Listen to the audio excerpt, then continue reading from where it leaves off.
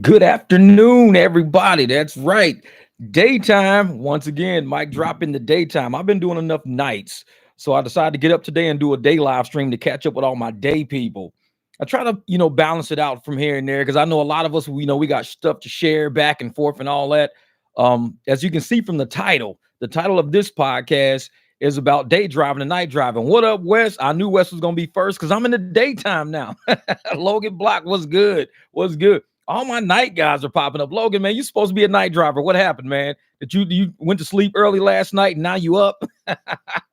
What up, William? JTB tuning in while live. That's what's up, brother. That's what's up. Hey, Doughboy's in the house. What up, Marv? Hey, it's daytime, so I got my coffee now. Usually I drink my juice. I got coffee this morning. Oh, you took the day off? Me too, man. I took the day off yesterday. I was done. What up, Glenn? What's good? Yeah, man, but I'm thinking I'm gonna start trying to do a little day driving every once in a while. What up, South Florida gig? Because like I said, nights, man, it's been rugged at night. I've been out there plugging away at it though, man. Plugging away. Talk to me. Hey, I ain't seen you in a minute. I've been doing more nights. I try to get out in the daytime to make sure I chop it up with y'all in the day. What up, is? Man. But it's like a lot of people in the daytime, they're doing pretty well. A lot of day drivers are actually doing pretty well because they're using different strategies and different techniques. But me, I don't like traffic, man. I just do not like day traffic. Too many people on the road and shit like that. What up, Greg? So what I do is day driver tuning in because day drivers are crappy and are on my side. Yeah, dry on my side. Man, I'm going to tell you, Doughboy, thing is, I like nights because the roads are more open. But the thing about nights now, I think the pricing is so high for the riders to afford Uber, like rideshare at night. A lot of people ain't doing shit at night. It's gotten too expensive. And I hear from a lot of riders out there, oh man, this ride used to cost me $18 to get to work. Now it's like, $26 every time I go to work now. So they're raising the prices. So we're getting less and less. What up, Dez? So I'm thinking, if I can't make that stagger up at nights, I got to move over to days, at least a couple of days during the week. I got to go over to daytime driving. And I'm thinking about doing the outskirts way out there. But with the way rideshare changes, I'd rather hear shit from people that drive in the daytime versus people that don't drive in the day. If you drive in the daytime, you know how things have changed because you've been keeping up with the market. Me, I don't know shit. I used to drive days a long time ago. I don't know shit about day driving. I mean, I've tried it every once in a while. I even did it a few months ago in the summertime. I gave up quick as hell because it's a totally different monster than night driving. Night driving is wide open. You turn in the middle of the streets and shit. We can get out of parking lots without even waiting. Way different in the nights and days. Even the people are different. Nighttime, everybody's drinking, smoking weed, kicking it, laughing, having a good time. Off work, ain't worried about shit. Way different. What up, Aaron? This is my theme for the show today is that we are assets, not humans in the app slavery. Humans can't be assets. Assets are used and disposed of when they're worn out. Humans require humanity. Real shit, brother. Real shit. You right, JTB. You right, man. And like I said, even when I had my Facebook account, I was my job description was human, and it said from where I said planet Earth. It was like this since the day I created Facebook back in 2009. My shit said human from planet Earth. The motherfuckers like, what do you do for a living? I'm a human from planet Earth, motherfucker. I just left it like that. I never changed that shit. Everybody be switching their jobs every time they get a new job. I'm this, I'm that. I'd never switch my shit. I was always human at planet Earth. Motherfucker open my Facebook like, what do you do for a living? Motherfucker, don't worry about it. I'm a human at planet Earth. That's all you need to be worried about. It's like, shit, you call my job and get me fired. Fuck you, motherfucker. Wait, Monday, Tuesday, Wednesday night can be hit or miss here in Harrisburg. See, Glenn, and that's what it is in Phoenix, man. It's a lot of events that go on in the daytime, especially people downtown and stuff like that. But it's hit or miss. And me not knowing day traffic and the day flow of everything, I mean, it's kind of hard for me to get out there. The Dara era, hope not forever, ever. I like that shit. I like that. Dara era, that's funny shit. So, man, the only thing saving me the last few nights is 4 to 6 private rides per night. I quit and went home last night because I missed 2 private rides. I didn't see their ticks. Yeah, fix the app. That's what's gonna keep it up, man. And you're gonna get a lot of channels out there that want to keep you on the fucking plantation. They want to keep you trapped on a plantation. Oh, don't do no private rides. Don't be trying to give your neighbor no ride for no $20. That's your neighbor. Just live next to that person. Don't give them a ride. It's illegal. That's the kind of shit they say to keep people on the plantation. They don't want us getting our money. And they see what we're doing. And a lot of people pitch for the apps because They're more like they want the apps to look at their channel and go, oh man, you guys are really helping us out. We want to bring you on board as consultants or whatever the fuck we gonna do with y'all. Me, fuck these apps. I know what they up to. They're a bunch of crooked motherfuckers, man. They crooked. And I'm gonna tell you how crooked they are. Like, we know who Tony West is. Everybody who watched my podcast earlier or like a couple of weeks ago, we all know who Tony West is. We know that. Today's news, breaking news, like I said, we ride share, but we talk about a lot of shit with a lot of people. And I talk about everything with people when they're in my car. So I'm gonna have a discussion with y'all today about the same shit that I know. And today, like one of the big stories today that's on every major podcast channel is the investigation into the White House right now. That's real big. This is the government over us running shit. The government, we asking for help. Hey, help us with rideshare. Help us with rideshare. This same government has people involved in rideshare, being legal for rideshare corporations. This same government is now being investigated for all the bribery, the wrongdoings, the corruption. Right now, today, there's a huge, huge deal going on today where they tracked $4 million going from the White House or to a Chinese corporation, and it ended up being all the way back to the White House. It started a Chinese corrupt corporation, and it wrapped its way through the Biden family all the fucking way back around to the White House. It was crazy how they fucking had it. But this is what they're discovering right now. And there's a huge, even CNN is on it now. And you know, CNN is pro fucking Democrat. They pro Democrat. But they're actually in on it right now. So the same government we in rideshare are asking for help. Help us, help us, help us. These are corrupt motherfuckers. They out there dealing with corporations from other countries and other, governments, and they don't even give a shit about Americans. We're Americans trying to fight for American dollars, American lifestyle, the American economy, getting this money in America to take care of the roofs over our American heads. That's really what we doing. But this same country, the same government that we deal with is saying, we don't give a shit about y'all. So they moving in all these new people from all these countries from all over the world because they don't care about America that much. They don't give a shit about America to that degree to where they can hear our struggles going on over here. Like I said, I drive night, so I hear a lot of shit. The prices for night riders are way through the roof. Way through the roof. Not a lot of people are taking rides at night no more. They're finding other ways to get around. So it's kind of drowning out our way to make money because our money is based on the economy. We don't sell a product. We sell services. But if people aren't making money, then they can't get our services. And when they do get our services, the apps have jacked the prices up so high, they can't afford the services. When they finally do buy it, what do we get? 30 cents a mile, 50 cents a mile. We got to fight just to get $1 a mile, $2 a mile. We got to sit around and wait for surge and shit. We never had to sit around and wait for surge at this point. Surge used to be an actual bonus back then. Surge was a bonus. Like, oh shit, we get an extra. Now, surge is like the base. Your surge is base now. When they give you surge, that is your base. Your surge is now equaling the base of what we used to get. And it's sad that it's like that. But we got to fucking be smart and do it. Oh, man, they sold us out 100%, brother. They did. If Harris VP again and becomes nominee, I'm voting for Trump. First time I'll vote GOP president. They're all corrupt, but I trust the other guy more better. Yeah, William, I'm going to tell you right now, I don't think the Democrats got a foot in the race. Because they lied to get into the White House to begin with. I'll be the first one to say that. A lot of people are now seeing they lied. They lied about the laptop. They used the government to cover up all the truths during an election process. And to me, that's intermingling within an election. When you start meddling with an election by withholding truth and withholding facts and withholding things that voters need to know, like true shit that a voter needs to know to make a decision. And when you start holding that information back, you're messing with an election right now. You're messing with an electoral process.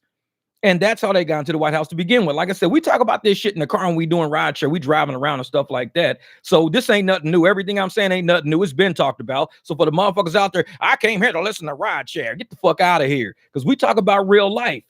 We talk about the things we do talk about in rideshare. Rideshare is not always about, if you're using fucking premium or 87, or if your motherfucking got 35 PSI, 32 PSI on your tires. That's not always what we talk about in rideshare. We really talk about worldly shit because the world is what pays our bills. The people out there pays our bills. The decisions all these people are making pays our bills. Raymond says, don't talk about politics. I disagree with you on politics. Well, Raymond, that's cool. You can disagree. We all agree to disagree. And a lot of people don't agree with me on politics. But guess what? I could be talking about fucking pumpkin pie. If you don't like pumpkin pie, go talk to a motherfucker that's talking about what you want to talk about. I mean, it's that easy. It's that easy. A lot of people think that they control the narratives because it's something they don't want to hear. You don't have to hear it. You could leave. It's cool. People say, hey, man, I disagree with you on politics. Not cool. Some people disagree about interracial relationships. I got 2 kids that are half fucking white. I got friends that are so pro-black, they would never date a fucking white person, ever. I got 2 kids that are half white. We can disagree on that shit, and that's my real life. It ain't politics. My real life involves multiple races. I have sons that have white family members, white grandparents, historically white they got white great-grandparents, white great, they got white cousins, so therefore, you could disagree with me about interracial relationships all you want. I'm still gonna have half white fucking kids. So it's like, it's nothing you can say. Oh, I disagree with you on interracial relationships. Cool, knock yourself out. I disagree with you on politics. Cool, knock yourself out. It's like, I don't know what the fuck to tell you. Yeah, exactly. It's like Raymond's like, yeah, but I'm like, shit. A lot of motherfuckers, like I said, I'm 50 years old. I don't even know who the fuck you are. I know a lot of people in this world that have said hi and bye and all that shit. Cool, see you. But that's how I roll. If you don't agree with me on some shit, you could either sit here and disagree or you could leave. It's not going to change the fact. The fact is, shit's going on in this world, and it resolves around the politics we deal with. Yeah, exactly. Motherfuckers are silly, Dalton, man. I disagree with you on politics. I don't give a fuck. You might disagree with me on a V8 versus a 4-cylinder. You could disagree with me. I don't give a shit. We disagree with each other on what we drive. I'll only drive a Prius for rideshare. I wouldn't drive a V8. Some motherfuckers drive a Suburban. We could disagree. It's cool to disagree. Ain't no big deal. But for a motherfucker, I disagree with you on politics. Goodbye. I'm out of here. Get the fuck out of here then. Motherfucker, don't let the doorknob hit you with a dog to split you, whatever the fuck they say. It's like, I don't know what the fuck to tell you on that shit. But it's like there's some major things going on right now in this world that are on major podcast channels, and people are really talking about it because it's that time to talk about it. We've suffered for the past 3-4 fucking years. And if you haven't suffered, that means you don't pay attention to what's going on. If you haven't walked into the grocery store and seen shit cost twice as much, you ain't paying attention. If you ain't seen the rent that you used to pay for $1,000 now being at $1,600, you ain't paying attention. If your ass ain't fucking seen all the major corporations closing their doors, going bankrupt, firing, 20,000 people, 1,500 people, 13,000 people, 700 people, 7,000 people. If you haven't seen all of that going on, then you ain't paying a fucking attention. Real life is going on. And real life is controlled by politics. So if you disagree with me on politics, cool, but you can agree with me one thing. We're not doing well right now. The economy is not doing well right now. People are not spending the money they got. More than 60% of the Americans out there who make over $100,000 a year are living check to check right now. You can disagree with me all you want, but real life is real life. Fuck the dumb shit. Real life is real life. I disagree with you on politics. Give a fuck. You can't disagree with me on the price of that shit in the store, can you? You can't disagree with me on the rents going the fuck up. You can't disagree with me on people living check to check at a higher number than ever. You can't disagree with me on the interest rate I got on my house is about 4%, but everybody else is getting 8% right now. You can't disagree on that shit. That's called real life. So people fuck me up when they come up with that. Well, I disagree with you on politics, so I don't agree with you. I don't fuck with people like that. I don't. Because they're already a closed book. They already believe that if you're red, you're red, and if you're blue, you're blue. We have this thing called debate and conversation, and we have that on this channel. I agree to disagree with a lot of people. Like I said, there's a lot of people in my life that would never date a white woman, ever. But like I said, I got 2 kids that are half white. They'll never disrespect my kids just because they're half white. They call them family just like everything else. They'll never disrespect my son's family members that are white. They'll never do that. No matter if they do say, well, I only date. That's cool. That's cool. We could disagree on that. But a disagree versus a disrespect is 2 different fucking things. We can disagree, but don't disrespect. Because once you disrespect, you've crossed the boundary into my soul now, and I'm going to fuck you up for that. Now we're going to go to that level now. So we can disagree and have debate and laugh and have conversation. Cool, knock yourself out. You ain't got to agree with nobody 100%. If you agree with somebody 100%, you were their fucking like goddamn twin forever. Same fingerprints and every fucking thing. I don't know. Exactly, man. We're independent. We think for ourselves. Preach, my brother. Time to wake up in the building. What's up? What's up? Yeah, William, man. This is why society is so people can't talk about things without being butthurt. And I can't talk to somebody. Like I said, I'm a Republican. I was married to 2 Democrats. Anybody in their right fucking mind will realize it ain't about party. It's about what you believe. You can affiliate with whoever the fuck you want to affiliate with. It's cool. How am I Republican? And I actively engage with Democrats, and I actively get along with Democrats, and I actively marry them. We get property together. We have fun. We travel together. We do. And they're Democrats and I'm Republican. I don't want to say, oh, shit, I disagree with you on politics. Fuck that shit. I can't marry you. I can't date you. It's a shallow motherfucker would say something like that. You have to be shallow to believe that your party affiliation determines what you believe and what you don't believe. I believe everybody should have a fair shot at making a fucking living. That's what I believe in. I don't believe anybody should have the power to control people, to keep them down just so they can retain power over everybody. I don't believe in slavery. I don't believe in that. Some parties believe in that. Some parties believe that if they can just keep you under control, pay for your house, but say, hey, if you start making too much money, I'm not going to give you welfare. If you make too much money, I'm not paying for your house. If you make too much money, I'm not paying for your groceries. That to me is encouraging slavery. It's saying if you start doing too well for yourself and your family, we're going to stop contributing to your life and helping you. We're not going to help you no more. That's slavery right there. That's slavery to me. And I'm one of those people that believe that everybody deserves a chance to go out there, make money, but be fair about it. Government should be fair. Corporations be fair. Everybody should be fair about it. Once you start getting corruption and you start having people fined for stealing fares and tips, that's when you start delving into a whole nother area of life. It's corruption. It's criminal life. And if we're supposed to be, we're supposed to be straight up with each other. We're supposed to be out here doing the best we can do, doing the services and everything. Man, how all of a sudden we're dealing with criminals, but they're telling us we got to abide by policies. We're dealing with criminals that are telling us that we need to abide by policies. Tell me if that's not slavery. The motherfuckers on a plantation can do shit. They run up, say something, but the slaves can't do exactly what they doing up here. Tell me if that ain't slavery. Man, they just came up with a burrito at the barbecue. The Derek Q, what up, Dave? Man, my man, he's up in the building. So I tell people, you got to look at the mentality and the psychology behind all the things that are around us. If you can't look at the mentality, the psychology, the way that they brainwash people and indoctrinate people to believe certain shit, but they're doing this. They're doing this. Thank you, brother. Super chat. Easy. My man Ezra. What's good, brother? And it's all over every major podcast network today. Like I said, they're just discussing what is going on with this huge investigation that's going on right now. And it kind of tells why the American public right now is in a position, in the predicament we're in right now. We got sold out. We got sold out. And motherfuckers think, no, we didn't get sold out. We didn't get sold out. It's our choice to do this. No, sometimes it's beyond. You tell me if you chose for your fucking rent to jump 30, 40%. If you chose that, did you choose that? Did you choose for gas prices to be high as a motherfucker? Did you choose for the interest rate on your house to go from 4% to 8%? Did you choose that? A lot of people are shallow, man. They're not there yet. They not. So a lot of times, especially podcasts like this, and this is why rideshare as a corporation does so well, like Uber and Lyft does so well, because they know they have a bunch of people who are not that critically thinking. They know they got a bunch of slave-minded, employee-minded people out there. So of course, when you're doing a podcast or you're doing a channel and you got people that can't think deep, the first thing they're going to do, I can't get along. I can't deal, because they're so fucking indoctrinated and shallow. I don't get along with you in politics. I don't agree with you in politics. There's a lot of people I don't agree with in politics, but guess what? I sit in the room. There's a lot of people I don't agree with in life. I sit in the room and we chat, we debate, we conversate.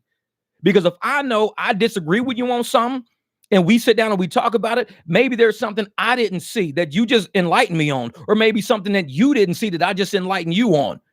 Those are two strong ass fucking people that can sit in front of each other and disagree. The bitches are the ones that be, I disagree. I'm out of here. Bye. Fuck you. I'm out. Bye. All right, bitch. See you. It's like, it ain't shit you can say about that. Like, you don't want to hold that type of person in the room because you know they weak. I don't have no weak motherfuckers around me. None. All the weak people, you cuss too much on this channel. Fuck out of here. I don't have weak people around me. I don't. Never been that way in my whole life. Weak motherfuckers hate me. Because I'm like, I build strong fucking teams. I build very strong teams. Whether on track, football, any fucking, I build strong teams. Weak motherfuckers, get on. Because I don't play that shit. If your heart is too fucking weak, your stomach too fucking, your knees too weak, all that shit's too weak, I can't fuck with you because we're at that level. This is accounting 401. This is not accounting 101. We're at a way higher level of the fucking game at 50 years old. I'm at a way higher level. If I'm still dealing with motherfuckers like they 13 years old, I got a 15-year-old kid. I got a 21-year-old kid. I don't need no grown motherfucker sitting in my face telling me I'm going to unsub you because you didn't. Fuck that. You're too weak. Got to get the fuck away from me. Please unsub me, unfollow me, block me, ban me, fucking go down to the goddamn courthouse, X my motherfucking name out on a population, whatever. Get the fuck away from me. That's what you can do to help me. It's like, because I don't deal with weakness. I just don't. Never have. Yeah, that's what we do, man. We build teams out here because we know. I tell my sons all the time, I might be a rough dad. I might be rough, but I'll never kill you, leave you in an alleyway for dead and have police fucking have you like surrounded by yellow tape and outlining your body and shit like that, because that's what the real world's going to do to you. The real world will kill you, leave you in the car, shot up with the windows, your car up on the curb, turned over, smoking it on fire. People get killed every fucking day. The real world will do that to you. If the worst thing about me is my mouth and you can't take that, you a weak motherfucker. You not ready for the real world. The real world is out there. Way worse than my mouth. Way worse. Real world will have your ass in a casket. They'll have your face unidentifiable to where your family got to identify you by the dental records. That's the real world out there. And these whack motherfuckers, I disagree with you on this. I'm out of here. I'm going to unstub you. All right, you raggedy motherfucker. Whatever. It's like, I don't deal with weak people, man. That shit irritates me when weak motherfuckers come around me thinking they could fuck with me, thinking they could be on my squad. No, you can't be on my squad, dog. You too weak. You can't do that. Because we at the basketball court, when we pick out teams, I don't pick weak people. No. If I see your ass crying every day, my ankle hurts. When I shoot the ball, my pinky hurts every time. I don't want that motherfucker on my team, man. He too weak. I can't fuck with him. Yeah, exactly, Logan, man. We the same way. We grew up around strong men. Shit be happening to me like the day I got caught up in that explosion. When I got caught up in that explosion, nobody could believe I was the one that was in there. I mean, they saw my face was burnt, my shoulder, my arms and shit, my shirt was fucking on the ground. They knew it was me. But they were like, you should have been dead. I'm like, yeah, a weak motherfucker would have stayed in there and died. Me, I fought my way out of that fucking explosion and I got my ass out that fucking building. All these fucking fire trucks was out there, ambulance was out there, and it was like, who else was in there? I'm like, it was just me. It was like, wait a minute, you was in there? Yeah, how the fuck you get out? Because I wasn't gonna die in there. Fuck that. We grew up around strong people. The next day, even after explosion, I'm smiling, I'm happy as a motherfucker. It's like, man, it's like, dude, we cannot believe you went through that. We grew up around strong people, Logan. Strong people, man.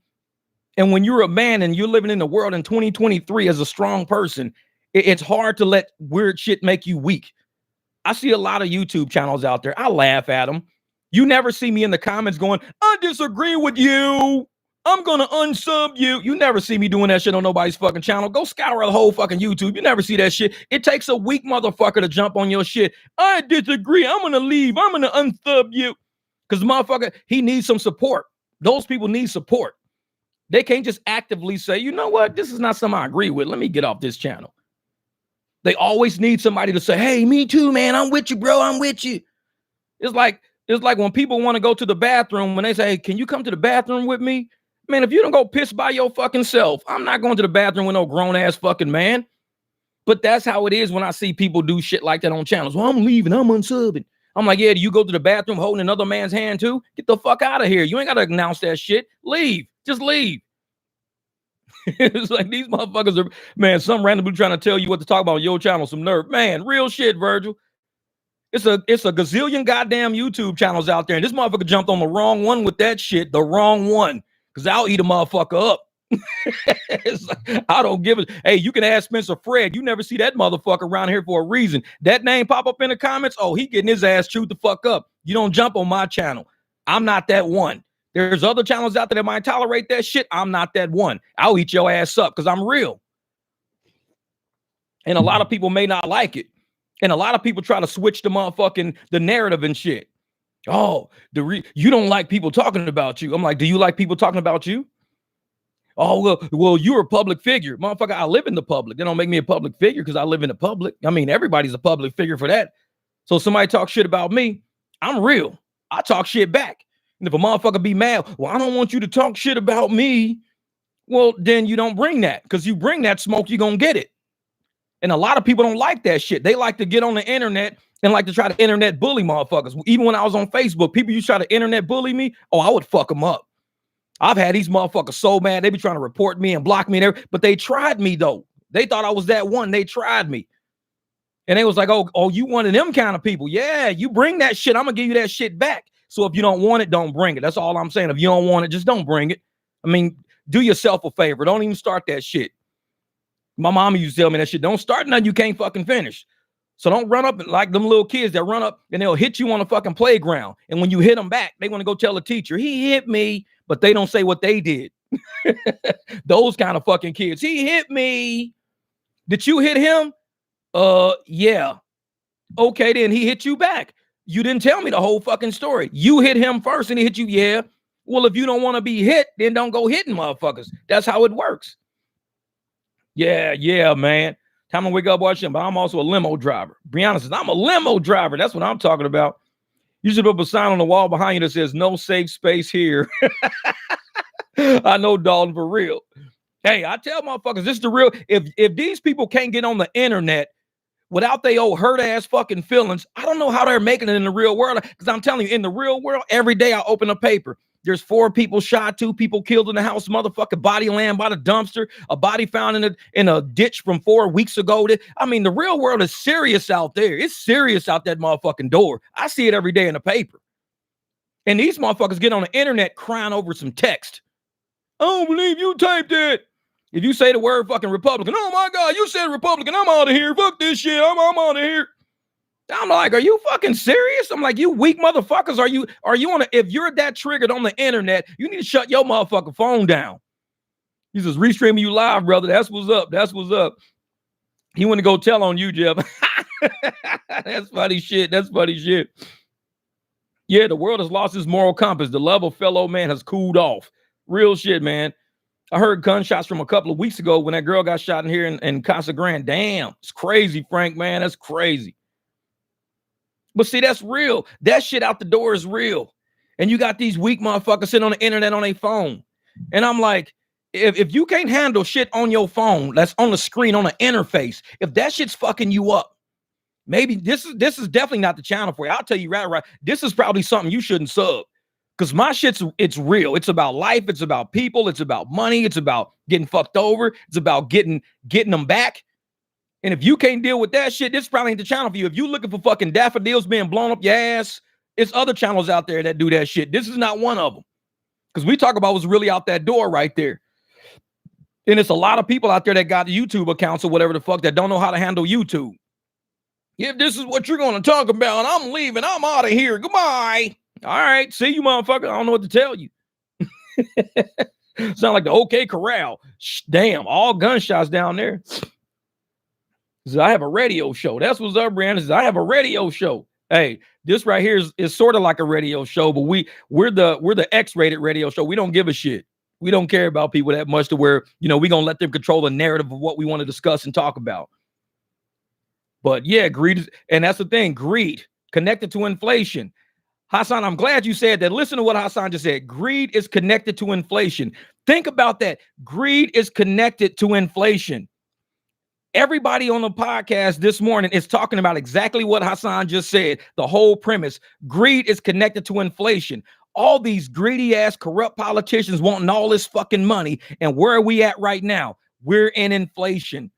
Greed is connected to the inflation we're going through right now. That's what I started this podcast on. If you don't like all the shit you see around you, your rent going up, the food in the grocery store is going up, all this shit is based on greed. You look at who was setting all these policies, getting all this shit moving in that direction. We was doing good. A lot of people bought houses in 2018, 2019. All of a sudden, shit tanked. Greed is connected to all of this. People were out there getting bribed. That's why they got all these hearings right now on Capitol Hill right now, all these congressional hearings, all this shit hitting the court, 56-page documents, 56-page fucking legal documents right now being read online by CNN, MSNBC, NBC, all these motherfuckers. 56 pages being read to motherfuckers like we in a 3rd grade. And the reason why they're reading them all is to spell out exactly what's going on under the American nose while they're fucking with people right now. All of the shit that was going on. Everything that got us in this position that we're in right now, it happened because of greed. People were transferring money to other people, and they were doing 4 transfers to try to cover shit up. One company would transfer to another company. That company would transfer to another company. That company would transfer to a person. That person would transfer to a person. It was like company, person. It was crazy how it was going. And they did that because they wanted to cover up, conceal what was going on with the American people. This country is it's a gold mine. This country is a gold mine. And a lot of people want their hands involved in it. We got a lot of people coming over here to work. When they stopped everybody at the border, this is the funny thing. They were stopping everybody at the border, at the southern border. The reason why everybody comes to the southern border is not because of Mexicans. That's not why they come to the southern border. They come to the southern border because it's a lot of desert and it's an unprotected border. It's not all Mexicans coming across there. There was Chinese nationals coming across. There was Somalians, Nigerians, Ghana. A lot of people from Africa were coming across our southern border. They were coming across the southern border because it's not protected. And when you ask them, what are they doing over it? All men. One thing was all men. Big, huge group caravans of just men. And a lot of people are saying, why are these all young military age men coming across the border? All young military age men coming across the border. And they all say the same thing. I'm coming here for work. I'm coming here for work. I'm coming here for work. But yet we don't see a lot of these people like really integrating into the society into a way that we would. They're not getting documentation. They're not coming in through legally and stuff like that. They're trying to do anything they can do to just get into. They're doing a lot of them are doing gig work, ride share and delivery and stuff like that. We know that. Time to wake up doing late night work. And we know that they're coming over doing gig work, doing ride share, doing delivery. We know that they're doing things like that. I mean, it's easy money. It's very low, low vetting. When it comes to getting somebody in rideshare, you can go on any website, out there, any social media website. People are selling rideshare accounts. People are selling delivery accounts. You could pay money to use somebody else's delivery account or rideshare account, especially delivery, because nobody really cares about seeing your face. It's all contactless. If it's contactless and I'm just putting the shit on the fucking porch, you're not going to see me whether I'm a guy or a girl. You're not going to see anyways. So it doesn't make a difference. But when you're doing rideshare, it's a little bit trickier than that. You need to get somebody who kind of at least looks like you. Otherwise, shit, you're like, hey, man, there's this white guy, James, was supposed to drop me off, and this black guy, Jeff, showed up instead. I didn't think that was my driver. I thought it was a white guy named James showing up. No, it was a black guy named Jeff showed up. Well, we need to flag that account. Wrong person. So, yeah, exactly. JTB said there are no rules when the criminals run the game with black box, corporate AI. The game is an illusion. It is a failed state. We go back to the Wild West rules, and America becomes a place for men. Again, a land full of promise and possibility that rewards daring and ingenuity, a place where men can restart the world. Donovan said, Dmitry Rachnik. You're right. Time to be men. And I'm going to tell you something else about that, JTB. This is why. And like I said, this is going to be a real podcast. For anybody who can't keep it real, this is your warning shot right now. Log the fuck off. Go look at a cat fucking video. Go look at some kittens playing with kittens. Because right now, shit's about to get real, and you need to go watch kittens. This is probably not for you. But what you just said, JTB, is right. Time to be men. You look at our curriculum and what the government is pushing right now. And the government is pushing for men to be okay with being women. They're pushing that. They're in schools right now talking to second graders, third graders, fourth graders. They're taking our young men, making sure that they don't be becoming military men.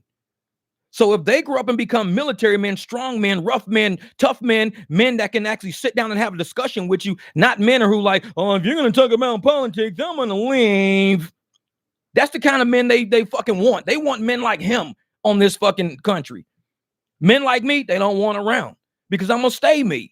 You're not going to be able to walk in and tell my son, hey, man, it's okay. Go tell your dad that you're a girl now. No, fuck that. I'm walking to the schoolhouse. Like, what are you talking about, motherfucker? What up, dude? So I'm sitting there going, if people understand how the psyche of America is working out, they're pushing and promoting this thing. Like even when they hired that judge and they said, hey, can you define a woman? They said, can you define? I didn't make this shit up. They asked her, can you define a woman? They never asked her if she can define a man. No. So this is okay. So if you can't define a woman, anybody can be a woman, right? That's what they want people to believe, that anybody can be a woman. Not anybody can be a man, because they never asked, can you define a man? They said, define a woman. She was like, there is no definition for a woman. I'm not a biologist. And I'm sitting there like, you can define a woman. I mean, we've always known what women were. We grew up with women around us. I had sisters, moms, aunts, grandmas, girlfriends. We know what a fucking woman is. We're not stupid. We're not blatantly stupid, openly stupid. So when you start playing mind games and fucking with people, saying, well, that's not really a woman, you know, a woman can be anybody in this room right now. They just don't know they're a fucking woman yet. They got to declare themselves as being one. Then they're one. So we see what's going on. When you've got a nation of men, strong men, willing to stand up and be men and stand into the role of theoretically what a man is, a protector, provider, a hunter, a gatherer. When you got a man standing up to that historic role inside of our soul, you got a strong nation you've got to fight. You've got a very strong nation you've got to fight. And when you want to weaken a nation, you have to weaken the soul first. You weaken the soul, you take the soul out of a person, and you say, you are who I tell you you are. And once that happens, just like when you watch Roots. When you watch Roots, he kept saying my name was Kuta Kente. They kept saying your name is Toby. I'm Kuta Kente. Your name is Toby. When motherfuckers can say, I'm going to tell you who you are, you are not going to identify as who you. I'm going to tell you who you are. Dashing Felons, thank you, brother. I appreciate the super chat, brother. So you rock, keep speaking the truth, bro. Preach. But it's real shit because we grew up with these movies.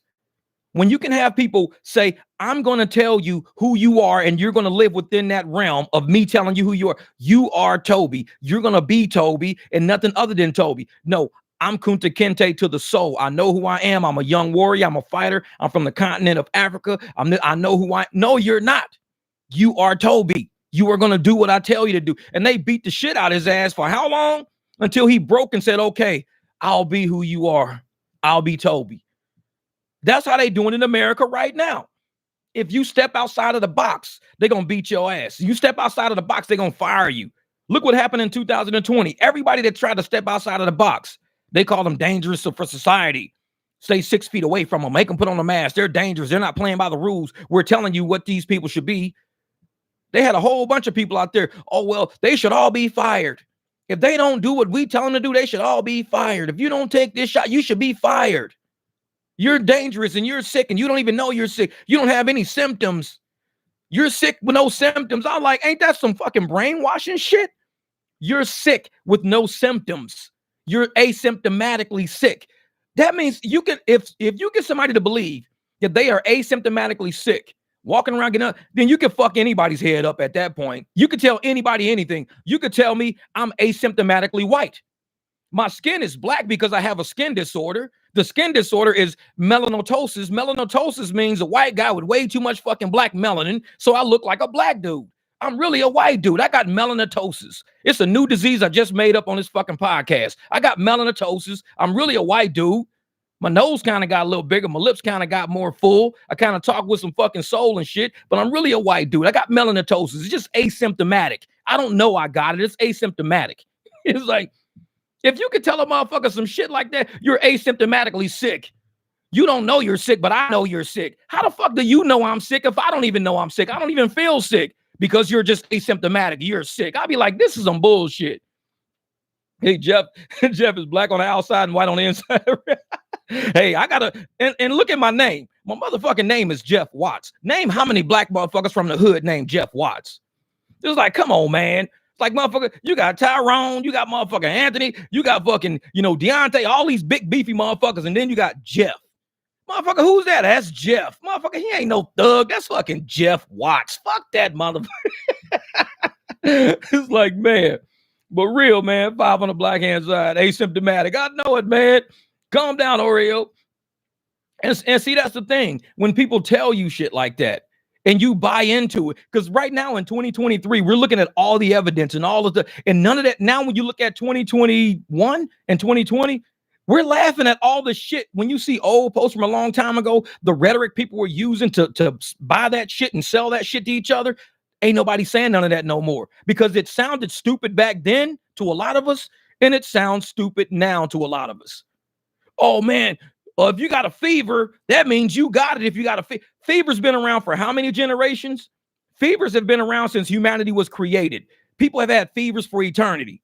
Fevers since probably humanity, because a fever is just your body just fighting against something. Could be anything. No telling what it could be. Fevers have always been around. Before 2020, fevers were always around. We have fever medication in fucking Walgreens, CVS, Walmart, fever meds. Everybody's got fevers. But they sold people to think, hey, if you got a fever, this is what you got. No tests, no. They were fucking with people. They were fucking with people. And I think they were doing it as a test, a psychological test to see who all would buy into this shit. And a mask was a dead giveaway. If you were walking around with a mask on, knowing that all of these doctors and scientists were saying, well, masks aren't really effective because a virus is so minute, a virus could easily get through that. That's why these motherfuckers wearing hazmat suits, but they got everybody else wearing masks.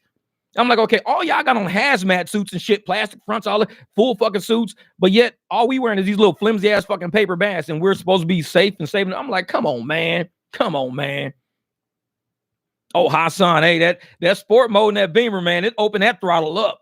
That shit was like, whoa, it was shaking the whole car. I was like, because like I haven't punched sport mode in a while like that, because I put that new fucking charge pipe on there. That shit was like, whoa.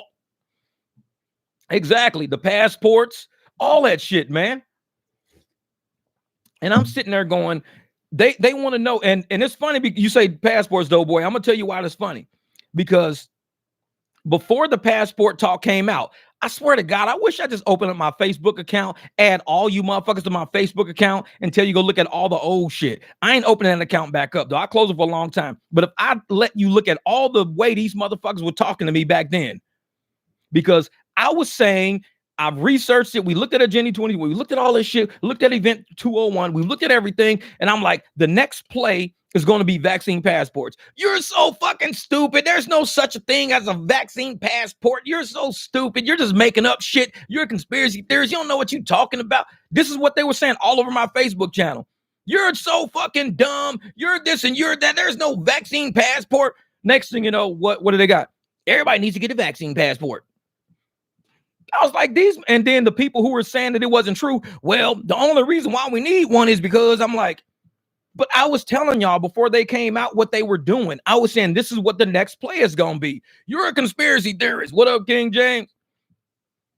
And I'm like, it wasn't a conspiracy. It was the play. That's the play that they were going to make. And y'all motherfuckers, you're so stupid. There's no reason for that. You're dumb. You're a conspiracy. And then when it actually happens, instead of them going, oh man, we were so wrong, Jeff, you was right. No, they're never wrong. They're like, well, they will find a way to justify it. The reason why is because it's like, so you weren't wrong? No. Was I wrong? Well, you're a conspiracy, but you can't answer the question, motherfucker. Was I wrong? They'll never answer that. For everybody that was right about all of this shit, like I said, right now, all the congressional hearings going on right now prove all of us 100% right. All this shit was a distraction. Like Hassan said, it was about money the whole time. Everybody said that shit. It was about power and money. That's all it was about. The congressional hearings going on right now, all the major podcasts going on right now, what everybody's talking about right now is why America is in the situation they're in right now. And it was all based on money. And they're finding all of the wire transfers. They're finding all the players in the game, all of the countries, all of the governments. They're finding all that shit right now. And this shit that we would talk about in rideshare, we be driving around. I'm talking to pastors talking to me. In rideshare, we already knew about it. A lot of us wouldn't wear a mask. Yeah, and the mask was used a mocking tool of the elite to show the good little obedient dogs in the majority of the population. They muzzled all of us and tried to sit us down and shut up. Real shit. Because, I mean, I would pull up. Time to wake up, I would pull up, and people would look in my car. Oh, man, I forgot a mask, man. I got to go back in the house and go get a mask. I was like, dog, I'm not wearing one. Oh, you cool, dog. You cool. And that's why I think I was getting so many tips back then, because I was a cool-ass driver. I wasn't trying to, motherfucker, I am not a doctor. I'm not going to sit here and tell you that a mask is going to save your life. I'm not a doctor. I'm a driver. That's all I'm doing. Frank, thank you, brother. Thank you. This is your official lifetime 50% off machine polish. Thank you, brother. $2 super chat from my man, Frank. And we're going to do something. Hey, Frank, we're going to do something with that machine, man. I want to see how this thing works on my BMW. I want you to clean that thing up. Like I said, I'm going to pay you, man. I just want to see how this shit works. Because that car you did came out like, it looked like glass when you finished that car. I was like, holy shit, I need that. I saw the house shining off that car. And the house had the exact colors. I'm like, damn, you cleaned the hell out of that car. Yeah, Duado, real shit, man. We not the mass police. Nope. Exactly, man. The social credit scores and central bank and digital currency, the great reset will be soon upon us, whether we like it or not. And that's the thing, time to wake up. A lot of people, they still to this day call it a conspiracy theory, as it's happening in real time in front of us. As the government was trying to say all of these, because right now the play is, Sam Bankman-Fried, who was involved with the government, he did donate a lot of money to the government. He put a lot of money into it, but they exposed him. They're exposing all of these crypto fucking brokerages and all these crypto people as being bad. But guess what the United States and all these other governments are doing? They're creating their own government-based crypto. So if you're saying all of these crypto places are bad, it's forcing the narrative that only dealing with the government when it comes to crypto will be good for you. If you deal with any other crypto place, if you send your money to Bitcoin or whatever it is and that, it's not going to be good. You have to have a government exchange. The government exchange is what you want to be on. You don't want to be on any other exchange, because look at what happened to all these people that were on other exchanges. That's the narrative they're trying to sell right now. And it's going to get people to say, oh, you're right. They're saying banks. Oh, if you go to the bank, you can't get your money out. I'm telling you, look at all these major podcast channels. People are putting in $100,000, 100 this and that, 100 that. Oh, Greg, I ain't checked the email. Y'all fell asleep early last night. I'm going to check it today, though. Yeah. And a lot of times people will go to their bank. They'll put money in their bank. They'll do all this shit in their bank, and the money's not there. And they're selling these stories everywhere about people losing money that they have in the bank, because they're pushing a narrative that banking is no longer safe now. They're going to try to push the narrative that everybody needs to be on blockchain, but it's going to be government. You got to be on the government version of the blockchain. And that's the narrative they want to push, because there's no other way to sell it. Just like they try to push the narrative that if the government sponsors these injections, then it's safe and it's effective and it'll work. It's not bullshit. It's straight up. It's real. And all of these people were all getting all the Pfizer stuff, the Johnson & Johnson, the Moderna, the AstraZeneca. They were getting all of this shit, getting it all. And the government sponsored all of that. All of our tax dollars went to all those fucking multimillionaires, all those elites, went to all of that. And now I'm sitting here going, if all of this stuff was sponsored by the government narrative and the propaganda was pushing that, who's really controlling our government? Is our votes not controlling our government? Is our votes not controlling it?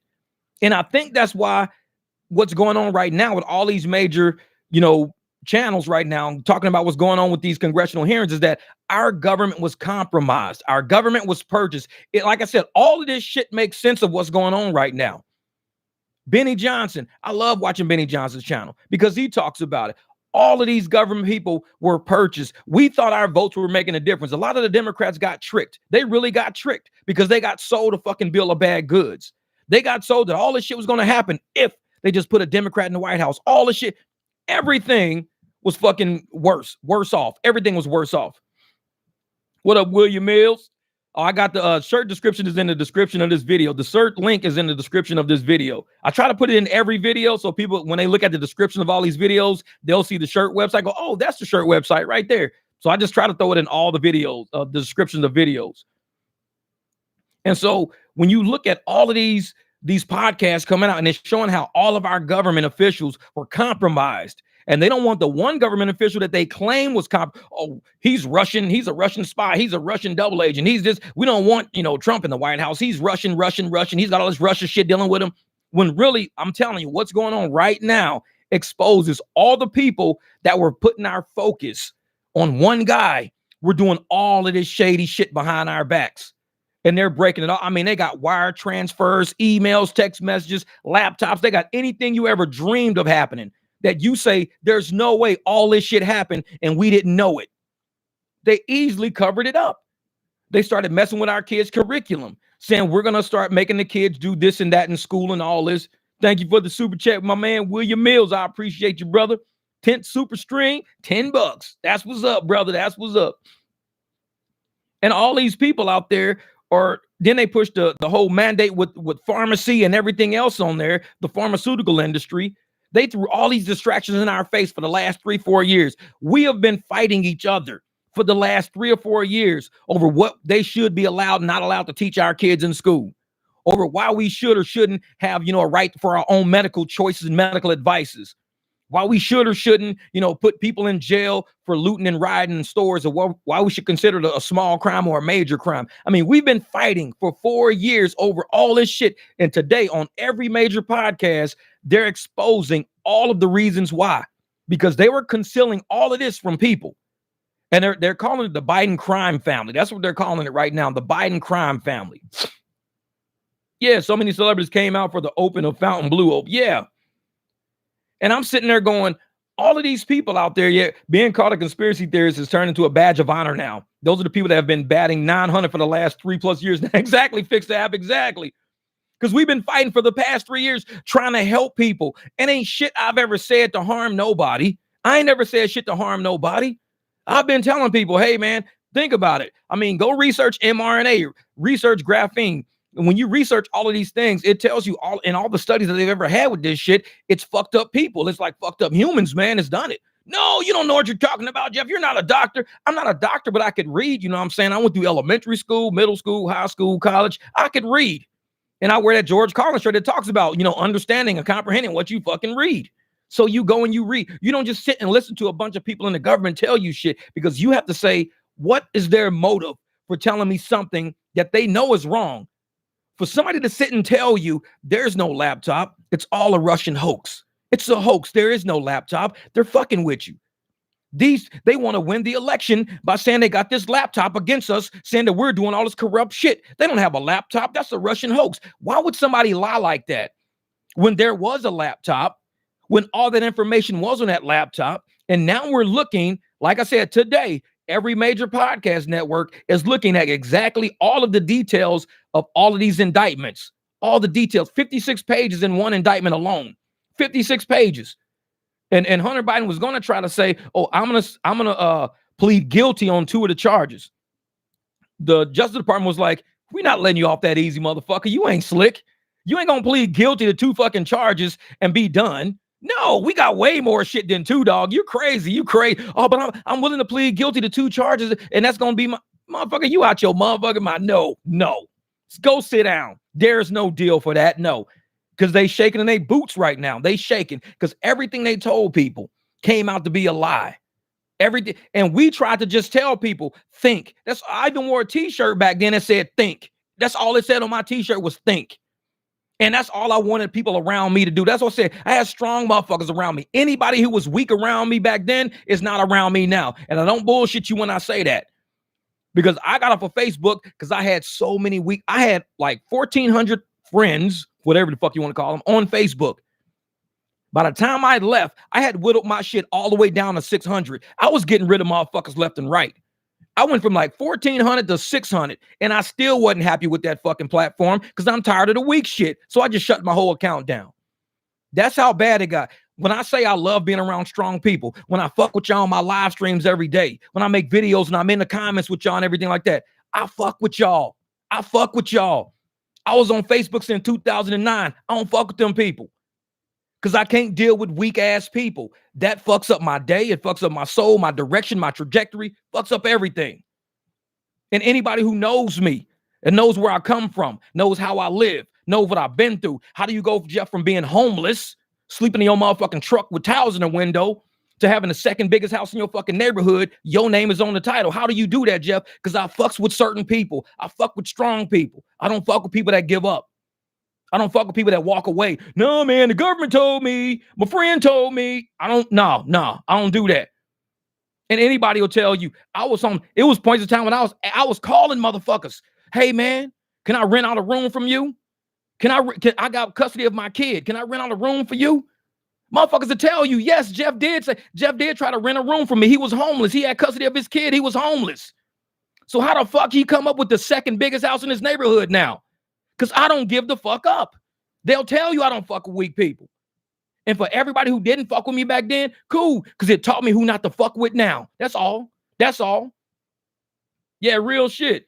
Oh, time to wake up. Yeah, brother, yeah. Man, hey, time to wake up. It was to the point where when I was in Vegas, when I went through my first divorce, I had to go live in a group home.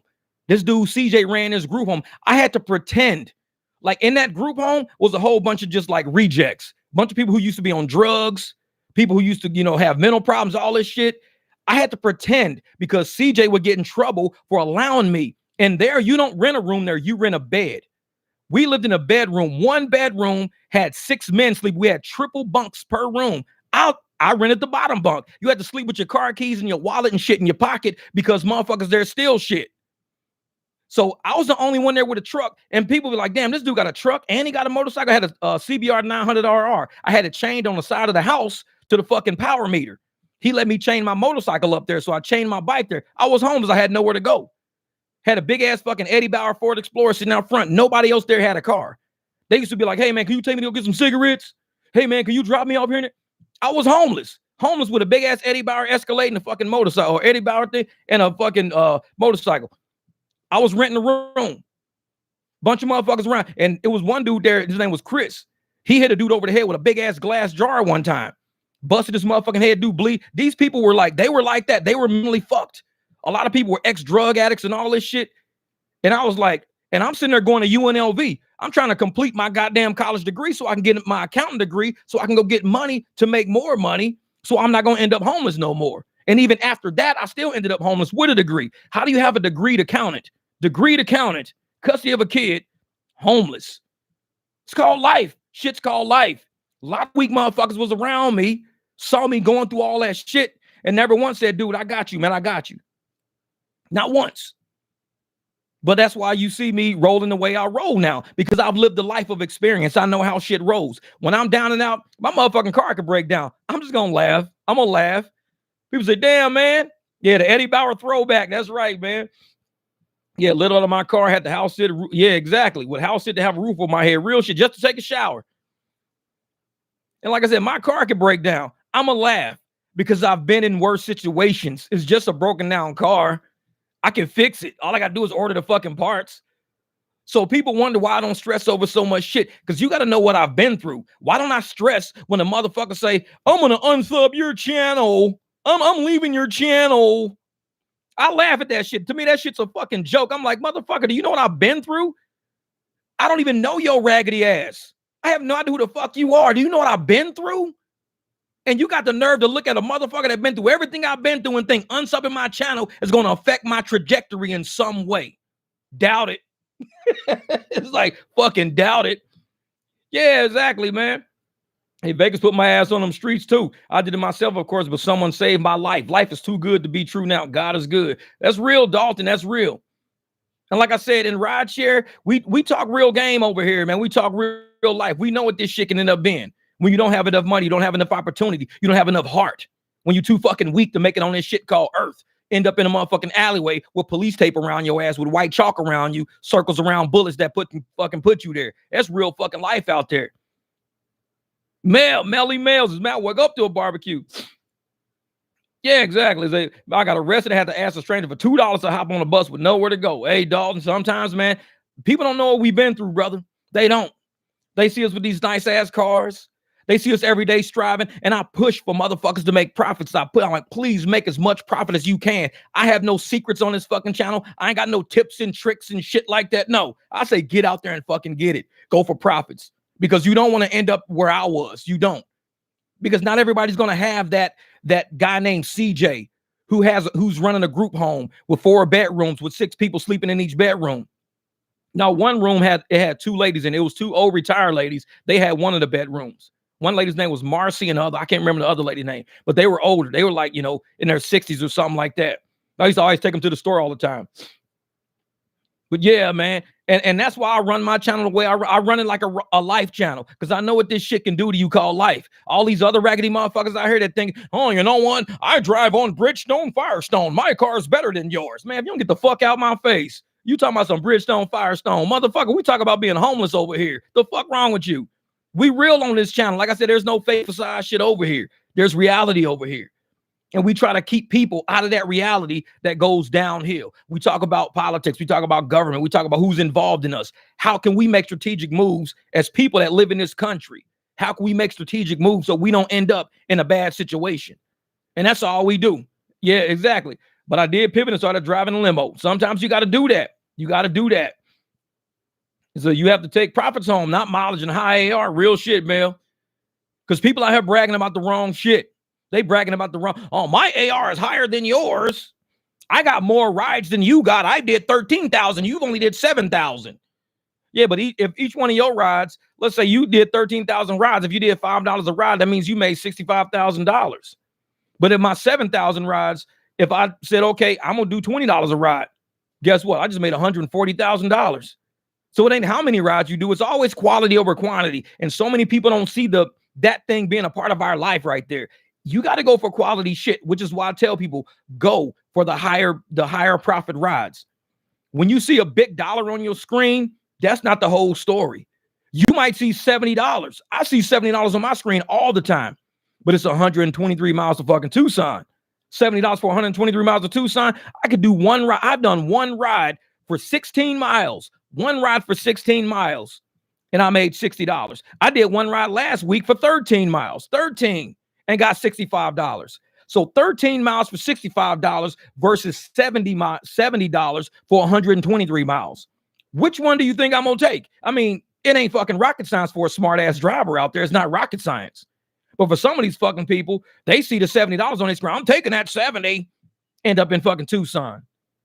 Be like, what? Whoa, $70. It's like, yeah, you can make 65 in 13 miles. Why would you take $70 for 123 miles? You can make well, you only got 65. I got 70. I got $5 more than you. Ha, you're the fucking loser. It's like, okay, them people, I don't fuck with them people. All right, I'm gonna let you think what you think, dog. That 70 aces, motherfucker, I'm out. I don't fuck with people like that because they think slow. Not everybody out here riding on a long bus. Some of these motherfuckers still short bus mentality. That's right, Kev. What up, Kev? My brother Bighorn in the building. Bighorn Kev, what's up, my man? You can only help those who want to help. Otherwise, you're wasting time and money. That's real shit, Kev. And that's why I run this channel the way I do, man. I know the more people that sub this channel that want to learn how do we get ourselves out of the jams of life? How did we do it? I show people through my videos. There is no secret. You ain't got to join no motherfucking Patreon. Pay me an extra $9, $10 to learn some shit. You ain't got to pay me nothing.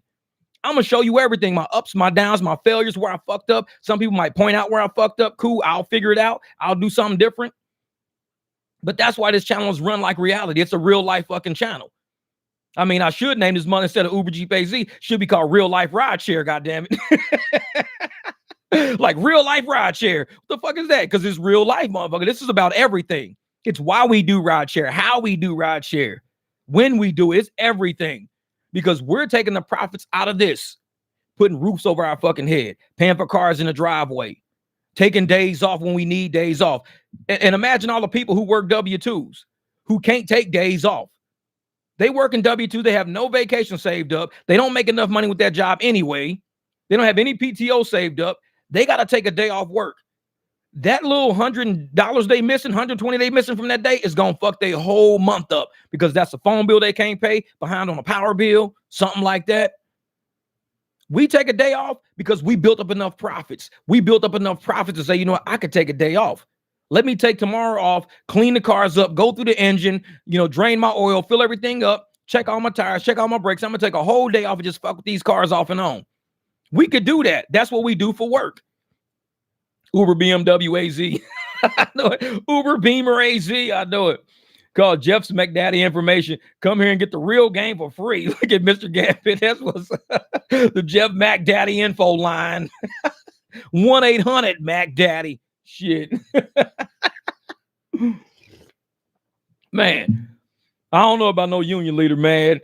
Like I said, we've been through life. And I tell motherfuckers, what I went through ain't glamorous. But just like I tell my homegirl Nicole, North in the Valley, I tell my homegirl Nicole all the time because we chat back and forth. We're being built for something. The reason why we go through shit is not because, life is just unfair. No, life is building the strong ones. Life will build the strong ones. It will kick out the fucking weak ones. If I was weak, I wouldn't have this house. I wouldn't have nothing. I would have gave up a long time ago. I'd be like, I guess this is just how my life is, man. I got to sleep in my truck forever and fucking put my towels in my windows. Life will take you through some shit. It will build you stronger because you're going to be necessary to take care of somebody else that's going to go through the same shit you going through. And you're going to tell them it's going to be okay. Trust me. And I know it's going to be okay because I didn't always sit on the fucking podium. You see a lot of these YouTubers, they sit in they little fucking ivory castles and shit, talking down to everybody like they've never had a fucking problem. They've always been the shit. So listen to me because I've always been the shit. Everybody's not always been the shit. Sometimes we go through things to help the next person that's going to go through something because this is called life. When somebody goes through shit, I know how to relate to them because this shit that I've probably already been through. And people say, well, Jeff, how'd you get to where you're getting to? Let's start off where I started from, though. I started exactly where you were. I started when I was going through a divorce. I started when I was probably homeless. I started when, I was unemployed looking for a fucking job. I started when I had shitty people around me, but look at where I am now. We're being built. We're all being built, not for us, but for the person after us, to show them, to train them, to let them know shit's gonna be cool. As fucked up as it is, shit's gonna be cool. Trust me on this one. And I keep it 100. I might have, like I said, when I run my videos, y'all might see, I made $200, but y'all see how hard that 200 was. How many shit rides I had to kick out. Because had I not kicked all those shit rides out, guess where I would have been? Not at $200 that night, not in that time frame. I would have had to work twice as long to get that. And a lot of people right now are working twice as long to get the same money. You've got to play it smart. No, these apps are against you. They're not for us. And once you realize that, and you realize the powers that be are saying, we need to keep these drivers under our thumb. They're making way too much money. We got people that work in corporate. What up, DoorDash Rev, my man? They got people working in DoorDash corporate, or they got people working in all the apps corporate, Uber, DoorDash, all these. And there's people with degrees, college degrees, they're still paying for, working for these apps. Yet there's drivers making more than them. They don't like that shit. They don't like it. They sit there and go, wait a minute. How is this dude 26 years old? This motherfucker's making $60 an hour, no degree, $60 an hour. And yet here I am with a college degree and everything else, and y'all paying me $32 an hour to be here. I get $65,000, $70,000 a year to sit at this app every fucking day. But yet this kid is out here in the streets making $60, $70 an hour. They don't like that shit. They see the numbers. They're not stupid. They see the numbers. And the first thing they think of is, well, he should be able to survive off of $30 an hour if I can. No, because you're an employee. You drive your car 6 miles to work every day and 6 miles home. You drive 12 miles every single day for the money you got. You drive 12 miles. You drive to the office and from the office. We're driving 150 to 200 miles a day, risking our car, risking damage, risking parts, wear and tear, depreciating this fucking vehicle. We shouldn't make what you make. We should make more than what you make, because our lives are more expensive than your life. So for somebody to sit up there and think that we should be paid what employees make, no, fuck that, because employees don't go through what we go through. We're beating these cars up daily. These cars ain't worth shit by the time we're done with them. 200,000 miles on the engine, 300,000 miles on the engine. Yet the person at the job that worked that job for 4 or 5 years, their car only at, 60,000 miles. That they're at 60,000. I could put 60,000 on my car in 1 year. Took them 5 years to get there. So we should probably make about 2 or 3 times the amount you motherfuckers with degrees are making, because our expenses are higher. Our life is more expensive. Our life is depreciating at an accelerated rate. We don't get a lot of time to, hang out with family and friends and all that shit if we're out here working 10, 12 hours a day. What up, Doc, my brother? Thank you for the super chat, bro. What'd he say? Hey, Jeff, on sub. I disagree. You feeling me? Had old boy perturbed when you started talking about Trump. That's some funny shit. Man, I'm telling you, Doc, I'm telling you, it's some weak motherfuckers involved in rideshare, and it's cool. I know that. But I still stay in rideshare even knowing there's weak people around. They come to my channel. They see how shit is. They realize they can't control the narrative on this channel, whatever the fuck they thinking. I don't mind a different narrative or a different degree. Like I said, I was married to Democrats. I'm cool with the shit, but it's still not going to change me from being who I am. And I can disagree with somebody I'm married to, disagree with them, and still buy their ass fucking dinner at the end of the night. Still pay their fucking phone bill, fix their fucking car, put spark plugs and shit in the motherfucker. And I disagree with them.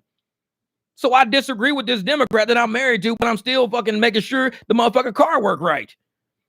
Because it's cool to disagree. It ain't no fucking problem with disagreeing. It's the disrespect. That's where the problem is. I can disagree with you, but I cannot disrespect you. If that's what you think and that's what you believe in, more power to you. Some people believe in Buddha, Allah, Muhammad. Some people believe in everything. I will not disrespect somebody's belief. I may not agree with you. Just like I said, when I was at the airport, when I cruised past everybody praying, all the Muslims, when they pray at the airport, I turn my radio off. Because it's disrespectful to them to be playing music and shit while they praying as you drive by. It's a disrespect. I don't care if you disagree with me. Just don't disrespect me, because I don't disrespect people. Give a fuck what you think. I'm not going to disrespect you. So if I can't deal with you, then I just say, hey, this is not for me. I'm out. And I just bail. I don't got to sit here. You know what? Since you're going to talk about politics, I need to leave. I tell motherfuckers like this. I disagree with Uber and Lyft. But you don't think I would sit in that motherfucking boardroom? Yes, I would. I would sit there and say, let me see what you raggedy motherfuckers is talking about. I disagree with everything y'all doing. So let me hear what the fuck y'all talking about. And I'd hear how they setting up drivers for failure, how they stealing our fucking money. I would sit there and listen to that shit and say, okay, now I know how to play now. Because if that's what y'all think, and I know I disagree with y'all, I know how to play chess against y'all because I know what you motherfuckers is thinking. Always sit around with people you disagree with. Have a conversation, have a debate. You might see some things their way. They might see some things your way. No matter what, it's going to be a healthy conversation, healthy debate. But it's when you get them chicken shit motherfuckers, that the moment you say Trump, oh my God, he said the fucking T word, I'm out of here. It's like saying the goddamn N word in the elevator. It's like shit. You say the N word, this thing a white person say the N word in the elevator. Everybody going to be mad as a motherfucker. Black person say the T word is the equivalent of the white person saying the N word.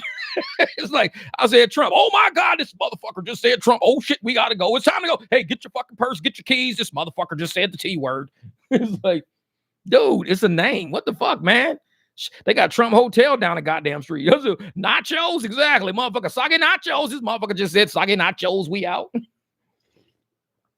Yeah, people too lazy. And like I said, it don't bother me for people to have conversation and talk because I know everybody on this planet is not the same. It's fucking impossible for everybody to be the same. What they want to do is to indoctrinate everybody so everybody has groupthink. But we have free thinkers out there. People still think freely, even though they try to shut us down from free thought. Oh, you can't say that online. That's against community standards. But I'm thinking it. I think it and I type it. There's no cuss words involved, but it's just the fact that it doesn't fit a narrative. It's against the guidelines. I mean, what? They were kicking people out of the NBA and NFL and everywhere else, kicking people out of every fucking thing, all because they just didn't agree with the narrative. Okay, they don't agree with the narrative. That don't mean you got to destroy their fucking livelihood. If somebody says, hey, you know what? I believe in medical freedom. Oh, shit. He says he believes in medical freedom. You know what we need to do? We need to fucking kick him off the NFL team. We need to take away all of his sponsorships. We need to like take away his home loans so he can't live in that mansion no more. Take away all of his car loans. But if he just thought it and never said it, everybody be okay with it. Ain't that? It's like they want to create mind control. They want to create, exactly, Colin Kaepernick, same thing, man.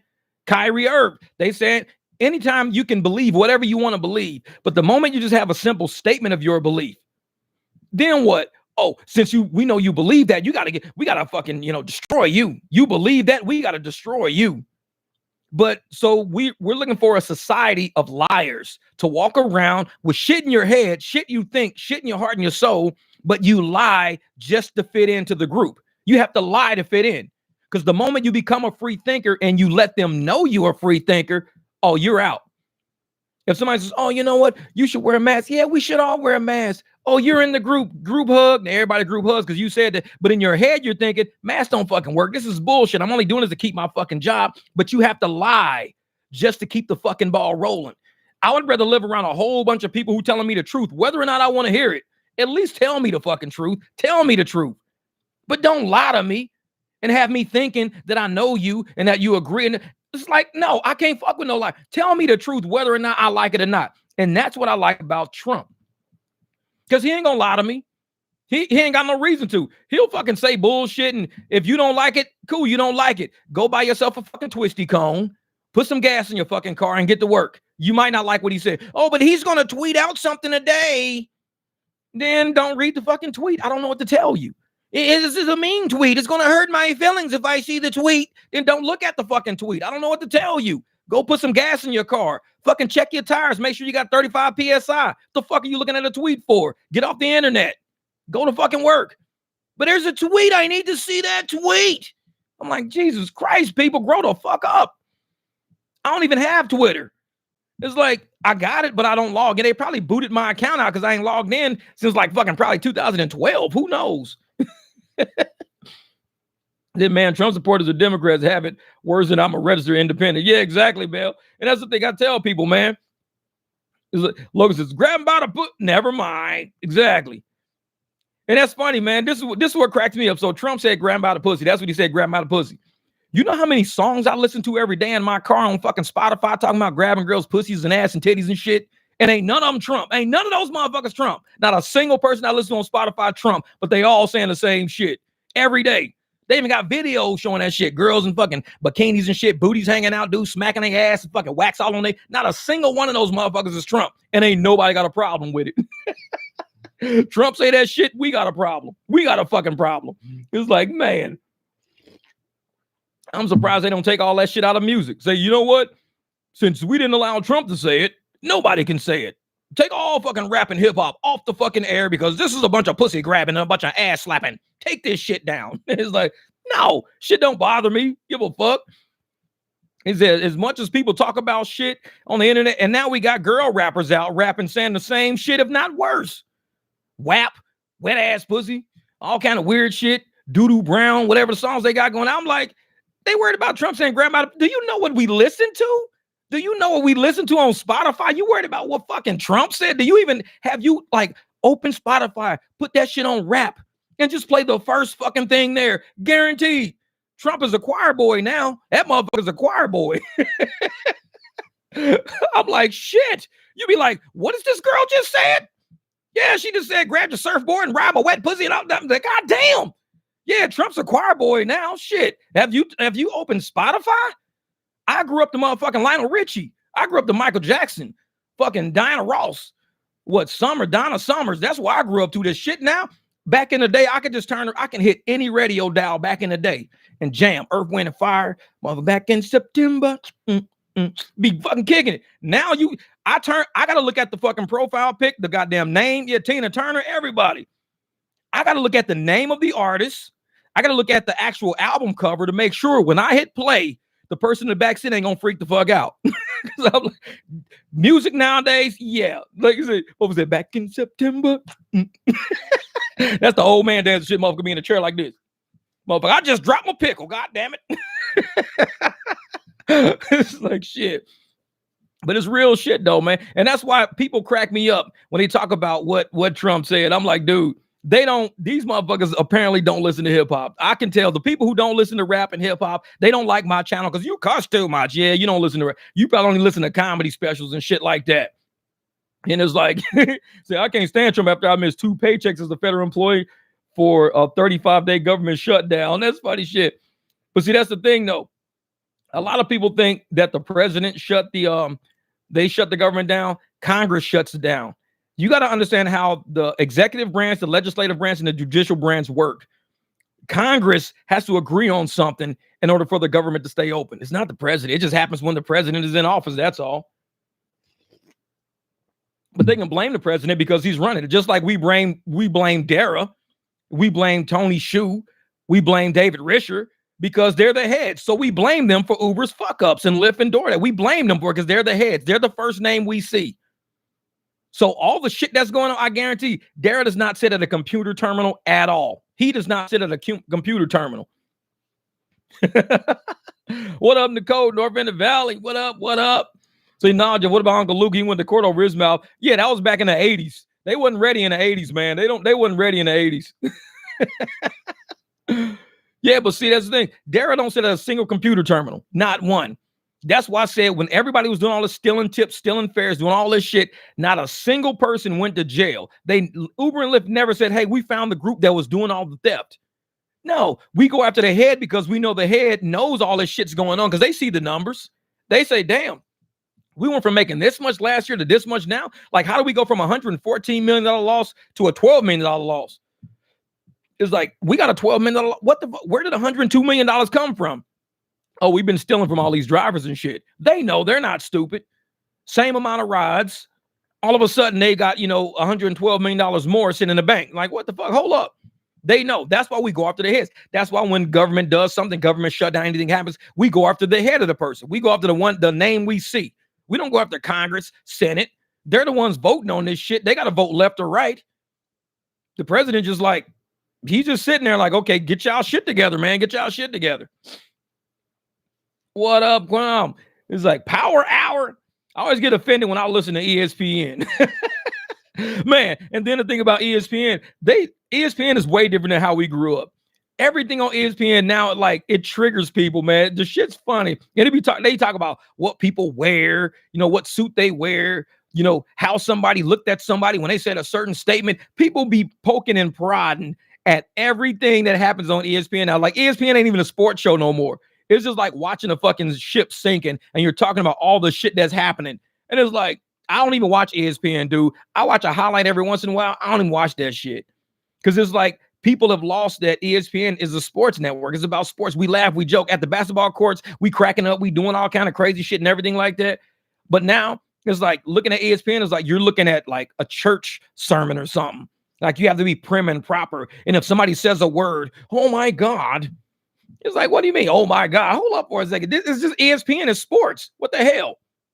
Every sports player's nightmare. Exactly. And we just look at commentary. We look at the highlights, plays of the day, shit like that. Now it's all, every time a sports broadcast comes on, the next day, everybody's talking about the broadcast because, you know, RG3 said this. He said, oh, my homeboy was cooking him. Did he call him homeboy because he was black and not white? Would he say my homeboy was cooking him if it was a white guy? I mean, that's the kind of shit they talk about ESPN now. And it's like, he just said my homeboy was cooking him. That's all. But I don't think he would have said that if it was white. I don't give a fuck what you think he would have said. He just said my homeboy was cooking him. And we looked at the video and that motherfucker got cooked. His ass got cooked. That's it. And it's like everything on ESPN now triggers the fucking people that are looking for a reason to fuck with people. Like you can't say a single sentence on any major network. Because I'm in LA, bro. What's up? Shutdown occurred when Trump and Congress could not agree because of the wall. Oh, I believe that. Because you know why they couldn't agree on that? Because Trump wanted money to keep out what the fuck is going on right now. The Democrats wanted what's going on right now. So when you look at all of the Democratic corporations and policies and everything we got going on right now, you probably should have said, thank Trump for standing his fucking ground. And I'm mad at Congress for trying to fucking get that border not to be built, because right now we got a lot of people coming across that southern border that are watering down every economy of this fucking country. That's the truth. So if you want to be mad at somebody, be mad at the fucking people who wouldn't allow that shit to pass through just so we can get the job done that we need to get done. Because Trump told y'all motherfuckers a long time ago, if we don't secure this border, there's going to be problems. And it's not just crime. It's going to be an economic problem. Economy is going to go through the fucking ground. And sure enough, 2023, you can tell me, is the economy good or is it bad? If we had $100 billion to give to Ukraine, why can we take $100 billion to build the wall? That's securing America. We gave $100 billion to Ukraine. That's not securing America. That's why all the podcasters right now are talking, because there was something major going on with this fucking whole administration transferring all this money to all these places, to Ukraine and everything else. That's why when you go look at any major podcast today, they're talking about the shit that I'm talking about right now. So Trump was not the problem that the government shut down. The government shut down because the people who are in office right now wanted to do exactly what the fuck is going on right now.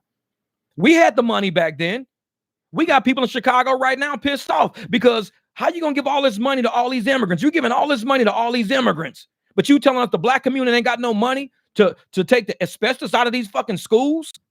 You telling us black people we ain't got money to fix these curbs and potholes and sidewalks and shit. You telling us we ain't got money, but you giving all these immigrants all this money and you giving all this Ukraine. This is what Trump was telling would happen. This is why he voted the way he voted. Why he stood his fucking ground, because he stood up for America when a lot of motherfuckers didn't. He stood up for this country when a lot of people wouldn't. They sold us the fuck out, and look at us now. Look at us now. Oh, it's been a decades-long problem, but in 2021, Doree, in 2021, which White House in 2021 signed a bill that gave illegal, undocumented workers the right to live and work in this country? That shit became a law. It was illegal. 2021, somebody was in office in 2021. That law never existed. 2021, they signed a law that says undocumented illegal immigrants have a right. They are legally allowed to work in this country and live in this country. That was not a law before 2021. When that shit became law, the fucking floodgates opened. When America made that a law, you can Google that shit. 2021 White House undocumented illegal immigrants. I'm not making that shit up, because if I made it up, you can go and disprove me real fucking quick. That became a law in 2021. They knew what the fuck they was doing. They didn't want that wall to be built. Because if they wanted that wall to be built, they wouldn't allow the people to just pour into this country. When you pour into this country, what do? You flood the economic system in this country. You water it down. You got a lot of people from a lot of countries that don't know the value of American dollars. So what they do is they say, hey, we can go to America and get more of dollars. I can get $15 an hour in America. In America, $15 an hour ain't going to get you that fucking far. But they don't know that. They weren't told that. They were just told, hey, go to America, the land of the fucking great, the land of the free. Come to America. So what do? They come over in droves. They find out, holy shit, the people in America making $15 an hour ain't making it. So now the immigrants are here. They can't go back. You don't see nobody trying to go back across the fucking border. Once they here, they here. They got to fucking make it work. They got to figure it out now. A lot of people flew across the Atlantic to get here, but they landed down south and they crossed the border that way. So now you got all these people that are here that they making $15 an hour, struggling like a motherfucker. So what the government do? Government says, you know what? I'm going to give you some money. Yeah, Jeff, that's a good idea. You ought to start taking. Yeah, I would start taking phone calls, man. But honestly, I talk too fucking much.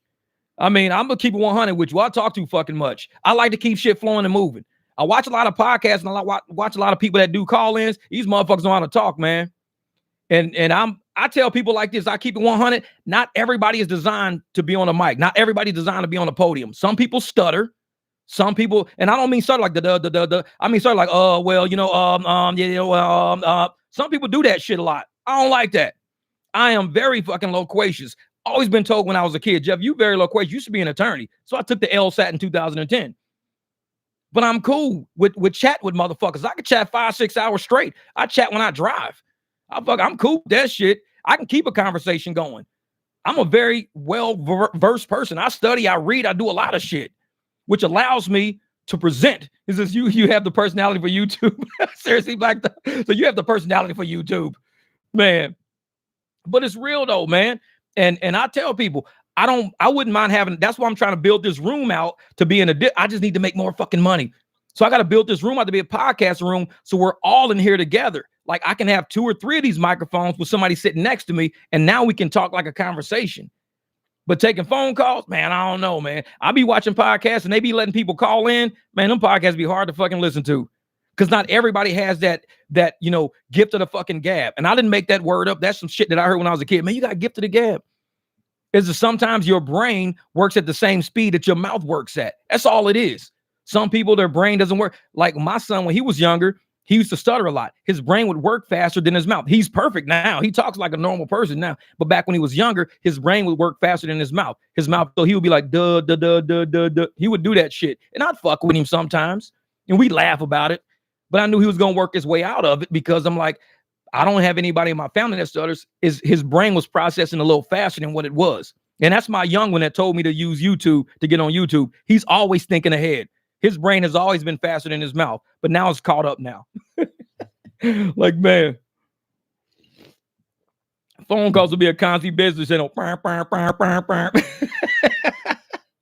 no, what Justin say? Hey, Jeff, sup? Good to see you giving knowledge. I got my plan for the holidays, giving out candy canes with business cards attached. Woo! Candy canes with business cards. Hey, Justin, I think you just dropped something on me, man. Candy canes with business cards attached. Get you a fucking stapler. Them little mini candy canes. Clip. Boy, hey, Justin. Justin just dropped the jewel for everybody. Justin just dropped the jewel for everybody. Business cards with a candy cane attached. It's a wrap. This live stream is over now. That's some good shit, man. I like that, man. Dude, I'm going to buy me some mini candy canes today. Thank you. I needed that, man. I needed that. That shit right there, that's clever. I just hand out business cards all the time. I never thought about attaching something to it, attach a fucking mint to it. Dude, that's some smart shit. People remember things like that. They remember things like that. People get business card handed to them all the time. Hey, man, you need your roof fixed. Hey, man, you need new car insurance. Hey, you just want to buy a fucking car. How many times have you got a business card with candy or something attached to it? Rare. That's very fucking rare. Dude, you thinking, man. I like the way your brain work, man. I like the way your brain work. Yep, or some tape. Real shit. And see, and I tell a lot of people with the business card, because we so digital, they can take a picture of it just so it's in their phone, and they can just have a folder of photos in their phone just saying like business cards. So they can open up that folder and they got all photographs of business cards in that folder in their phone. That way you got to carry all these fucking business cards around. So candy cane. Oh no, Frank. But see, that's the thing though. Even with Frank, like, is it take a picture and get a mint? I know, take a picture of my card, I'll give you a mint. That's funny shit. That's funny shit. No, but see, like Frank, I'm gonna have Frank, King James, Juan Vargas. y'all gonna see them in person, because I'm gonna have to, when I get the lab finished being built out, they're gonna have to come over and sit here live on the mic, have a straight up discussion about just life in general, just how we chat. A lot of you guys be out there working, making money, you in and out of the car. So by the time you come back, you know, you're catching up to the convo and stuff like that. But that's why I love doing a live stream designed for rideshare.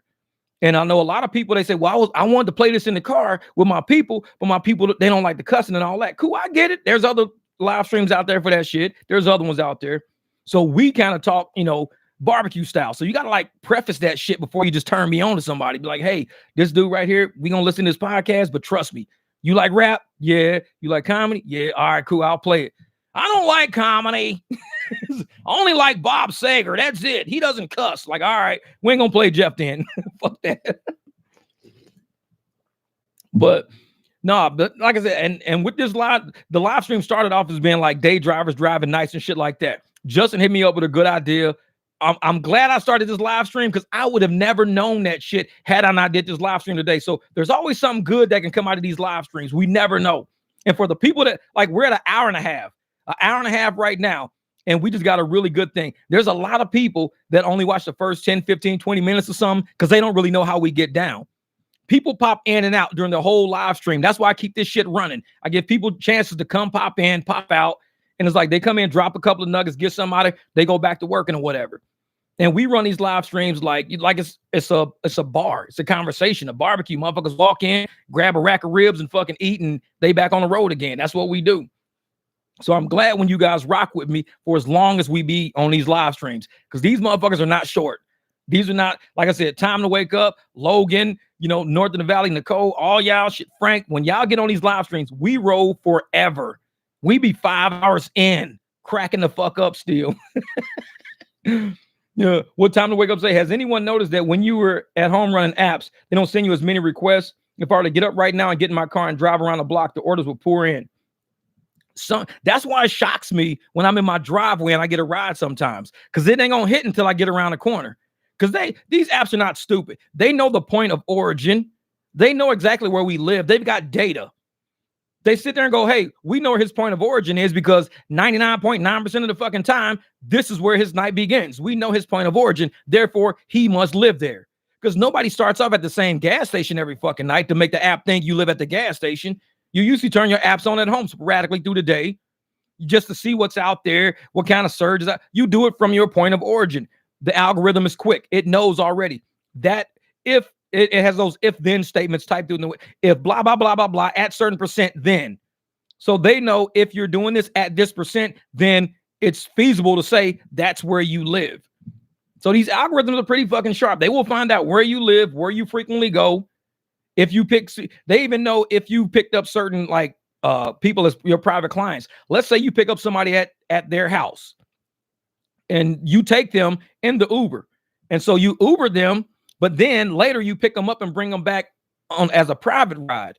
I don't start my app up at their house because I don't want them to see the app start up, like ping that house later. And I wasn't even, it shows me earlier pinging to take somebody away.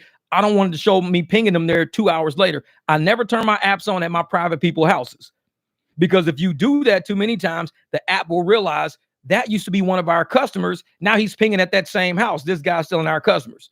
So what I do is I drop somebody off. I'll ping, but I'll be like far away somewhere. I'll go to a gas station, Circle K, then I'll turn it on.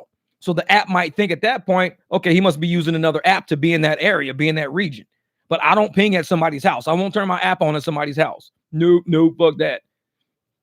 3-course listener here. Appetizer, entree, and dessert. Hey, Kev, you be in here, man. You be in here.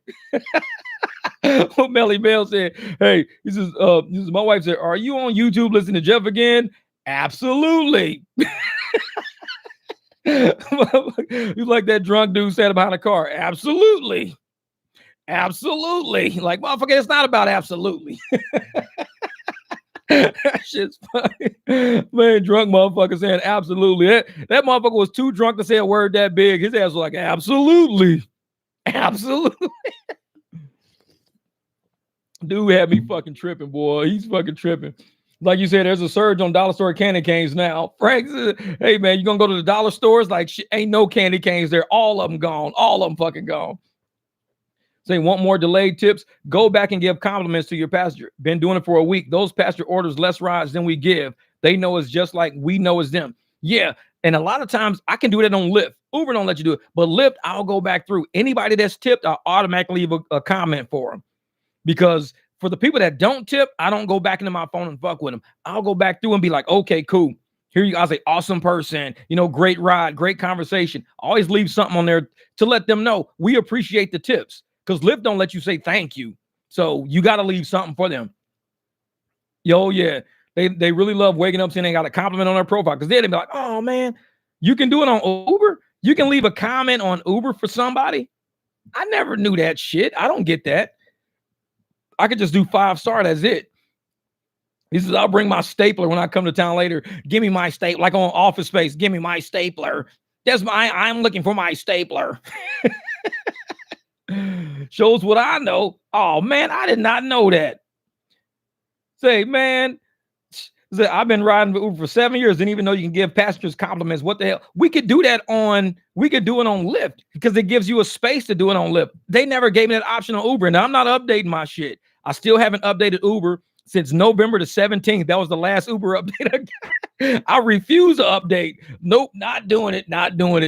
Because they show you in the list what your last updates were. My shit says November the 17th. I've been 30 days on the last update. Like, fuck that. I'm not updating this shit. Nope. Just got $1 tip. That's 3 live streams in a row. It's paid to listen to Jeff. There you go. It's something about the energy is coming through, man. That energy's coming through, Kev. That's what it is. And you got to let the passenger listen to it. The passenger listens to the live stream, and I'll tell them, make sure you tip your driver, because drivers could be doing anything they want to do today, and they choose to bring you around town. That's what they're choosing to do today. Hook them up. Click on the help icon in the top right corner. Okay. What up, Glitch Dash? My brother. I've been using private rides to trap bonus zones with Uber and Paw Patrol. Yeah, fix the app. I was doing that shit the other night. I had it on the whole time. I didn't even know I had it on. So I turned it on. I trapped like a 250 surge. I was like, oh shit. I had Paw Patrol on the whole time. They never sent me a ride. But it's good because I needed that surge. I was like, 250, I'll take it. Yeah, man. Leave positive feedback. Man, look at that. Dalton, check you out. Dalton is smart mom. Now, see, this is 2 nuggets we've got at the hour and a half mark. Justin came through. Dalton came through. Man, we learned some shit about these apps today. It only works with Android phones. iPhones don't have that comment option. Oh, Medina, you saw that already? Because like I said, I run Android. Dalton, you must run Android too, Dalton. Because the Medina saying they only got that for Androids. So I'm gonna see that shit. I'm gonna see that. My man, Glitch Dash. Hey, Austin. Hey, we out here, brother. We out here. It's good to see you doing the live though. Because I got up today and I was like, you know what? It started sprinkling outside. I'm out there cleaning up and everything. It started kind of sprinkling. I was like, you know what? Let me go run a live stream real quick. Because I was going to drive in the daytime. I was going to take a chance out there driving. But I was like, dude, I'm not a day driver. I would know the first thing to fucking do. I'd go out here and probably waste, 2-3 hours, make like $60 and be mad as hell. I was like, you know what? Let me go figure it out. Yeah, Android doesn't have the coffee cup. Right. Time to wake up. So I had 3 in my car last night. 2 girls and a guy. That 2 girls had on most awful smelling perfume you can imagine. I gave the male passenger a free slice of pizza. No tip, of course. That's funny shit. He says he had a 3 in his car. The girls had the worst smelling perfume ever. They had white diamonds from 1988, smelling like some old ass ladies back there. You like my perfume? Smells like white diamonds. It is. I got it on discount at Walmart. Man. Yeah, but see, I was going to go out and drive today for a while, but I was like, man, I don't know, man. I need to get online, we got a lot of day drivers out there that's got a lot of good information. For a night driver, we just say, hey, we go sit in gas stations. Here, I can't sit in gas stations in the daytime because you can't get out the fucking gas station when you get a ping. You're stuck at the gas station, depending on which way you go. At nighttime, I can go left or right. It don't make a difference. There's no cars out. So, and I was telling Nicole, I was like, well, I think I'm going to do it, but I'm going to drive far away, like Sun City. I'm going to get away from Phoenix, like completely away from Phoenix, and drive only outskirts. But that's another problem.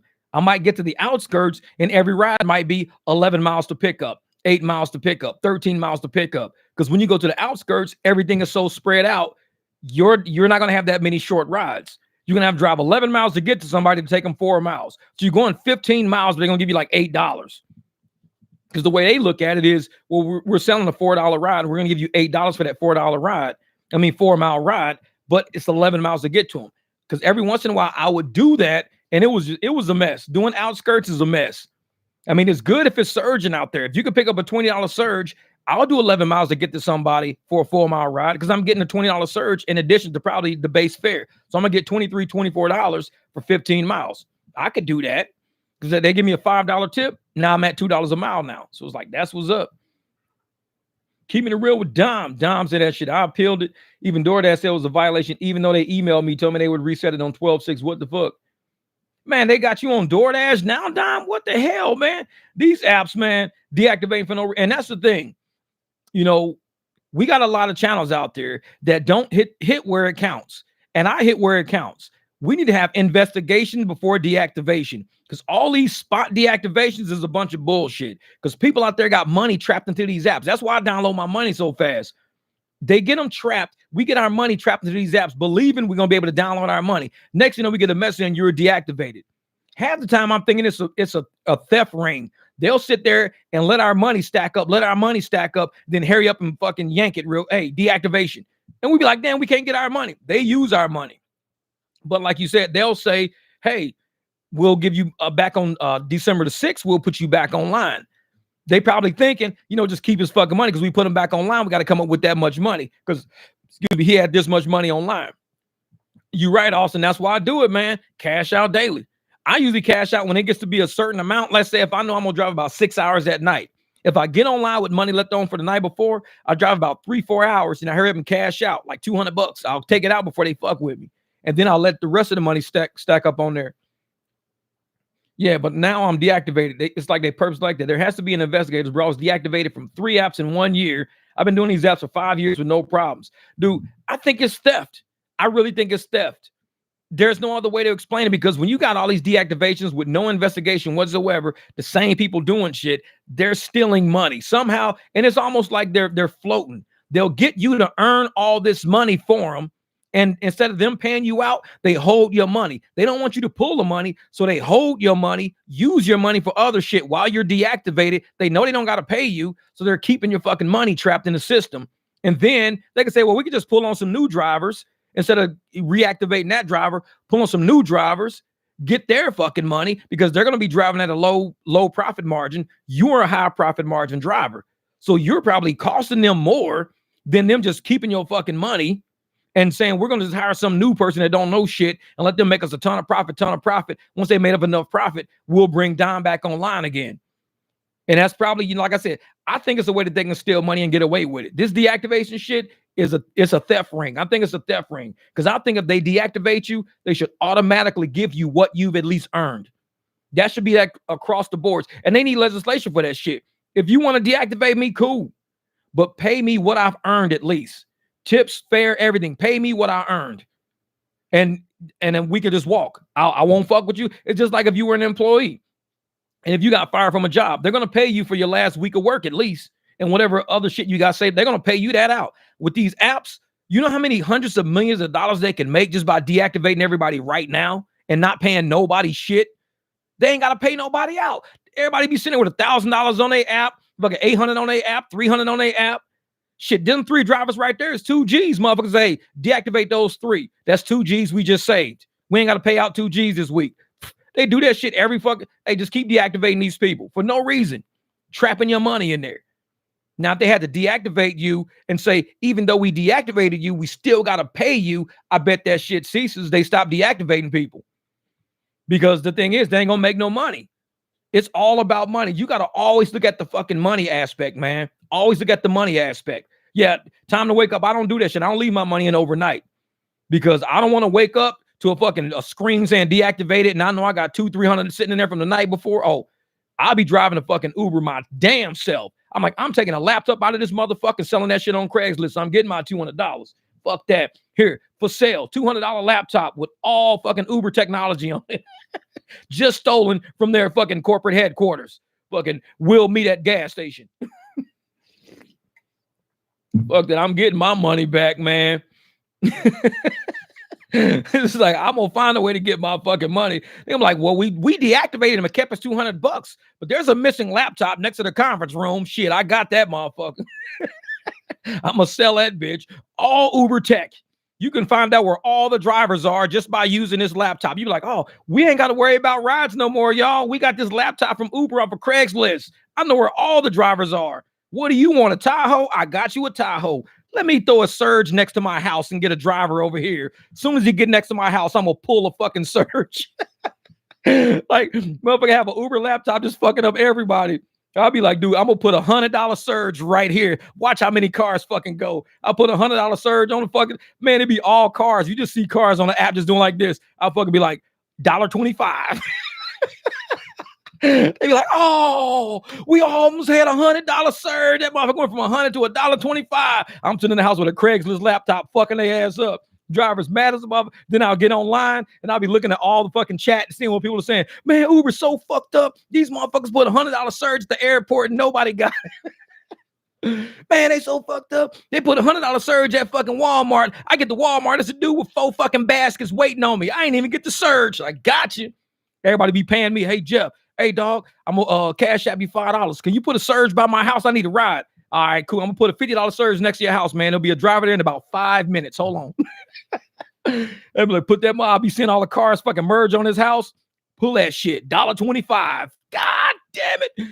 Everybody be like, dude, I'm done with Uber, man. These motherfuckers. And Uber be like, somebody's hacked into our system. All these $50 surges, $100 surges y'all seeing everywhere. That is not us.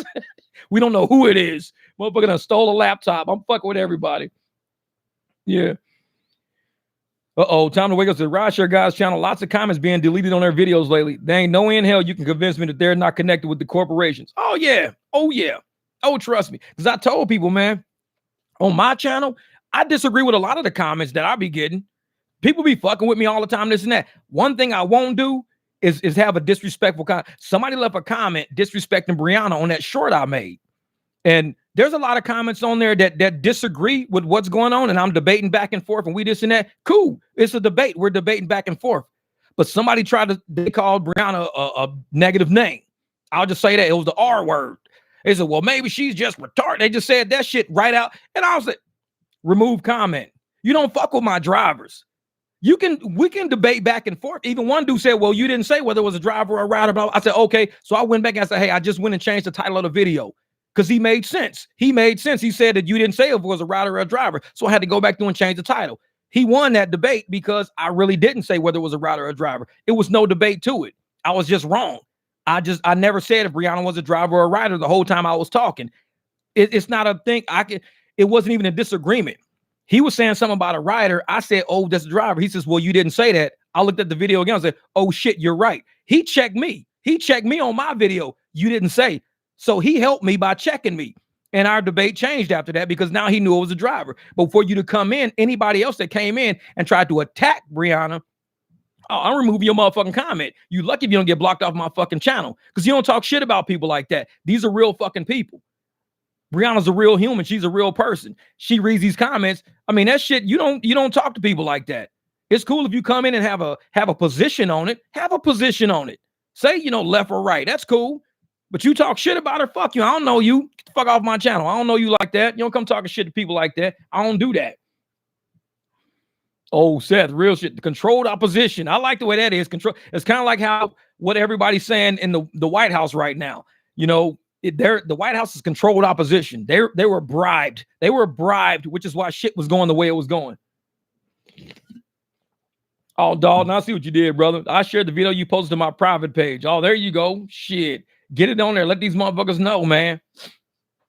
Getting giggy was damn, I was catching up on the last video, so and you live. Beamer Bucks.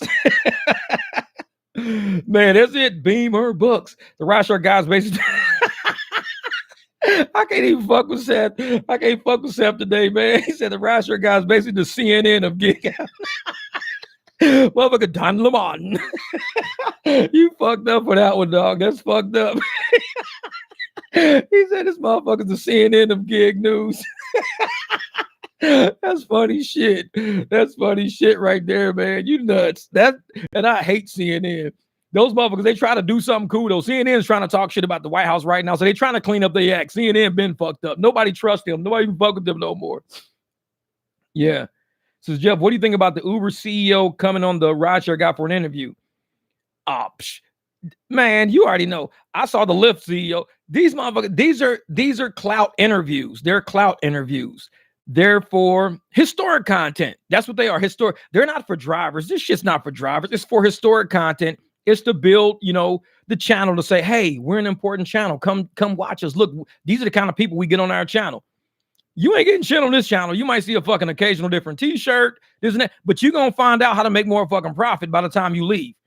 I mean, Justin walked in the door. This motherfucker said, hey, you motherfuckers ain't attaching no candy canes to your business cards for these private rides. I'm like, ding, ding, ding, ding.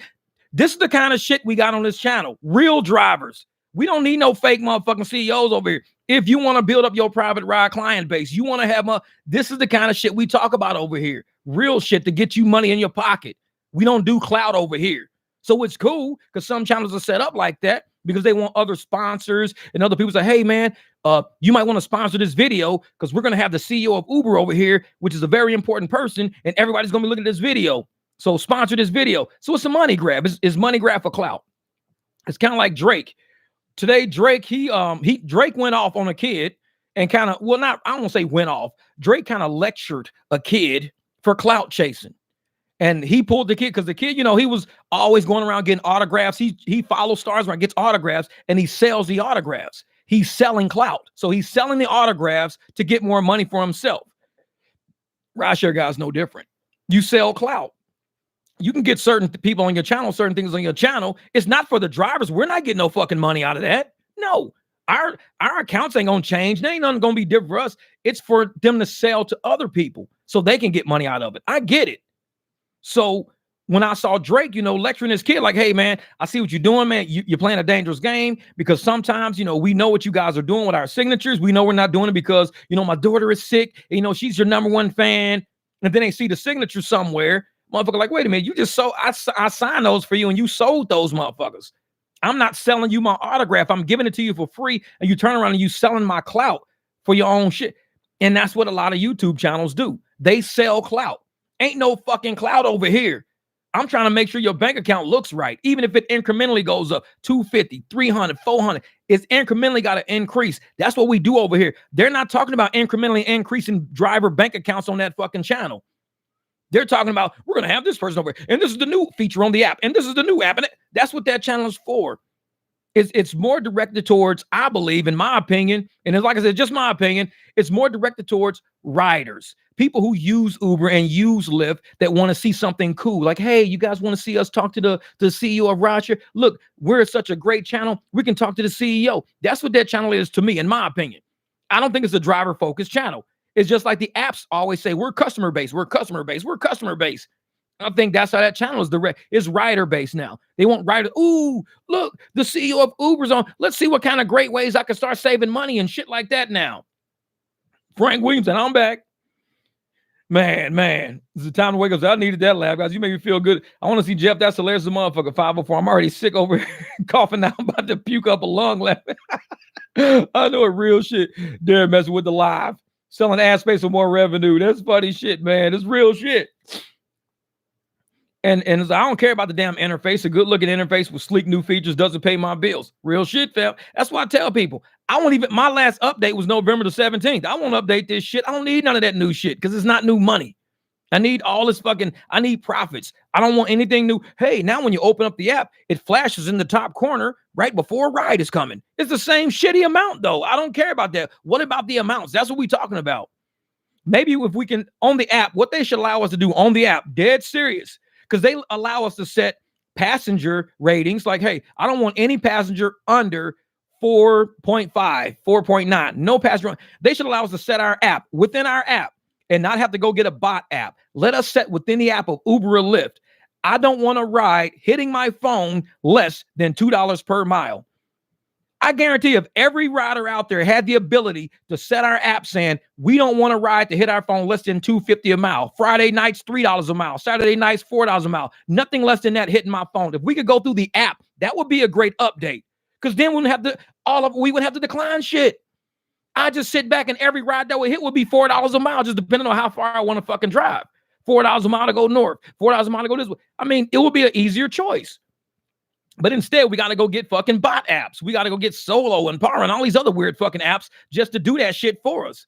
If you have the ability in our apps to say, I don't want a rider less than 4.95 rating, then put inside of the app that I don't want less than $3 a fucking mile today. I wouldn't get no more 30 cent a mile rides, no 50 cent a mile, no $1.15 rides, because it would be nice. I could just sit at home, and when it hit, I knew it was a good ride coming through. Bleep, bleep, bleep. Like, oh shit. Damn, there you go. $9 for 3 miles. Let's go. $9 for 3 miles. Let's do it. Bleep, bleep, bleep. Oh shit. 6 miles for $21. Cool. Let's do it. 6 miles, $21. Let's go. You can set the app to do that. That's the kind of update I'm looking for. A driver-based update, not a rider-based update. Fuck that. This puts your rider's picture right on the screen, smiling, holding this fucking puppy and shit. That doesn't do nothing for me. It's the same shitty price. I don't give a fuck about the customer head, the people head, the pictures on the walls. I don't care about that. Spencer Fred answer. Was it? I have a new theory based on recent trips. Uber is stealing tips off the shop and pay orders. Last 3 or 4 have had the tip reduced, and it only appears to happen on shopping orders. And Seth, this is what I say about that. I know all these $1 tips we're getting. These motherfuckers are not tipping us no $1. That's why I sent a message in one time to Uber support, and I said, are these like credit card authorization amounts? These can't be the tips. What are these $1? Oh, that's the tip. No, it's not. These got to be credit card authorizations or some shit. Because I don't think all of these people on all these trips, completely unrelated, are saying, I'm going to leave him $1. I just don't think so, man. Yep, tip theft accounts for 20% of their total revenue. I guarantee it.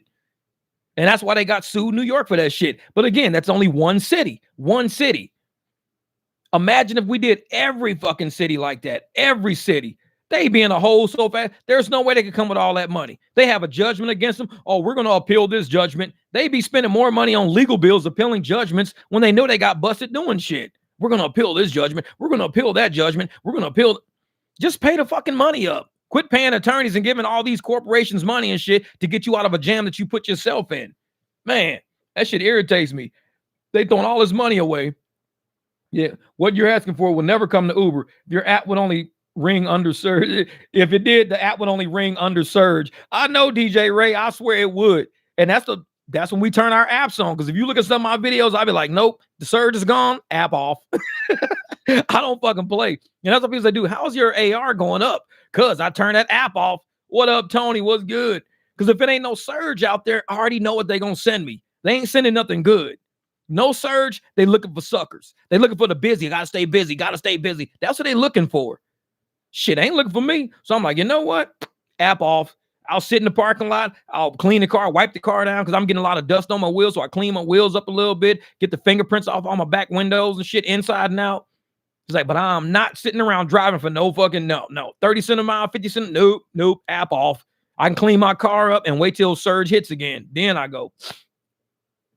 Wait, customer told me I tipped you $12. App said $5. I called and cussed Uber out. I got my tip this morning though. Damn. See, and that's why we need to talk to these customers right there, Naverlac. When people like, I got a tip the other day for $11.13 or something weird like that. I know this lady probably tipped me $20. I guarantee she tipped me $20, and yet I got $11 out of that shit. And the thing is, I almost felt like, because I knew where she lived, I could have went back and say, did you just tip me $11.13? I wanted to ask so fucking bad, but I didn't want to be rude like that. But I think we need to start fucking being rude. Not really rude, but being like affirmative. To go and affirm people. This is what we need to do. Go and ask how much they leave as a tip. Wendell Thompson, thank you for the super chat, brother. Keep up the great work, Jeff. I'm trying, brother. I'm trying, man. Like I said, I know a lot of us, we're running out of channels right now. We're running out of channels that want to keep telling the truth about what's going on around us in the industry that we helped build. A lot of us have been doing this shit 4 years, 5 years, 7 years, 9 years, 2 years. And they're not allowing us to have a voice on different channels, man. They're not. They're like Time to Wake Up said. Some channels are deleting a lot of comments. They're deleting comments of people that want to tell the truth and keep word out there because they're scrutinizing actual drivers. The people who are really driving, like got a channel named Nola Grind that hates to come to New Orleans to do drop-offs. He's called the Nola Grind, but he hates to go to New Orleans. That's funny shit.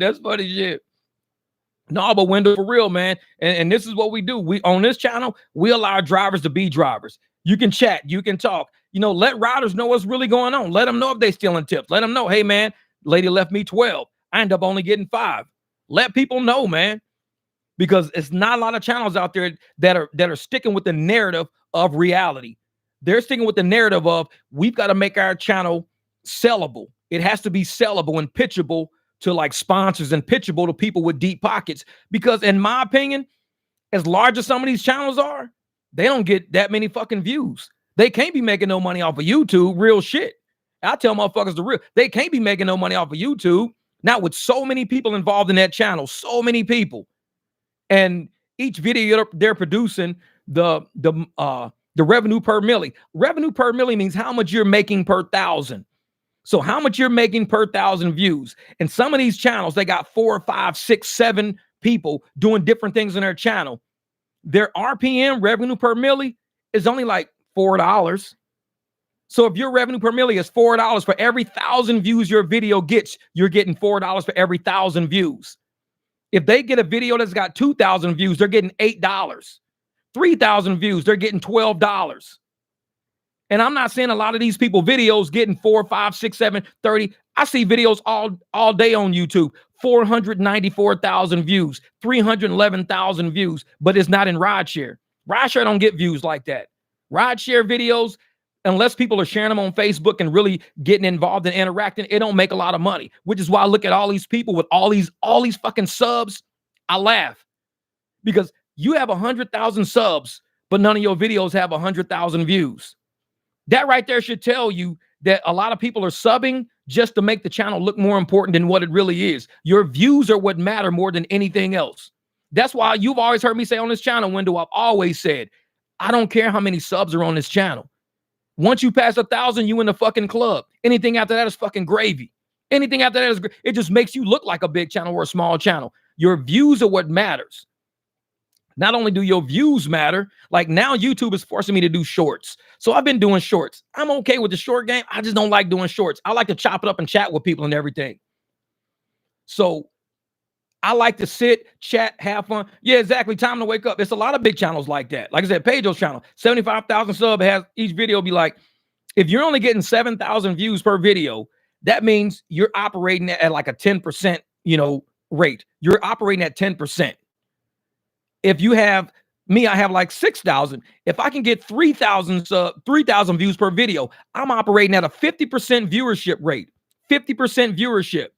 So if I'm operating at a 50% viewership rate and you have somebody operating at a 10% viewership rate, even though they have 70,000 subs, YouTube says we need to get this guy at 50% viewership rate out there because there's so many people interested in this. Have the people who's like watching his shit, have the people who's subbing his shit wants to watch his shit. So we need to get him out there. That's how YouTube corporate thinks, because YouTube is free for everybody. We're all free. The sponsors or the advertisers pay for it, whether it's Harbor Freight, whether it's Uber, whether it's an insurance company. They're the ones that pay to keep Uber floating. Keep YouTube floating. They pay to keep YouTube. They'll throw a commercial in shit every once in a while for the people that don't have premium. If you have premium, you don't see a commercial. Premium is what covers, the bill for you. But for people who we get it for free, we have to watch a commercial every once in a while. That's why I don't mind. Because if I didn't want to watch a commercial, then I just fucking go pay for it. That's how I do on Spotify. If I just want to have like straight music, I just got to go pay for it every fucking month. It's like $10, $12, whatever. YouTube's the same way. If you don't want to watch a commercial, it's free. The shit's free. You can't have it free and they not make money. They got to make money. So they throw videos on shit so they can get money off of ads. But we have to keep creating content so they get good videos. Now, if I got 100,000 subs, but I'm only getting 3,000 views on a video, that's 3%. That's 3% viewership rate. So when you start looking at all the video views, you've got to do calculations just like YouTube does calculations. They say these motherfuckers have 100,000 subs. They've only got 2,000 views. This is not a good channel. Nobody's watching that shit. A lot of subs, nobody's watching that shit. And so you can have 6,000 subs, 3,000 views. They say, damn, this is a channel we probably need. If more people are watching it, we need to put them out there. That's why it's always good to have low subs. That's why I tell motherfuckers, please unsub me. If you don't feel it, unsub me, because they still gonna watch me. So it helps me when they unsub and they still watch me. Oh, it helps. It's like, because the people that sub me, though, they get the notifications of I got a live stream coming. I just dropped another video. So subbing gives you all the information first. Unsubbing, you don't get information. You're kind of late to the videos. You might see this shit 2 or 3 days later, stuff like that. So subbing only helps you stay like with the fresh shit. Like, hey, a video just dropped. Cool, let me go check it out. But when you see somebody, like I said, if I'm sitting on 6,000 subs, 7,000 subs, each one of my videos hitting 4,000, some of my videos got 22,000, which means that video is doing 3 times higher than what my subs are. So if you got a video running 3 times higher, I got 6,000 subs, 22,000 viewers, that's 3 times higher. Imagine having 100,000 subs, then every one of your videos should have 300,000 views on it. I see videos on YouTube with 300,000 views, 5 million views, stuff like that. I see it, so I know it's possible. But if you got shitty fucking material, it's not possible. And that's just I'm calling it what it is. When your material's not good, you can't rely on viewership to pay for your channel. And you see some of the bigger channels, they can't rely on viewership to pay for their channel. So they need sponsorships. Viewership's not going to cover it. YouTube's not going to cover it. So they need sponsorships. They need people to say, hey, you know what? I'm going to run this video. How about you guys pay us X? We're going to talk about you in the front, talk about you in the middle, talk about you on the back. We're going to put you in our fucking description. We're going to that's what they do to make money. And that's a way to make money on YouTube. It is a way because they know their videos are not going to do that well. They're just not. And they have to be kind of like aware of the situation that their channel is not going as great as they think it would go. It's not doing as well. The RPMs are very low. $2 a video, $3 a video, $4 a video. That's a low RPM. Honestly, I'm going to tell you motherfuckers real shit that I didn't even know of. I screenshot the shit because I didn't believe it. I had one video that had a $200 RPM. I ain't never seen that shit in my life. For every 1,000 fucking views that video got, I would get $200. That shit was, I screenshot that shit. But then after I did some changes and everything in my account, it went down to $26. But at least I screenshotted to prove to myself that it is possible to have a $200 RPM. I was like, there ain't no fucking way. $200 RPM, and the video had like maybe 40 views on it. That was it. It was an old video, had like 40 views. And I was like, that is impossible. That is fucking impossible. So I started doing shit to the video, moving it around and all that. And eventually it ended up settling at $26 RPM. I was like, that seems more reasonable. Like there was a glitch in the system somewhere. There ain't no fucking way. Advertisers were paying $200 just to be on my video. There was no fucking way possible. No. Man. Let me get to some of these comments, man, because I've been running my mouth about this shit. Best part is when dealership has it, don't even know when they have it. They don't even have it prices. It already is installed. Score. What are we talking about? I can't go back and see that. That was Dalton up there saying something. Uber stock is up 125% from this time last year. Gee, I wonder what changed. Hey, time to wake up. What changed? Like, hell yeah, wage theft pricing is still in billions. Yeah. Man. So you're not alone, man. 2/3 of Americans are living day to day right now. That's right, man. Time to wake up. And I tell people, I'm glad I got business shit hitting my phone every time, because when you hit business, when you got business apps hitting your phone, they're telling you about the economy. Our jobs as rideshare and delivery, we are based directly on the economy. We do work based on whether or not a family has enough money to go out, enough money to grocery shop, enough money to order food. That's why I say broke people don't belong on the apps, because broke people on the apps are taking away driver opportunities. They're sitting there fucking, running up the algorithm and shit, getting our decline rates higher, getting our cancel rates higher. Broke people do not belong on convenience apps. These are convenience apps made for people to have the money, who say, I can afford to pay somebody to help me. It's convenience. These motherfuckers think these are entitlement apps. Like they're entitled to order a fucking taco and pay the driver $2. That taco won't make it. It's not. And then they get mad. Well, since you took the job, you got to do the work. I was on an actual news station. I was on a news station video on YouTube, and there was a guy in the comments on that news station video. I'm going to find it. This motherfucker on the comments said he's a part-time where he says, I have a real job, but I do part-time work. I take everything that comes to my app, no matter how far, no matter the price, no matter the distance, this is what he said. He was on the news station. And I mean, he was in the comments on the news station video. I gotta go. I know it's in my history. I'm gonna find it in my history, and I'm gonna tag that shit in one of my videos. And I want everybody to go to that shit and eat his ass alive. Because this is somebody who fucks it up. He fucks it up for everybody. He's, oh, I take everything, no matter what the price is, how far it is, and this and that. Because I think it was talking about tipping or something like that in the video. And I'm sitting there like, so I commented them. I said, so you're the one who's keeping the fares low for everybody else.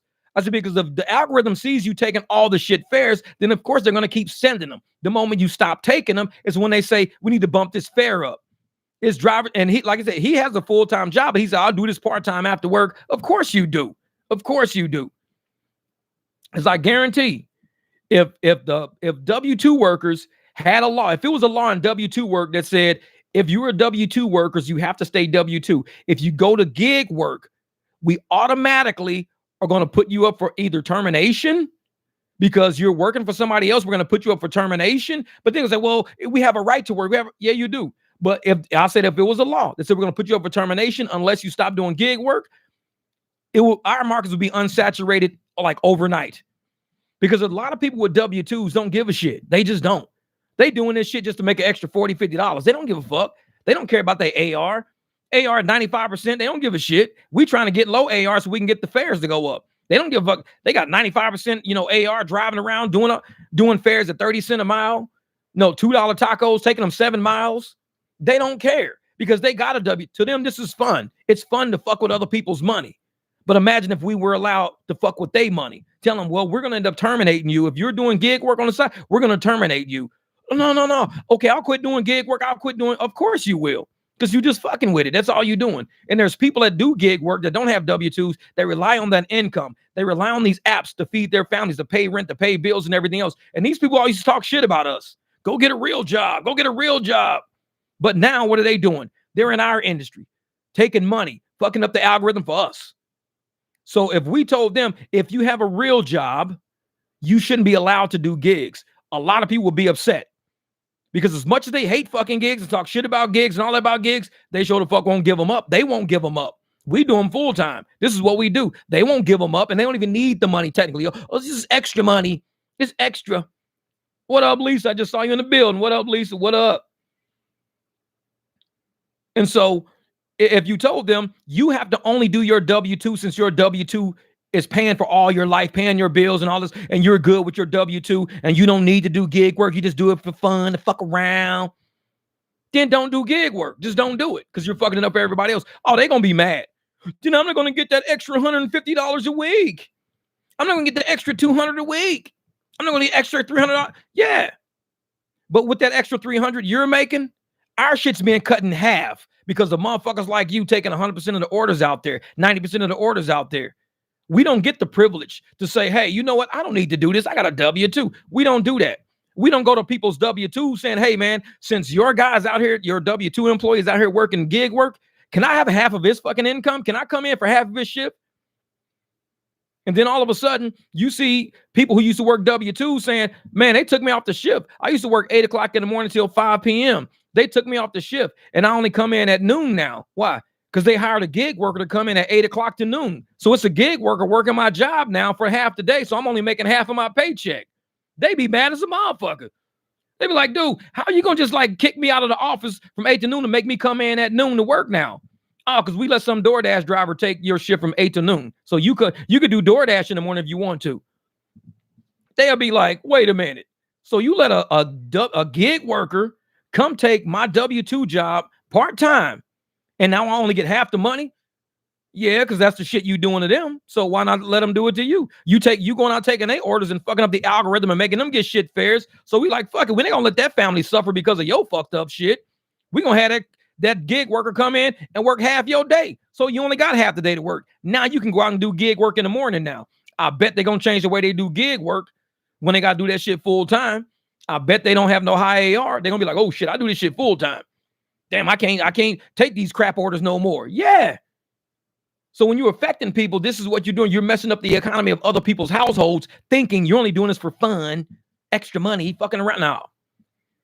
Listen, Jeff, I bet you're talking about Sam Lee. I've heard him say that. Like, I don't know what Sam Lee be on. What did he say? Taking 100% of them orders or something like that.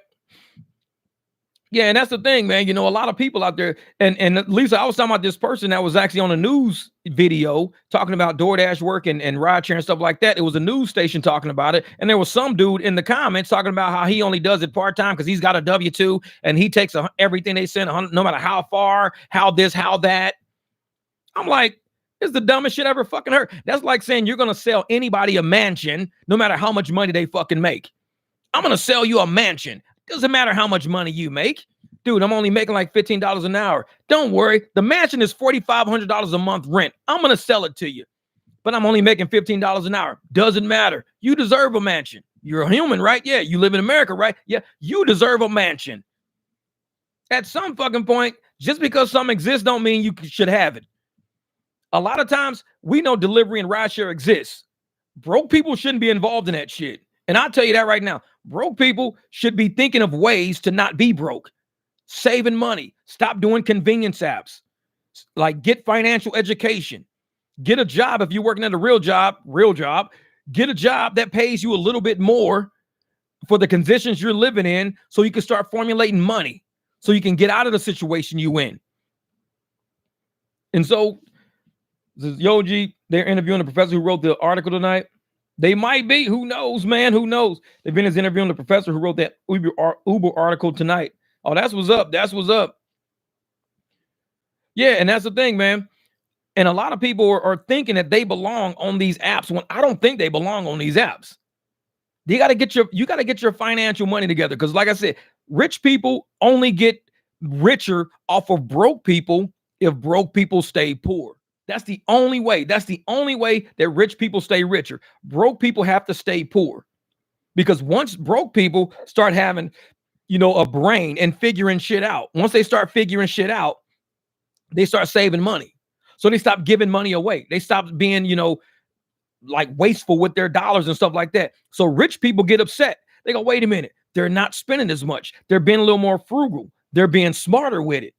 So once they're being smarter with it, rich people, they like just with Uber and Lyft, the money starts dwindling. So what do? We got to do some kind of embezzlement, crime, scheme, theft. We got to do something to make that money back up, to trick people to thinking that we're really making this much money. Because the apps know they're not really making that up, like straight up business wise. They're not making that much. They're stealing tips. They're stealing fares. They've been caught doing that shit several times. They've been caught doing it. So to do straight up business, they've got to say, hey, you know what? We're not doing straight up business right because we keep going in a hole trying to do straight up business. We're going in a hole every time. So what do? Because people who, like a lot of drivers, we were getting smarter with it, getting smarter with how we were driving. ARs were going lower. We were generating more profits for ourselves. So what did they say? Oh, they want to generate profits by not taking these shit rides? Okay, still a fucking tips then. Still a tips. Don't put no surge out. Overcharge the customer, but pay them less for the damn trip. All kind of schemes they're doing right now because rich people want to stay rich and they want to keep poor people poor. That's their whole scheme. They're looking at all these drivers making all this money and they're sitting there with their degrees and everything in some corporate fucking office. And they sitting there going, man, how are these drivers making $60 an hour, $80 an hour? Fucking, I made $150 an hour and a half one time. How they making that much? And I'm sitting here in the office making $35 a fucking hour, and I got a degree. And this motherfucker ain't got nothing but a set of car keys making more than me. Well, we the ones out here doing the work. We're the ones doing the work. So they get upset at that, and they say, well, let's find a way how to not pay them so we can retain all the money to give ourselves bonuses, raises, get more, get our stocks to go up through the fucking roof. If we got to steal, then we got to steal. But we're not going to be paying these drivers no more, man. If we got to steal, we got to steal. Do what we got to do. And then when we go to court and we got to pay a fine, guess what? We'll settle for a percentage of that fine. We'll settle for 30%, 30 cents on a dollar. We'll settle for 25 cents on a dollar. We'll settle for 40 cents on a dollar. But we stole enough to survive. And that's all we need to do. Steal enough to survive, and we'll settle for pennies on a dollar. And that's it, man. Uber AR went down as soon as I got upfront pricing. I'm telling you, Lisa. And the thing is, my AR went down because I would refuse to take anything that was like more than 5 miles away from me to get picked up. Uber was notorious. Uber was notorious in the beginning for sending us rides that were 3 miles away, 2 miles away. They tried to send something 9 miles away. They was even giving us long distance pickup fees and shit like that if we ever did it. I would always take short shit, something 3 miles away, 4 miles away, 5. I'd do that. But then when you get the ride, you find out the ride is 22 miles. and you're getting like $16, $17, and you're like, damn, man, I just went like about, 27, 28 miles and I got $16. That's what they used to do in the beginning. And so once upfront fares hit, now we could see. And we all started saying, nope, not for that price. Hell no, hell no. And it started going down, going down. And now we all sitting around seeing that they're charging customers $40 because they're going to sell it. And that's why a lot of people use the passenger app. They're going to sell that ride for $40. But when you sit on the driver's side, you're getting $14 for that ride. You're like, wait a minute, $14 for 22 miles? Wait a minute. $14, and they charge the person $40 for that ride, though. And that's why they wanted to take away the fact that we could see the transparency and what rides were going. They took away that transparency and people started getting crazy with it. Man, what up, the Naga? My man, what's good? Seen a customer comment left saying, what you want, another one will reply with these clowns work for peanuts. Put your W-2 up against this clown. You'll put your W-2 up against this clown. Seen a comment, a customer left saying, what you won't, take another one will. With your reply, these clowns will work for peanuts. Put your W-2 up against this clown. I see what you're saying, Doc. I see. But this is the thing. And like I said, I was W-2 most of my life. My sons are going to be W-2 probably most of their lives if they don't get started off in gigs or building their own business right off the bat. A W-2 is not a bad thing. What's bad about W-2s is people think they're the holy fucking grail of existence. That's what they think. How many people have we seen let off, furloughed, fired for not taking a shot? I mean, a W-2 is not the holy grail of existence. That's where people are fucked up. We're indoctrinating to thinking working for somebody else is the key. And if that's not the key, have two W-2s. Now you're really doing fucking good. That's what working for yourself, being in control of your own profits and control of your own destiny. That's always been fearful. And they wanted to create the fear in people of saying, oh, but the risk of you starting your own, because that's how they beat up the competition. Any travel company don't want anybody doing self-travel because it competes with the travel company's agenda. The travel company is to expand and get bigger and bigger. If we start saying we're going to do private rides, what's the first thing? Oh, you're going to get insurance problems. If you try to do private rides, that's insurance problems. But how many people we know that drove by the books on Uber and Lyft and got fucked by them? And they did it by the books. So you can't say even driving by the books is the holy grail of insurance. No, because you still get fucked anyways. And just like with W-2s. Oh, if you have a real job, that's stable, that's secure. A real job is only good for a judgment from a court. Because a real job, what happens is the constable can take that paperwork to your job. The constable can take the work to your traditional job and say, hey, in this HR department, he owes us $3,050. Can you garnish his wages and send it to this address? You can do that at a traditional job. A court can say you can submit paperwork to the HR department, garnishments, anything, and you just going to keep working. You have no say-so over your money. HR department and payroll has laws to say, we got to take, I know you're making $1,200 every 2 weeks, but now you're going to be taking home $400 every 2 weeks because we got garnishments to make. So these garnishments are going to start hitting you. And there's nothing you can say about that. Ain't shit you can say about that. So a W-2 is all for legal purposes. People love people that work at W-2s. They'll give you fucking credit. They'll give you payday loans, everything, because they can always go to your W-2 and garnish your fucking wages. They can do that. Gig work, it's a little bit harder for somebody to garnish your wages because they've got to contact, Uber, Lyft. They got to do all this crazy shit. You're an independent contractor. You're doing your thing. You can't garnish a W-2 worker's wages because a W-2 worker can work under the table. They cannot work at all. They can do a lot of shit. So people kind of push people not to be independent business owners because an independent business owner, you've got to put a lien on their house. You've got to put a lien on their cars they own and shit like that. You've got to go way this extra mile. And just because you got a lien on something, if they never sell the car, you're never going to get the money for it. The lien comes from if they sell the asset. Now you get paid first. That's all a lien does. But we could use a fucking lien all day. We could drive around in a car that you got a lien on all fucking day. I could live in a house you got a lien on for the next 50 fucking years. It's just I can't do anything with that house financially until that lien is settled. But if I don't ever plan on moving, you can put a lien on this motherfucker all you want. Doesn't mean nothing. And that's why it's harder to deal with people who have independent businesses versus an employee. A W-2 is a trap. You're in a trap. Yeah, exactly, Lisa. We're in charge of our wages. A W-2, if you got child support and you got a W-2, oh, trust me, They can take that whole motherfucking check. You can go home with 16 cents every fucking week. They can just garnish your ass because that's what a W-2 can do. And people think the holy grail is, oh, you got to have a job. You got to have a real job. That's a real fucking trap when you think about it. And I'm one of those people to say, I don't want to be trapped into a government system where now I know that as long as they have access to my social security number and where I work at, you can take any amount of money from me that you want. All you got to do is just present something to the HR department. The HR department has to abide by the law and say, Jeff, there's a judgment against you, a small claims judgment, or there's a regular case judgment, a civil judgment against you. So then I'm bailing. See, child support collects from Uber and Lyft.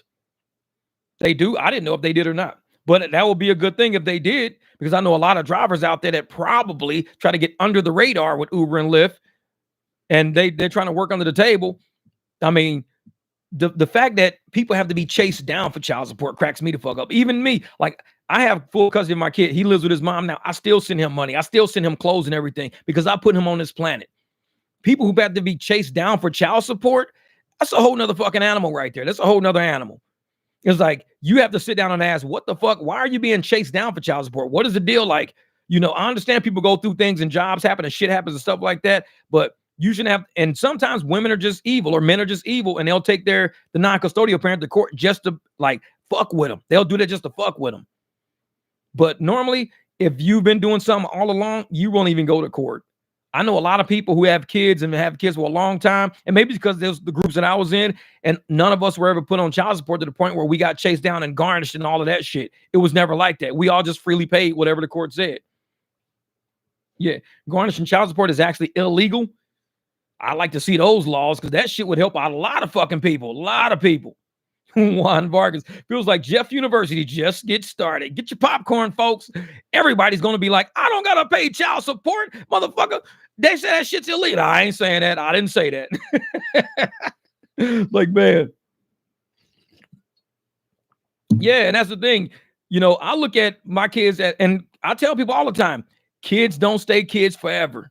Kids grow up. I used to be a kid. Kids grow up at some point. That's right. I was born, motherfucker. I used to be 3. Imagine me being 3. I used to walk around preschool going, hey, all you motherfuckers ready to kick it? I would say that shit at preschool. No, I'm just kidding. It's like, Jeff, you didn't always talk like this. Yeah, I did, even in preschool. I'm like, man, are we eating these nasty ass motherfucking cupcakes again? Like, shit, as a 3-year-old. No, forget Andrew Tate, Jeff. Teach him, Jeff. Man, Team Jeff. There we go, Bree. And I would tell people, you know, your kids are an extension of you. They ain't going to be kids forever. So everything you're doing to them while they're young, they're going to remember when they get older. Are you thinking you doing this shit to save yourself, to save a few bucks in your pocket, to save some headache? No. Take care of your kids when they're younger because they will get older and they will remember shit. They'll be like, man, I remember struggling the whole time, Dad, and you was out in the clubs kicking and partying. All your cars had nice rims on them. You had nice stereos and shit. But I lived with Mom, and our power used to be turned off sometimes. We got kicked out of an apartment one time. Kids will remember all that shit and how great you lived because you didn't have custody, but how fucked up they had it. So my son, every month, he sees a box or two full of clothes, shoes, whatever. I cash app him some money because if I'm out working hard and I do okay, I'll cash app him $15. Say, hey, here's $15. I cash app him $20. Hey, man, you going out to the movies this weekend with your kid, with your friends? Here's $25. So all the money I make and all the things I do and all the avenues I do is not for me. It's for the energy and the life around me. It's for everything around me. Like I said, even I tell people who know that I run my shirt site, I've never changed my prices since 2015. Never changed my prices. I don't make a lot of money with shirts, but the fact that that energy is still going out the door, the energy is out there. I don't mind losing a little bit. Sitting on live streams and podcasts versus being out driving, trying to make 200 a night, 300 a night. I'd rather do that to put forth the energy. And a lot of people around us, they feel the energy, see the energy, and they realize we can't die with this money. So we share it as energy. When I'm sharing my money with my kid, it's energy. When I'm sharing money with y'all by taking losses on the things I'm doing, it's energy going back and forth. Sometimes it's going to cost you to do things. It's going to cost you. Yeah, kids see your social media. Real shit, real shit. He's like, I used to be Tommy Pickles from the Rugrats. Tommy. Tuck is stupid. Man. But it's real. What up, Danny-O? But it's real. So we all have an expense in some sort. In some sort, we have an expense in life where it's costing us more than what we're getting from it. But the reward is in the future. The reward is not for right now. The reward is later down the line. We call it investing. We invest in a life, hopefully for a bigger reward down back. I've invested a lot of time and effort and energy into YouTube, invested a lot into it. I've invested a lot into shirts. I've invested a lot into rideshare itself, buying cars and Jeeps and tires and shit like that. We've all invested into it with hopes of things being returned back to us. And a lot of us, we're not the instant gratification generation. We know shit takes work. We know it takes work. We know it. We have to go out there and produce and produce and produce for somebody to have faith in me. The reason why there's a lot of one-hit wonders in music right now, well, we don't see the Michael Jacksons no more, the Lionel Richies no more. We don't see the Princes no more. We don't see like the New Editions no more. We don't see groups like that no more because people want to make that one hit, get rich, sit on Instagram. Yeah, that's my song. That's me. That's me. You put out another song. I don't need to. I'm famous now. I don't need to. They all chasing fame. We chasing a lifestyle of investments and returns, because we know in the future, all the shit's, I want to be the grandpa sitting on the porch and they be like, man, your grandpa built a fucking Jeep one time. This motherfucker went out and bought one, didn't like the way it was set up. So for 4 years, he was cutting and welding on that fucking Jeep. And they go say, grandpa, did you really? Yeah, I did that shit. I did. I was, a lot of days, a lot of nights. A lot of days and a lot of nights working on that Jeep, a lot of investing into that Jeep, but I wanted what I wanted. And I'm like, if I got to build that shit myself, I'm going to build that shit myself. Nice. Your people auto-subscribe, people. Unsubscribe to channels I've never subscribed all the time. Oh, yeah. And see, and that's the thing, Night Shift. And I even had a short about that. YouTube will unsub you from channels to see if you really watch that channel. Because I was on Driven Dad's channel for a long time. One day I go to his channel and it says subscribe on the fucking screen. I was like, wait a minute. I've been subbed to him forever.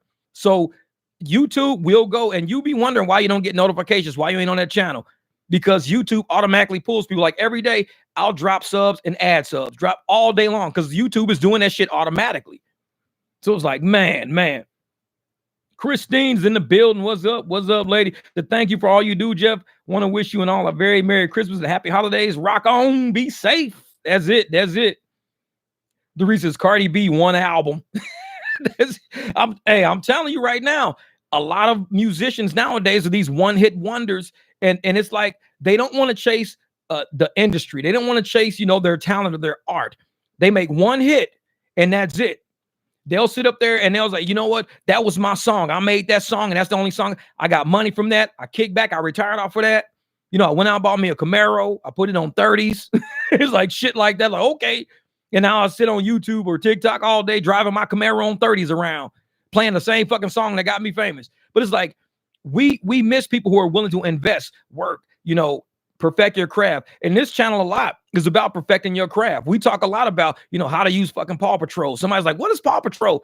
Is putting on Uber Pets so you don't get a lot of fucking requests, so you can drive around and pick up shit. So we perfect the craft of rideshare. Today we learn, Justin told us earlier today, what? Put fucking candy canes on fucking cards this thing. Snap them candy canes on them. And hey, give out business cards with candy cane attached all holiday season. And that's going to go far because people going to remember that. They're going to remember you invested a little bit just to make their holiday season better and saying, hey, you know what? I might be able to save you some money next time you need a ride or whatever. Here's my card.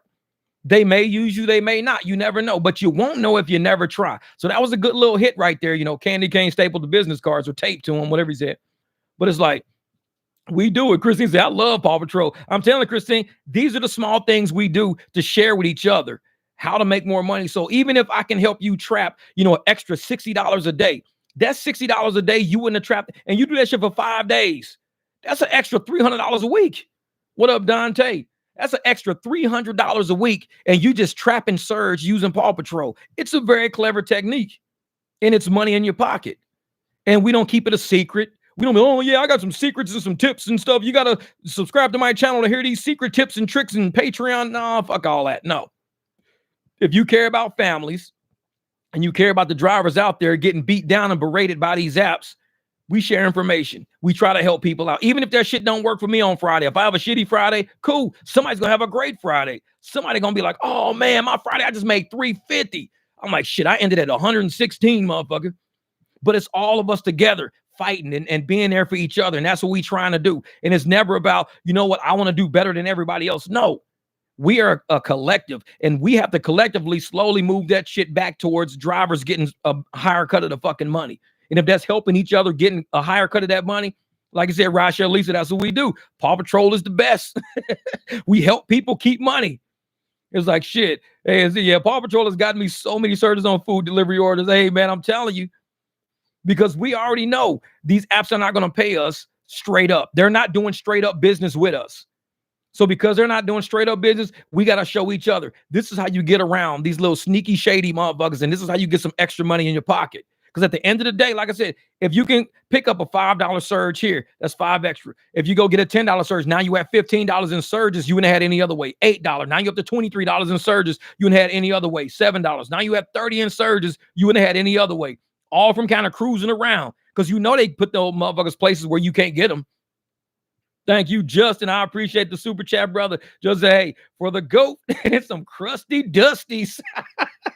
That's funny shit. Thank you, my brother. I appreciate the super chat, brother. Hell yeah. You know I'm be on them crusty dusties. Shit, I had to get one yesterday, and I was out just doing errands yesterday. And I was like, man, I need a donut. I stopped that quick trip to get one, man. There'd be something about them old crusty dusty ass donuts sitting in the car flaking every fucking where like it's snowing in my car. I'm like, God damn, I got to get out and shake my clothes off. I'm old crusty, dusty ass donuts, man. Shit. Say what? At least say I was on Paw Patrol last week. Forgot when I looked, it was an 850 surge. I know it. And they don't send you rides. You forget. Like I said, you forget that you send. Yeah, Paw Patrol is a TV show. That's why I put the little Paw Patrol dog on there all the time, also.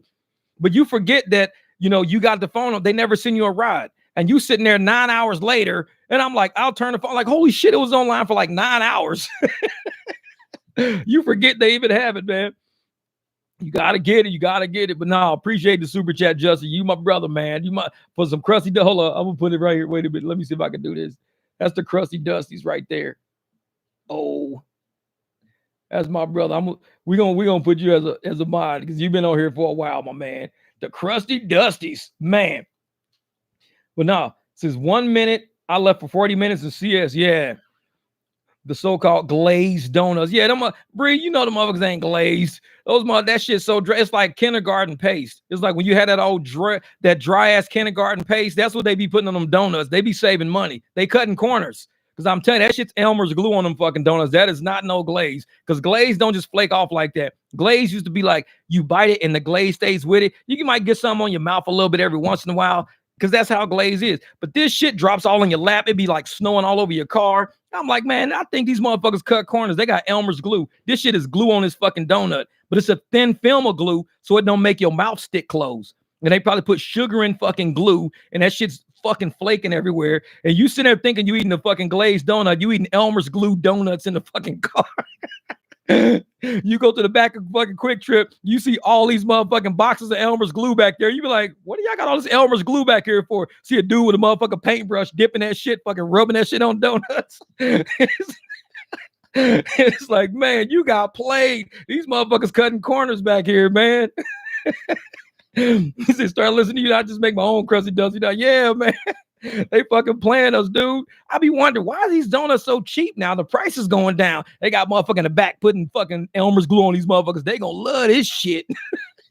I'm like, why are these donuts so goddamn flaky nowadays? These are the dustiest motherfucking donuts I've ever had. Shit's goddamn glue on them. Ain't even glaze stays on the donut. What are we eating? Fucking these goddamn artificial shit, man. Glitch Dash, what's up? Tuck Duck says, you mean dry glazed? Dude, I'm telling you, hey Nika, that's what you walk up and when you taking them out the fucking when I'm taking them out of the rack and you squeeze that motherfucker and it starts cracking like a glacier, you finna eat a fucking crusty dusty. Glaze don't crack like that. That's like cracks on a frozen pond. As soon as you pick the donut up, that shit be like cracks every fucking where. I'd be like, oh shit. I'm like, I got a crusty dusty and I already touched the motherfucker, so I can't put it back. So I'm like, fuck it. I throw it in the bag. The moment you throw that shit in the bag, it's like a whole fucking sand pile of fucking crust at the bottom of the bag. I'm like, I just got a crusty dusty. These motherfuckers got me, man. Get to the fucking car. I take that shit out. I'll stand outside the car. Take that shit out real slow. Let the flakes drop. It's like, man. Now, we ain't got no Wawa out here, man. We got Quick Trip in Circle K. Never likes it. Sounds like a love-hate relationship. Yeah, I'm telling you, because them donuts, they be looking good. Those motherfuckers look fake. They be sitting inside the Quick Trip rack, the Circle K rack. I be like, oh man, coming out, go in the bathroom, wash my hands and everything. Like, oh yeah, here we go. Let's go ahead and do it. Man, I'll slide the door. You slide the little door. You see the lights gleaming off the fucking chocolates and all these donuts. Like, ooh, I like that one. That one in the front looks a little puffy and shit. As soon as you touch that motherfucker, glacier. I'll be like, God damn, pick the wrong one. This one ain't even fresh. This is a crusty dusty. God damn it. Throw that shit in the bag. Fucking go to the other side. Slide that door. I'm like, maybe this side is fresh. So you slide this one. You got the donut holes that are like welded together and shit. Thank you, Justin. He said for the candy canes. I appreciate that super chat, brother. I'm gonna get candy canes and not crusty duzzies. So I go to the other side, and you got the donuts that are like welded together. They probably super glued together too, because it's all the donut holes stuck together like in a fucking diamond. And so you try to grab, and I'm thinking this side has to be fresh. If that side's not fresh, because they do that shit in fucking levels. So I was like, I'm gonna grab this side. You grab it, glacier. I'm like, God damn it, throw it in the fucking bag. So now you know you just got two crusty dusties. These were not fresh. You probably got that. They probably been sitting there for fucking 8 hours. You decided to take your chance. It's like you lost. And you gotta still pay full price because you touched the motherfuckers. So you got to go up to the counter and try to negotiate a fair price and be like, listen, man, I was at the donut counter. I grabbed some donuts. These motherfuckers is crusty as motherfuckers, man. They flaking, man. Glitch Dash, thank you, brother. He says, thanks for hosting the gig worker community barbecue. That's right. With dessert, crusty dusties. What Melly said, I'm enjoying some Elmer Glue crusty dusties right now, man. That shit's funny, man. Hey, Glitch Dash, you know how we roll over here, man. We got Justin, he provided the candy canes. You coming with the barbecue. I got the crusty dusties on deck, man. We got a whole fucking like a spread for these motherfuckers today. We ready. Man, this is what's up, my man. Everything dead out there right now. Yeah. So you at the counter and you gotta like negotiate with this person, man. And you gotta be like, listen, these donuts cannot be fresh. It's like, because I picked them up and they're all crackling and shit, and like the shit's falling off. You got a chocolate donut, but half the chocolate's got spots missing. It's like it got motherfucking alopecia. It's like you see a chocolate donut and it's all brown because like it's got chocolate, like it's got hair, but then it's missing hair spots all over the fucking donut. It's like an alopecia donut. And I'm like, you gotta be kidding. You're not selling me this fucking hairless ass fucking donut for full price. And they'd sell it to you at full price. You don't get a discount. And I tell them, half the fucking chocolate fell off in the process of me picking this motherfucker up. And you still gonna sell this motherfucker at full price? He's like, well, you can just throw it away.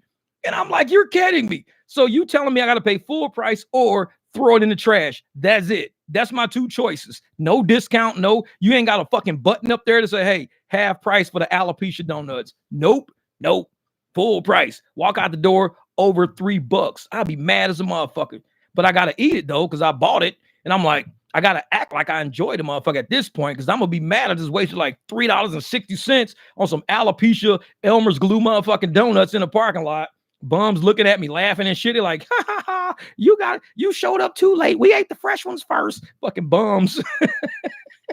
We need a shirt, a crusty dusty Abram built there. Exactly. Man. It looked like it got buttons on it, but you just unbutton them and you just shake that motherfucker out. Crusty dusty shirt, man. Reverse vitiligo. Exactly. Exactly. This motherfucking donuts got fucking vitiligo in this shit. I'm sitting there like, man, half the shit is in the rack still, and I gotta pay. Half the donut shit fell off in the rack, and I'm standing at the counter. I'm clear across the goddamn store, and half my donut is back there, and I still gotta pay full price for the motherfucker. I'm like, y'all are not fair. This whole transaction is not fair. It's like we need to renegotiate, the process of donuts. Like put a whole goddamn like on the donut rack, put if half your donut stays in this rack, you only have to pay half price. That's all you got. And motherfuckers will be more apt to buy them instead of leaving those motherfuckers there all day. It's like, man, I swear, man, these donuts be working me up, man. They work me because I like donuts, but they be pissing me off, man. The whole donut policy does not fucking work right. It's like we need to sit down, have a staff meeting at Circle K, staff fucking meeting. No more Elmer's Glue, because I know that's what you motherfuckers is using. And the crusty dusties have to be half price if half the donut stays in the fucking rack. That's the policy right now. He's like, yeah, crusty sale for the night drivers. This needs to be a thing. Man, I'm telling you, because we get there, they've been sitting there all fucking day. And I'm like, Maybe if they was fresh, like you just put them out, yeah, we'll pay the price. You just put them out, they fresh. Like when you bite them, the chocolate's gonna stay on the donut as you bite and pull away. Now you bite the shit like explodes on your fucking lip, chocolate all in your lap. Like, dude, the shit's falling off the donut. It's like eating a donut is like having a war. It's a war of your mouth. You're sitting there, shit blowing up. You're like, God damn. And so you got to stand up out of the car. You can't even eat a donut in the car. You have to eat it outside. Because if you eat it inside, it's shit all in the floor. And I've tried. I've learned.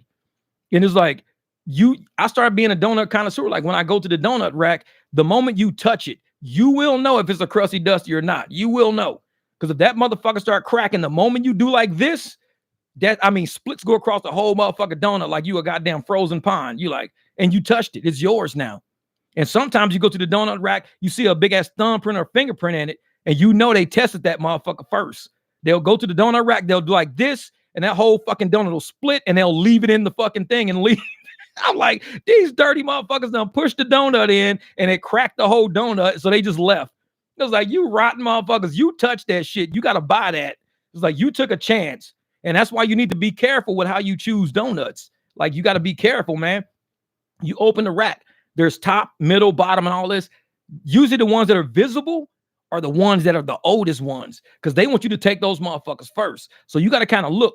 Now, if there's a certain donut I want, like the chocolate with the custard in it, they may only be on one part of the rack. So you got to kind of check all the fucking racks. If you see something in the very, very back, that's the one you want. But usually the shit's in the very front. And I'm like, yeah, always grab from the back. If they got your donuts, man, go for the one in the back. Because you grab the one in the front, frozen lake, shit's cracking, and you already touched it. You can't leave it there. You've touched it. It's yours now. Let's talk about the bad ratings for refusing to park for illegally for delivering. You get bad ratings for that shit? Man, I'll be parking everywhere. I don't even care. It's like, I throw my hazard lights on and walk off, man. Back in the game, baby. Just pick up 2 quick trip crusty duzzies for $1.59. Wait a minute. You got 2 for $1.59? You got 2 for $1.59. These motherfuckers, she must have gave you a discount at the counter because that shit is not real. This is like goddamn 1:30. It's 1:30 p.m. and you got 2 donuts for $1.59. If I go on that motherfucker at 2 o'clock in the morning, I'm getting like 2 for $3.60. It's like, what the hell? You playing me, man. You playing me, man. I don't know. Maybe that lady like you or something, man. You got to ask. Like, as soon as you see that price pop up on the screen, be like, she'll ring you up to the $1.59. Sit there and be like, you want to go on a date? You trying to date me, lady? You gave me 2 donuts for $1.50. You trying to go on a date? You want me to take you out? Man, they already flaking off already. Oh, they old, man. They old. They got you. They got you. He says, as soon as you take it out the bag, she start raining down on you. Like, God damn it, you got crusty dusty. You guys are the best. My son has been in the hospital with RSV for the past 7 days, and he's finally starting to turn corner today. I'm going to head over there and show support. Love you guys. Hey, time to wake up. Hey, man, good luck with your son, brother. Tell him we all said, get better soon. Get better soon. And tell him, say, hey, man, there's this guy on the internet. His name's Uber Jeep AZ. He said he wants you to hurry up, get better soon. We got to go pick up some crusty dusties, and you got to get him one. Let him choose. But show him the raise, man. Tell him the donut's in the back. Tell him don't do the front. Show him how to choose a donut. Jeff has a donut strategy for rideshare. I'm telling you, man. I'm telling you. Tell him. And say, do not get the ones with the fucking Elmer's glue on it. Tell him, look around. Whichever one he touches is the one he takes. Oh, man. Oh, that's what's up. That's what's up. Tell them we love them too, man. We love them too. Ted, these kids, man, I listen to my kids all the time because they're all we got for the future. We do the best we can do trying to be, the best people on this planet. I tell them, I might not be the best dad, might not be the best boyfriend, husband, and all that crazy shit, but I try to do the best I can do every day to make today profitable and less stress for everybody. So for your son too, I hope, you've done everything you can do to make today less stressful for him by going there and seeing him and hanging out with him. Makes it less stressful. He knows he's not alone now. He's like, hey, my dad's finally here. Yeah. Because his mom's probably already there. But he's like, what's dad doing? Oh, dad's on his way. Just let him know. Let him know. This is, man, I'm about to do another Walmart Spark shop and pay $14, 12 miles, 9 items. Do it, Glitch Dash, man. I'm going to tell you right now, man, them Spark deliveries, them shopping pays I don't know how y'all tips be crazy. Nicole sent me one, text me one. This lady, it was $9.49. By the time she finished that order, it was $89. One person tipped her 70, the next person tipped her 10. I got it on the screenshot on my phone. I'm like, there's no way people on Spark are doing that shit to people. It's the holiday season, and they're starting to really take care of drivers, man. People are really being nice. And that's why I said broke people don't make this shit work, man. It's people like that that make it work. Because she went out and she did this order for $9.59. It was two people, customers 1 and 2. First one gave her $70. The second one gave her $10. Dude, that kind of shit right there, man, that shit hits my heart. Because I'm like, there's people looking out for us as drivers, because a lot of people don't value who we are. And they keep saying, just take what you get. Don't worry about shit. Take what you get. If you don't like it, do something else. Nah, these people out there looking out for us, man. There's people looking out for us. And I appreciate that shit. See, $46 flower delivery starting the day out. Man, what cashier girl said, got him. Melly Mel. Now, Mel, hey, Melvin gonna go back to the store. Hey, you know what, NGB? That $46 flower delivery was from Melvin going back to the store to get to that girl at Quick Trip. That's where you got that 46 from. So he got the Crusty Dusties for $1.69, but he didn't tell us he gave a $46 flower delivery back to the girl afterwards. See, they got something going on, man. Send me $46 worth of flowers. I'll give you 2 donuts on sale. Mel was like, that's the Crusty Dusty deal of the day. Man, well, just say next week's show will be from Circle K. Hey, I should do a video from Circle K parking lot. Like, hell yeah. Wait, Alpha John's in the house. What's good, brother? Dude, what's up, man? Day off today. Hey, what up, Alpha John? It's my man down in San Diego out there trying to get it, man. He trying to scheme on the digits. Exactly. He trying to get them. He's getting them donut digits. Shit. Melvin, like, you want some free gas? I don't want no gas. You want some monsters, some rock stars? I don't want no rock stars, no monsters. Well, what can we help you with? Well, you got this whole rack of Crusty Dusty sitting over here. What kind of deals we talking about? This motherfucker, we offered you free gas and you asked for some donuts? Because you understand, man. You understand. Motherfucker like Tyrone Biggins with them donuts. Motherfucker scratching his neck, man. Y'all got some of those goddamn powdered donuts over there? You got some of those glazed fucking Elmer's glue donuts over there? Motherfucker scratching his shit. He was like, we got this rideshare driver standing outside by the gas pump. He ain't even pumping no gas in. He's scratching his neck asking for donuts. Man, I got some more of those motherfucking Crusty Dusties out in this motherfucker. Like, shit. No, that's funny shit. Oh, Bighorn Kev, thank you, brother. I appreciate the super chat, my man. Get 2 dozen Crusty Dusties on me, my man. Oh, man, you know, I'm going to have to go to Bosa Donut. Bosa's my spot. I'll get 6 at a time at Bosa because, man, those are so good, fresh. I appreciate you, Bighorn Kev. Man, I keep trying to run into you and Frank, man. I got some shit for y'all, man. I'm telling y'all going to love this. Y'all going to love this. Trust me on this one. Man, appreciate the super chat, brother. It tastes just like it smells. Delicious. Glitch Dash is stupid. He says, just like tuck, back in the game. Instead of back in the game, bake in the game, baby. Man. NGB said, what? Seattle would think is the perfect mecca to show how to Apex driver power and customer experience and profits. Yeah, man. And the thing is about Seattle, not enough people talk about the Seattle model going on. And that's the thing. You know, we hear a lot of different drivers talking about different things, you know, how they got these tips and these tricks and these secrets and what Uber is doing and what Lyft is doing. Nobody talks about Seattle because I don't think nobody wants the Seattle model to get out. Because once the Seattle model gets out and people really start making profits, we really start doing well, what happened? Just like with Minnesota, what did these apps say? Oh, well, we're going to leave. If we got to pay money, we're going to leave. Like, dude, they just ask for a minimum, like a base. And it's not even a high base. It's a low base. The base was like $17 an hour, something weird like that. And I'm like, if you saying a driver on your platform is not worth $17 an hour, I mean, that tells me everything you need to tell me about these apps. Because I'm like, we out here seeing people making 50, 60, 70 an hour, you know, just by cherry picking and being smart about the shit. These apps is like, no, you're not worth $17 an hour. Then that, like I said, it tells me all I need to know about these apps. So for people to say, hey, man, we want to speak to like the CEOs of these companies and all that shit, are these the type of situations you're going to present to them? What is wrong with having a base driver fare in a city to where the point you want to just get up and bail away from Minnesota? All the community that uses rideshare, all of the people that use it to get around for alcohol, stuff like the clubs, parties, why are you going to get up and leave Minnesota? Because people are asking for $17 an hour. They're like the lowest form of fucking money. Oh, we just want, so you saying people are worth less than that. And we've seen it.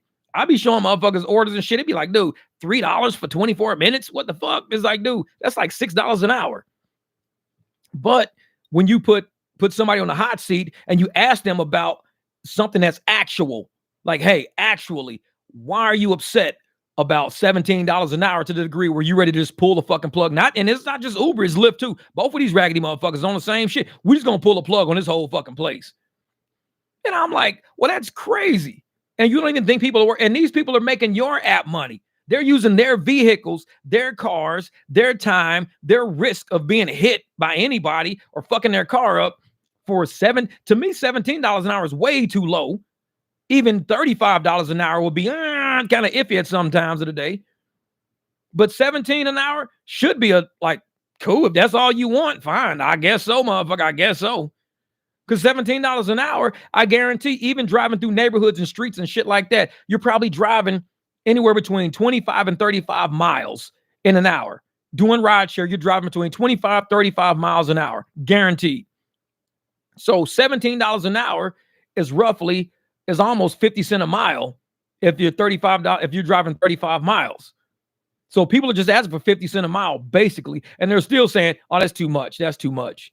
So what do you think is not too much? That's the thing. I mean, you got to ask the right questions to some of these people, man, because the way that they're lining it up, these are slave apps. They're trying to keep people enslaved and in poverty and not able to generate enough traction to have a decision to say, hey, I want to take the day off. Slaves don't have days off. You work every day. When that motherfucking barn door open, you out in the fucking field. It ain't no killer. Hey, man, today's my birthday, dog. I'm going to take the day off, man. I'm going to go downtown real quick. Go have me a couple of motherfucking beers. You don't get your slave ass up out of this barn. The fuck you thinking? Dog, it's my birthday. Motherfucker, what are you talking about? And that's how the apps want you to be. You can't afford to take a day off. You take a day off, that's a bill you missing because you don't make enough fucking profits. If you made enough profits, you could take a day off. You could kick back. Make enough. You know what, man? I'm going to take a day off. Kick back for a second, man. Go take my kids down to the zoo and shit. I got enough money to pay for the zoo. I'm going to gas down there, get a hotel. That's what they going to do. So if they got you to the point where you can't even take a day off, you can't even, you scared you're going to miss a bill if you take a day. Tell me that's not slave. Man, these motherfuckers, they got us bent thinking that we don't see the whole situation going on about controlling everything. Yeah, exactly, man. I wish the whole country got sick pay like us for real. And see, this is the thing, NGB. We're working. We get sick from people that get in our cars. Because when I was a mechanic, I got sick less. As a mechanic, you're around cars mainly. You're rarely around people. You're just around cars. So you get sick less. So when you're around a bunch of people that's going around a bunch of other people and everybody's transferring germs, you sneezing and coughing and shit and everything else like that, you got to turn around and think, this job is getting me sick. This job is making me sick because I deal with people. I deal with the public. So how could a job that's affecting you, your health, you're taking that sickness back to your house, you've got to take days off to get well, because if you're sick, you can't be out there driving around sick, because then you're getting other people sick in other crowds that shouldn't be sick. So these companies and these apps don't give a shit if you get sick off the people that they're putting in your cars, and then you go home and get your family sick, because I guarantee if you jumped in your car sick, coughing, sneezing, all this shit the whole time you were driving, somebody will report you and you probably get deactivated for not having health. But if you tell the app, well, I can't take a day off, because if I take a day off, I'm going to miss bills. If I take a day off, I'm not going to be able to pay for this rental car y'all motherfuckers got me in, so I need to take 30 rides. So I got to take 30 rides. This is my last day to get to my 30, or y'all going to take my shit away from me. We have no type of sick policy as rideshare drivers. So we got to go for profits. We got to. Our only thing, plumbing is a great immune system booster. I know it. Little coughing kids in the backseat are the worst. Oh, and they do it. Don't cover their mouth for nothing. I hit the window quick as my mother start coughing. Window. I don't give a fuck what. Window. And I let them know I hit the window. Brake cleaner is an excellent sanitizer. Brake cleaner, carb cleaner, all that shit. Once you get it on your hands, your hands are gonna be chalky white like a motherfucker. It's like, what you got off your hands? Brake cleaner. It's like, clean all that shit off. And like I said, we're driving around with all these people. What does they look at the European countries? There are plenty of them that by law have to give each full-time workers 10 paid sick days each year and every year regardless. And we get 0. And people wonder, why are gig workers driving while they're sick? We don't make enough profits to not drive when we're not sick. We don't make enough profits to take a day off. We got bills coming up, rent coming up, the rental we got to pay for, the insurance, all the shit we got to pay for. And yet we got to turn around and take 2-3 days off this week. We probably can't afford 2-3 days off this week. So the apps have to say, we're dealing with people, not just machines, but people who deserve a chance at life. If we're out here building these fucking corporations with the level of work we doing, the level of work we're putting on these roads and everything, we deserve something back when we can't be in our car. If a passenger does get us sick, like I said, a passenger gave you COVID. If somebody gives us a sickness and we got to take a week off, 2 weeks off, no income, no money, we're screwed. We're screwed. And we got screwed doing this. We don't get workers' compensation. We didn't get sick on the job, hurt on the job. We don't get nothing. People do delivery all the time in the dark, trip over a curb, slip in grass, step in a fucking pothole in the front yard. We don't get no money from that. You just don't log on to the app while your ankle is swollen. You just won't log on to the app. The app don't hit you up. Hey, man, we saw you were delivering, and all of a sudden you just abruptly stopped, and you haven't taken a delivery for the past 4 days. What's going on? Oh, man, the night I was doing that delivery, I stepped on a curb, and I rolled my ankle, dude. My ankle is swollen up. Oh, shit, we didn't know that. Tell you what, we're going to make sure we send you X amount of dollars per day until your ankle is not swollen no more, just to make sure you got money coming in. Because we know, you work for us, you do a lot of good work for us. We're going to make sure you got a little money coming in because we know you still got bills and everything. And you got hurt actually working for us. Okay, cool. That'll work. Man, these apps will never do no shit like that. They'll be like, oh, you get hurt on the job? Yeah. Hope you got another source of income. Hope you got some savings. How can you have savings when y'all stealing all of our fucking tips? Our tips were part of our savings. The fare was part of our savings. Where do you think the money was coming from? But when you taking our fares and taking our tips, we have no way to build up that savings for the day we do need to take off. For the night we need to take, because we got a sick kid. Kid puked at school, so we got to take the night off. The night that we really needed to work because it's a Friday night. It's going to be a good banging night. We have no FMLA, no shit like that with rideshare. And yet we're the ones building these corporations. And with the work we doing, the way we are here busting our ass, taking all the risks, everybody at these corporations got FMLA. They got benefits. If they get fucking work, they get workers' comp. Everybody who we're out here driving for, all these motherfuckers we working for got all the benefits that we don't have. And we the ones in the street doing the work. Is that not slave shit? Is that not some slave shit? We out here in the field doing all this work, benefiting all these people up in this big ass house. Up in the plantation, we benefiting all these people. They got, medical for themselves, medical for their kids, workers' comp in case they get sick. They can afford a day off. They can afford, a small vacation and still get money coming in. But yet the drivers out here in these streets doing the actual work get none of that. And on top of that shit, we get our fares stolen and we get our tips fucking stolen. On top of that, tell you these motherfuckers can't do straight up business. They cannot do straight up business. Because I'm a person that will present all these situations and all this reality in front of people's fucking face. I don't interview people for a reason. If y'all want to go check out the interviews of these people, go look at the interviews of these people, ask questions from these people, write in the chat and see if your shit don't get fucking either blocked, silenced, muted, canceled, removed, you get kicked off because they don't want to fucking be there for drivers. We got real shit to talk about. We see how life is for real out there. But nobody wants to discuss that shit. Everybody wants to pretend they want to discuss it because they just want to create content. Easy, non-controversial content that's going to get, some sponsorship revenue. Easy content, no real content, just easy shit. Just easy to watch, easy to listen to. Easy to fucking blow some fucking dandelions up your ass for a couple of minutes. And life goes back on to being broke again. Man, Nicole's like, hey, I'm out and about, missing the barbecue. Nicole, you're going to have to listen to this later. I'm not going to drop another video today. So you can listen to the rest of this shit later when you're going to sleep because you'll hit play and that shit will go on for like 2-3 hours. You'll be like, this motherfucker still talking? You wake up going to the bathroom, this motherfucker still talking? You're like, shit. Man, time to wake up is real shit, man. It's crazy when you're here broken down like that just right now. Gig apps drivers get abused more than any other sector and government does nothing about it as they turn a blind eye. And on top of that, time to wake up, they turn around and they say, if this is what you're asking for. If you're asking to get from your work, if you're asking to get from your work what we get at corporate from your work, we pulling the plug and leaving this shit. We out of here. Fuck Minnesota. We out. Because if you asking us to take care of you with the work you doing, like we take care of the motherfuckers we got in our corporate office, oh, we out of here. Fuck that. We ain't taking care of you raggedy motherfucker. That's why I say when these apps say fuck these drivers, y'all think I be joking. I work corporate. I know what it feels like to take care of people. I work corporate. Most of my life, I know what it feels like to make sure people got. These motherfucking apps don't give a fuck about us. They ain't never checked on me. Jeff, yo motherfucking thermostat good? The BMW, all right? What's up, man? We ain't see you driving a few days. These motherfuckers ain't contact me. Jeff, we don't see you logging on the platform. What's up, dog? What's up? You good? These motherfuckers don't care about me. But yet I log on to this motherfucker when I'm ready to work and get shit done so they can eat. Because without us working, they don't get the benefits, the vacations, the increased fucking, stock value, the big bonuses and shit. The people are paying to ride in our fucking cars, in our back seats, talking to us, doing the fucking service, picking them up in front of their fucking houses, dropping them off in front of goddamn Fry's and Walmarts. That's what we're doing, the work. But we don't get benefits from the work we do like they get benefits from the work we do. These motherfuckers ain't got nothing to worry about. They could take next week. Anybody in corporate right now could take next week off. They're going to get the same fucking paycheck. Let a driver try that shit. Let a driver try that shit. Ain't shit hitting your bank account. They don't take care of you like that. Man, Big Horn gives it, hey, I use your live stream videos as a sleep aid. No shit. Hey, and you know what, Kev? That makes me happy.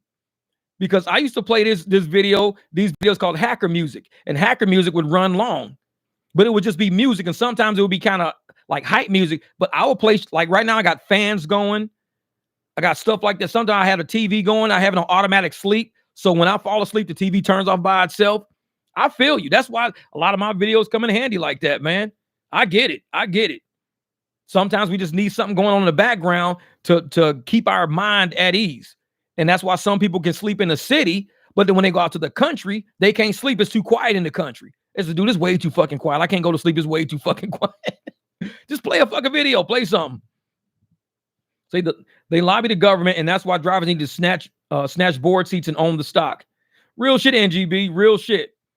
And I feel you on that shit, the voting stuff. Because like I said, I think you're the one who said something about if each driver had a share of stock, we'd have a voting right as far as who was on the board. I think that was you that told me that, because I came back and I said, well, for the stock prices, blah, blah, blah, we're going to take a loss. Too much stock we got to buy, because I didn't see your point. I didn't see what you were saying. I was going on the aspect of investing and getting a return back. You were going on, we don't give a fuck about losing the money. We're voting. That's what the whole point is, Jeff. We're voting. And I'm like, oh, now I get it. Okay. I think you were the one that put that comment in there, because I was coming from and that's why I love to have debates like that. I love to have talks like that, because you posted something in my comments about buying stock and owning stock and all this. I'm like, no, man, blah, blah. And I was like, the reason why we shouldn't do it that way, because we're not going to have we're not going to make a profit on it. It's going to be a loss. We're going to be losing money. But you said, Jeff, that's not what I'm talking about, dog. It's not about them. It's voting. We vote for the executives. And I'm like, holy shit, you're right. And that's the point of conversating and going back and forth, because sometimes when you're talking to people, you open up a path or a window that they didn't see something in. And like I said, I'm a wrong, strong motherfuckers on my channel, like NGB. NGB could have easily said what he said. I could have said what I said. And NGB could have been like, you know what? Fuck this, Jeff, man. I'm unsubbing you. I'm off your motherfucking channel. Fuck this shit. I'm out of here. And left. He could have did that. But instead, he says, Jeff, you're not seeing what I'm saying. And he kept the conversation rolling. And I was like, oh, shit. I didn't think of that. I said, you're right, because I do the same shit with Nicola. You're right. This is why you got to have strong fucking people around you. Because when you got strong people around you, disagreeing or not understanding what's going on is the cause of conversation. And we had that conversation right in the comment strand on a video. And I didn't get what he was saying. I was like, if we each own one fucking stock of Uber and Lyft, we have voting rights. And we all vote together for like the executives and the board members and shit like that. Oh, we'd be a fucking force to fuck with. We'd be a force to fuck with. They would be like, dude, we just sold one share like a whole lot of fucking times, like 1 million fucking times. We got all these drivers right now voting the same way with their stock. Like, yeah, man. The board has 0 drivers. To be on the board, you need stock. Look at Main Street. Look how Main Street steamrolled AMC. Yeah, you're right. You're right. And that's the thing, man. And even have a proxy vote. Let's say everybody says, you know, we're going to proxy vote. We're going to put all of our shares behind this one fucking person. That's how you get on the board. Just like you said, you can't be on the board if you don't have any stock. You're 100% right in that shit. Yep, ANC showed us the power of Main Street banding together, real shit. And we all witnessed that shit, man. In 2020, we all witnessed it. We all witnessed the government panic. We witnessed all these hedge fund managers panic. Everybody panicked. The only people who didn't panic was AMC. AMC was like, thank you guys, because everybody was hedging for AMC to fail. Board people, everybody was hedging for them to fucking fail. And everybody stood together and said, we're going to fight against a power that be. We're going to fight against you guys. We're going to band together. We're going to bring this shit to a level that y'all never seen before. Stop trading. These motherfuckers stopped trading one day. I ain't never seen no shit like that in my lifetime. These motherfuckers stopped trading. Like, you couldn't buy a fucking share of nothing. Everything just shut the fuck down. I was like, wow, you can't buy or sell that? Nope. Shut that shit down. No trading on that. Nope. It's too volatile right now. No, it's not too volatile. It's that you motherfuckers are getting your ass kicked. It's not too volatile. We know the direction is going because we're pushing it in that direction. So it's too volatile for y'all. Y'all hedged on the failure. And when you hedged on the failure, they needed to hit a bottom line. And once they knew it wasn't going to hit that bottom line, what did they do? They started betting. They started hedging their bet by buying more stock at certain points. And all of a sudden, what happened? They're buying. People on Reddit are buying. Everybody just keeps pushing that fucking share value up because everybody's hedging their bets. The higher it went, the worse their losses was going to be. So they kept hedging their bet, saying, keep buying high, keep buying high. And they kept trying to hedge their bet because they knew we're going to lose our ass off. They couldn't keep up. They ran out of money. And by the time that date hit, billions lost. AMC, everybody won. Billions lost. Yep, Wall Street was crying. I was loving that shit. I was watching it. I saw kids with $1,000 of their motherfucking name, $1,000 of their name. Probably ain't gonna make rent. Car about to get repossessed. $1,000 of their motherfucking name. Threw that shit on AMC. $316,000 in their bank account now. I was like, holy shit, these kids are killing them. Wall Street was mad. I was loving it. And I was like, this is what it happens when you got people playing, and they swore they were entitled to those wins. They were guaranteed to those wins because they're hedge fund managers. But when Reddit and Main Street decided to go against Wall Street, and they said, this is the game we're going to play with them to show them that we really run shit. Drivers need to wake up to that shit one day to say, hey, we really run this shit. We're the ones actually doing the rides. If our ARs are so fucking low that y'all ain't making no revenue, we control the stock prices. So the only way that they're keeping the stock prices afloat right now is through theft. They're stealing. They're padding the fucking numbers. And everybody's calling that shit out. Like that professor guy. He's calling that shit out. They're stealing. They're padding the fucking numbers right now to keep the stock going up.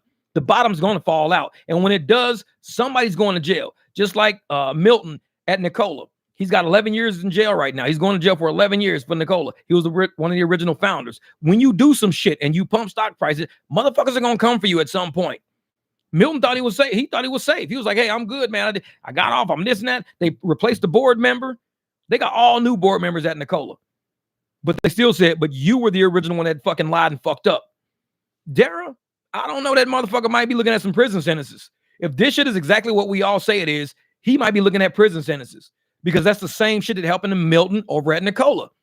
He's looking at 11 years in fucking prison for fucking around with that stock, with messing with the stock prices, lying to investors, having people believe the stock was going in a certain direction when it wasn't. And then it bottomed out. It finally fucking bottomed out and people lost billions and billions of fucking dollars. I'm going to tell you, these motherfuckers ain't playing no games. The only thing saving Dara's ass right now is Tony West, a fucking Democratic Justice Department guy. He's the only person saving Dara's ass right now because he's got friends in high places saying, hey, man, don't fuck with Dara. We getting it right. Don't worry. We getting it right. We handling shit right now, man. We going to get y'all money back. We getting it right. That's the only one saving Dara's ass right now. It's like when you walk into a motherfucking yard, the only thing saving your ass against all these motherfucking wiener dogs is the fact that you have a pit bull. If it wasn't for that pit bull you had, wiener dogs got some sharp ass motherfucking teeth. If you ain't never been bit by a fucking wiener dog, trust me, they will fuck you up. Wiener dogs, chihuahua, all these little motherfuckers. But Tony West, he's a pit bull. He's got the White House on his back, so he's the pit bull. So he walks in and he's like, oh shit. All the wiener dogs kind of back off like, dude, it's a pit bull. Hold the fuck up. This Tony West. Yeah. So Darren's protected right now. He's got a pit. Now, the moment that all this shit dries up and it clears up, look at Milton from Nicola. Motherfucker got 11 years in prison. His case is just ending and everything right now. I know this shit because I'm an investor in Nicola. I'm losing my ass off right now in Nicola. I bought when it was like 10. I diluted at 6 and 5 and 4. And, I keep diluting. I could have sold when it was 15. I would have made probably about $5,000 if I'd have sold at 15. I'd have made about $5,000. But I thought it was going to go up to 30, 35, like Ni or Lee or Xpeng over in China. I thought it was going to shoot through the fucking roof and go to 35. I would have sold at 35 and been cool. Made $25 per share for everything I had. I'd have been okay. But the shit went opposite.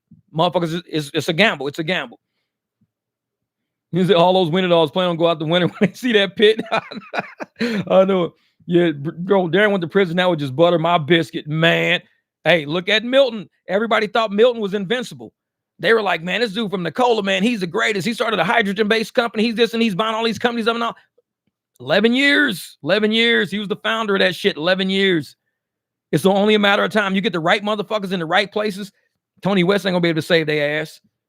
It's going to come to a point where everybody's going to say, you know what? Darrell lied. He knew he was lying. He defrauded us with faulty financial statements, knowing he was stealing, committing crimes in order to induce investors to invest more.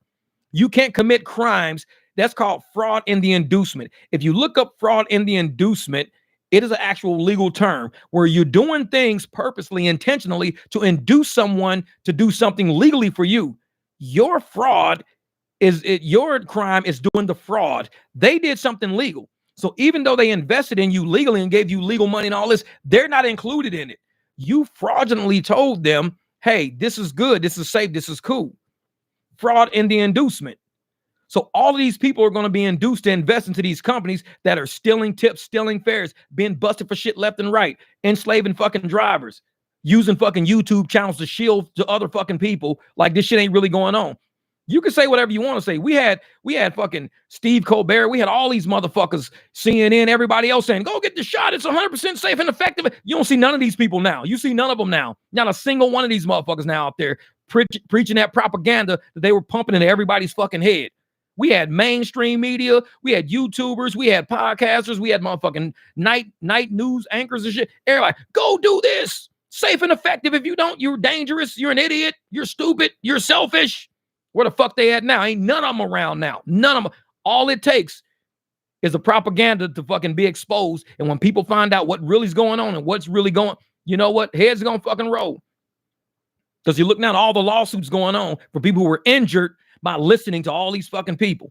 And the thing is, I want to see some of these people on the hook for misinformation. I would love to see people on the hook for misinformation. Anybody who ran an ad, an article, a fucking YouTube video, a channel, anybody who pushed and promoted and did this to these people, they should all be liable for misinformation. They should all be liable for promoting a fraud. And they cannot even say, well, I was just following the science. I don't give a fuck if you following the science. I might follow the science that says me robbing the bank is going to make me rich. I still robbed the fucking bank. Well, I was following the science, though, because the science said with every bank robbery, I make 100,000. It's the science. It's proven. It's fucking proven science. No, fuck that. You robbed the bank. You committed a crime. You can't use following the science as a goddamn excuse for everything. When you fucking shit up, you messing up people's lives, their realities, and you're trying to use following the science as a justification for saying I shouldn't be liable for the shit, for fucking all these people up. I shouldn't be liable. I'm just following the science. No, fuck that. A lot of science out there tells me a lot of shit.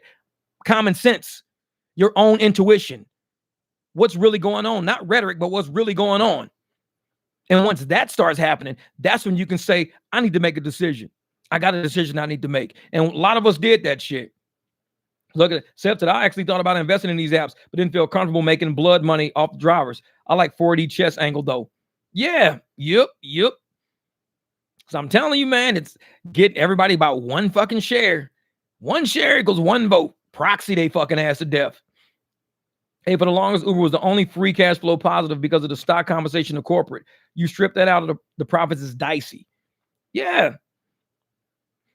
And it's like, what I tell people all the time, they save AMC with high stock price to dump stock. Don't think Uber ain't finna dump stock at this price. Oh, yeah. And I'm going to tell you something, NGB. This is what happened. Dara sold a lot of stock not too long ago. He sold a lot of stock. And I think he did that to give the illusion that he can always say, well, I didn't know it was going to go higher.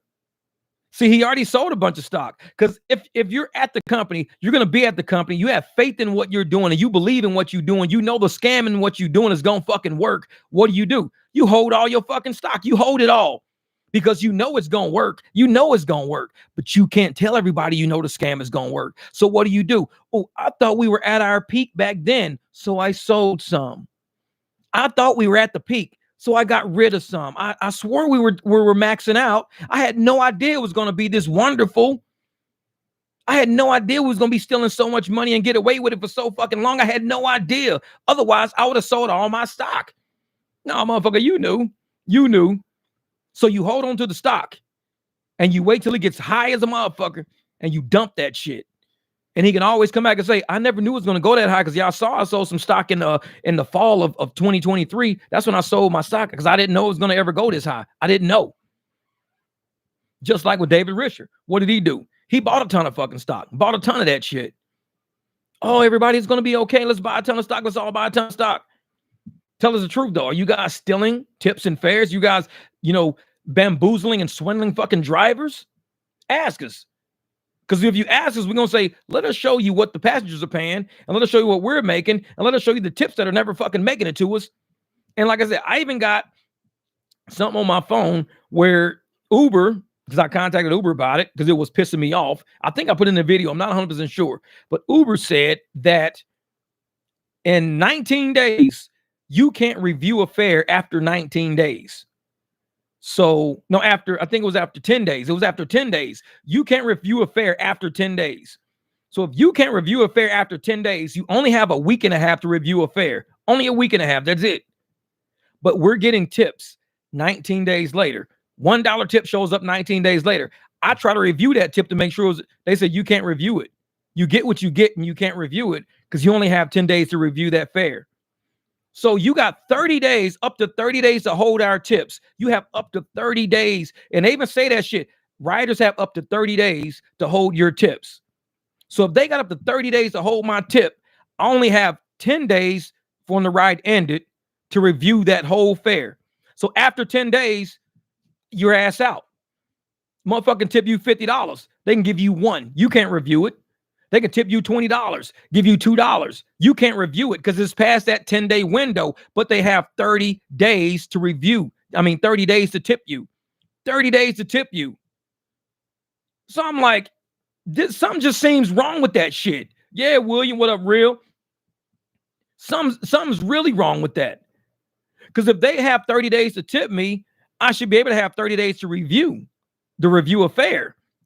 But they say, no, you don't. You only have 10 days for review a fare after the ride. You only have 10 days. After 10 days, there's a 20-day fucking window that the customer can tip you, not tip you, under tip you, over tip you, and there's nothing you can say about it. Nothing you can say about it. You can't say, wait a minute, I know this dude tipped me 15 because I saw it on the screen. He tipped me 15 and you gave me 5. You can't review it because it's outside of the 10-day window. That's the shit they pulling on people, man. That's the shit they pulling on people. And that's why it's got to be critical for us to start taking pictures and even asking, hey, man, if you're going to tip me, is it okay if I take a picture? Because if I sit up there and take a picture and in like 10, 11 days, I don't get this tip, at least I know you tipped me this much. And I have up to 10 days to tell them, hey, this guy tipped me $10. I'm not seeing it. Oh, they have up to 30 days to tip you. No, but he already tipped me already. And tomorrow's the 10th day for me to review this shit. So I need you to give me this fucking tip because on the 11th day, you ain't going to give me my tip. You can give me $1. I just got to deal with it. Thank you, Real. I appreciate that. Hit the like, fellas and ladies. It will help Jeff in the channel. Real, I'm going to tell you what's real because your name is Real, so I got to keep it real with you. A lot of people, I'm going to tell you right now, a lot of people come on this channel that don't like me. And I'm cool with that shit because I told motherfuckers, you ain't got to sub me. You ain't even got to like me, but just listen to what's going on. And I can tell that because if you go look at other YouTube channels after I do live streams and after I do videos, shit like that, look at what their content is. It's probably some shit we talked about. Just like when I was always talking about private rides and private rides and private rides and people. What did all these channels start talking about? insurance on private rides, why private rides are illegal. What? These motherfuckers listen. They don't click like. I know they listen. Look at my live streams, look at my videos and what we talk about, what we chat about, then watch what pops out on their shit the next day. When I talked about Tony West, and what was the next video that came out from some of these people? Tony West, Uber legal.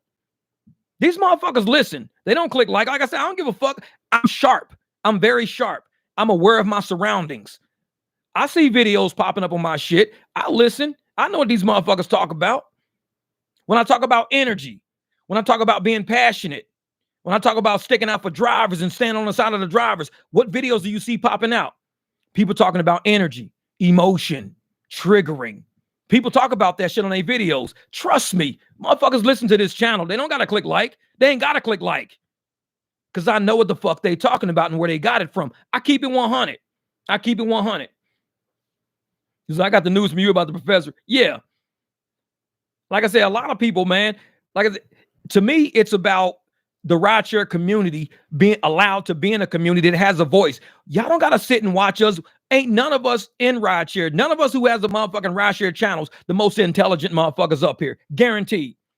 We have motherfuckers that don't even do rideshare. Talking about, well, I'm one of the smartest ones in rideshare, even though I don't drive because, I look at reports and I listen to people and I'm very smart.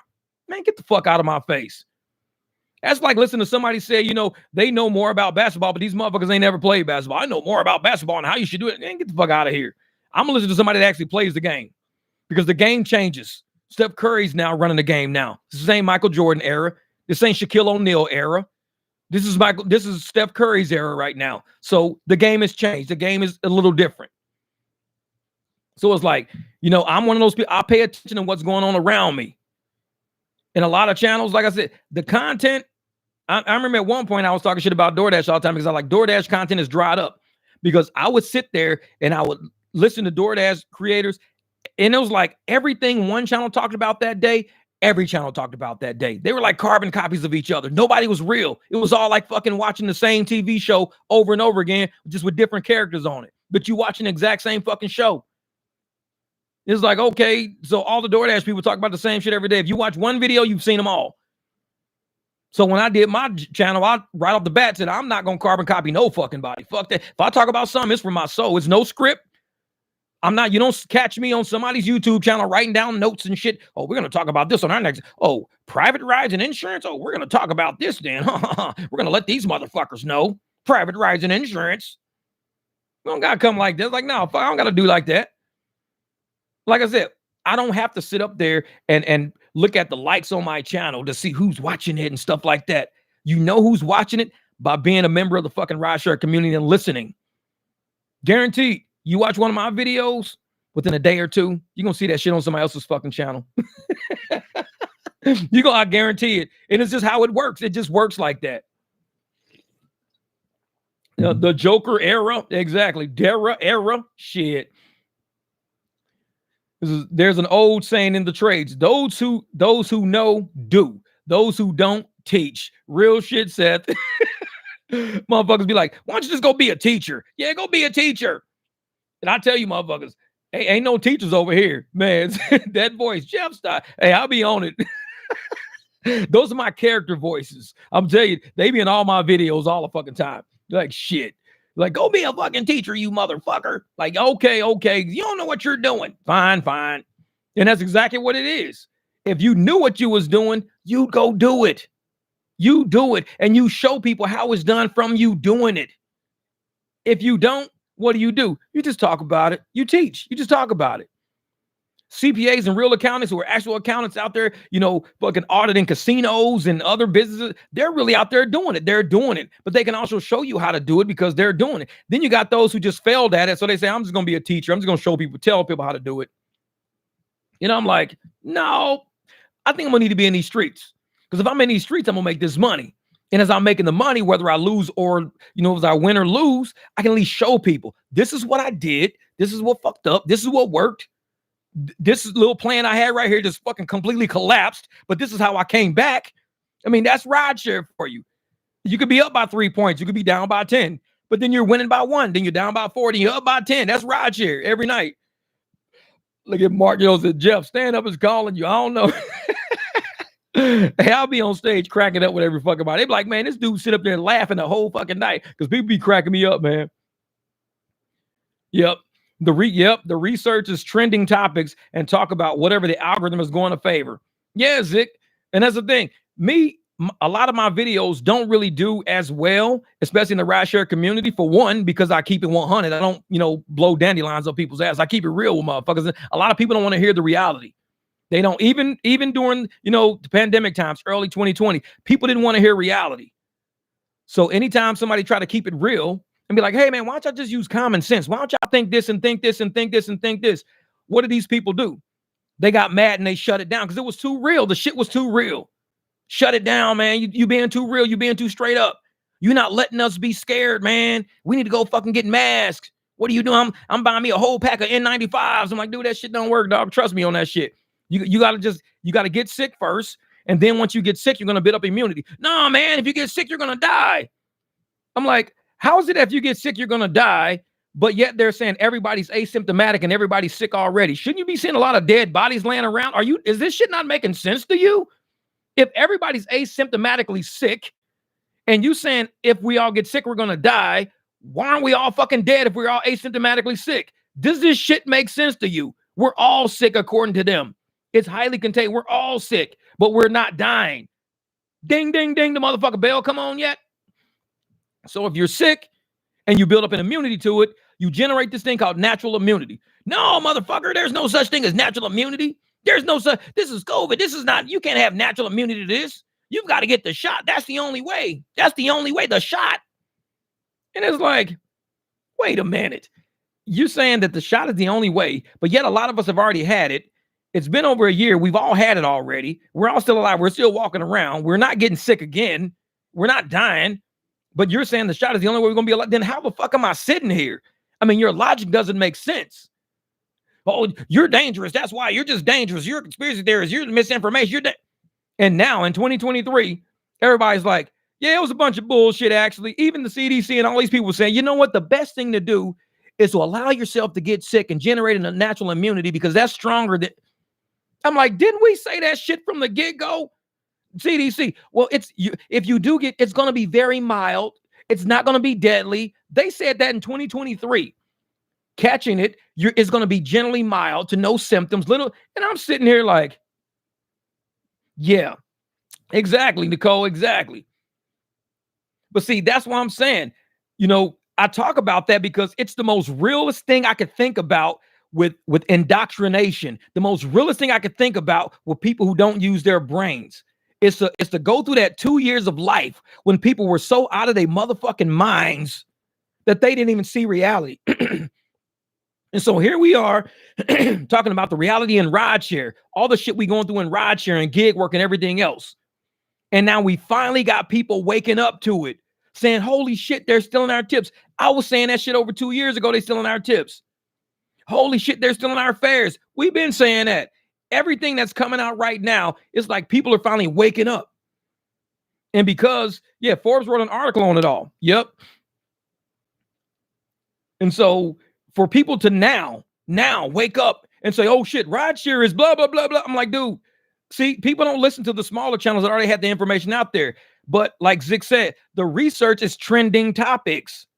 Trending topics. Channels like mine don't trend because people don't click like. People don't like to hear the truth. People don't like to see what's really real. They don't. And like I said, this is all coming from what Zick said.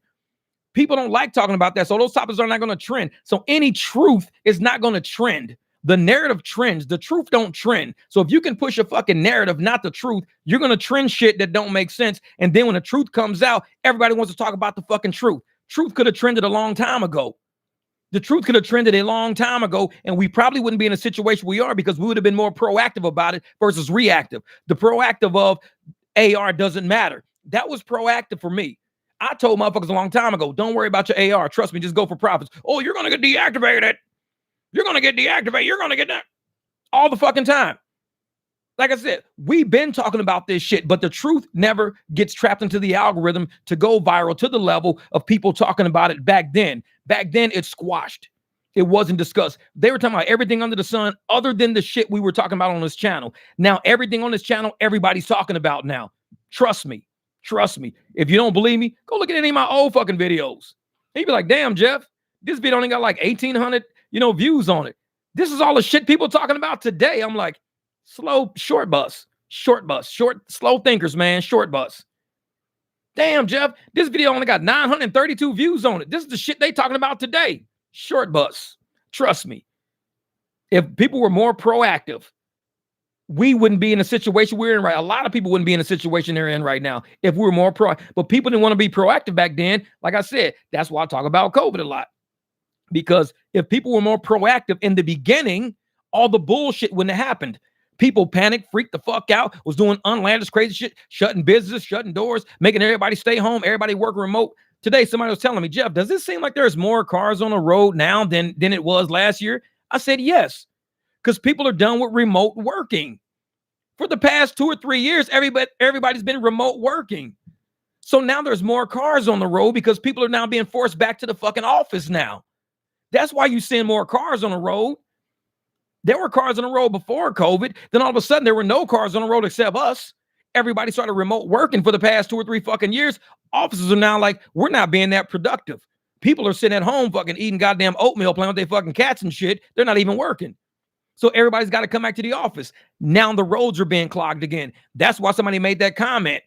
Jeff, does it seem like there's way more cars on the road now than because remote working is ending? It should have never happened. But people had to make it happen because they wanted to see if they could make it happen. They wanted to control people. And they did. They controlled people. And now remote working is over. The control is dropping. Everybody's finding out the truth and everything else like that. And now people want to, like I said, today, all the podcasters today are talking about the one big thing going on. The one big thing going, they're all talking about it. And people they're still like right over their fucking head. But it's shit that we've all talked about. The way that the American public has been sold out. We were sold out a long time ago. Communities being sold out. Now our communities have been filled with people who don't even live in this country. It's been filled with everybody. And they're all giving American tax dollars who we said we didn't have that money. We don't have that kind of money. But yet you're giving it to a bunch of motherfuckers that ain't even Americans. Sending money overseas to people who ain't Americans. But for an American, we don't have that kind of money. We're being sold the fuck out. Being sold out. Man. Oh, yeah. Forbes wrote an article talking about how Dara left out driver pay cuts regarding their recent profit. Exactly. And Seth, the thing is, they can't even call it pay cuts. They got to call it theft. Call it what it is. It's recent driver theft. They already went to the court for that shit already up in New York, pumping up their fucking numbers through stealing tips and stealing fares. I mean, if it wasn't theft, if it was legit and it was 100%, they will be telling drivers and riders and passengers, hey, you left the guy a $20 tip, but we're going to keep it. That's straight up. That's not theft. If you tell me, hey, man, this dude just tipped you $20, but since they went through the app, we're just going to keep it. You got a $20 tip, but we're going to keep that tip. Tell us straight up. But instead, they hide the shit. They lie about it because they know it's wrong. If it was not wrong, you'd be straight up about it. When you know it's wrong, you're going to lie about it. You're going to try to cover it up. You're going to have to be investigated. You're going to have to settle the claim on it when you know it's wrong. And they know the shit they doing is wrong, but they want to make it sound right. Oh, it's just a driver pay cut. Okay, so if I go steal some shit, I can call it just a cut. It's just a cut. I went to the bank and I kind of cut their fucking money down a little bit. Dude, you just robbed the fucking bank. What do you mean? When you mean a cut? It's just a little cut, $100,000 cut. That's all. It ain't a big cut, little cut. If you steal some shit off of somebody, if I say, hey, man, go get this $50 to Nicole. Cool, Nicole, here's your $30. You're like, wait a minute. I told you go get $50 to Nicole. I gave her the $30. What are you talking about? Bruh, I told you, give her the $50. I gave her the 30. You tripping, dog? What do you mean? Motherfucker, if it was a true fucking pay cut, you'd be like, hey, give Nicole this 50. I'm going to give her 30 of it because I'm going to take 20 of it and give her the 30. Be real. Be upfront with the shit. Be upfront. But don't be like, okay, I'll give her the 50. Nicole be like, thanks for the 30. Motherfucker, you stole something in between there. That's the difference between those two numbers. There's a difference. It's like, that's called theft. It's called theft, embezzlement, theft, all that shit. And they catching a lot of people doing that shit. People are, embezzling funds. They'll sit there and say these accounts have this much money in it. When you go to those accounts, the money's not there. Where's the money? It was just numbers on paper. It was numbers on paper. The money was never really there. They stole it all. They moved it all around, reclassed it, did crazy shit to it, but the money's not there. Man. Say people come from all walks of life, and that's what make America unique. That's right, Justin, man. That's it. That's it. Oh, by God. That's it. 2021 traffic was sweet. And man, we used to move. It was easy back then. Easy driving. Nobody was on the road but us. Us and a bunch of commercial cars and shit like that. Can a cashier take money from the register and call it a raise? Exactly. See, that's what I'm saying. You got to call it what it is. It's theft.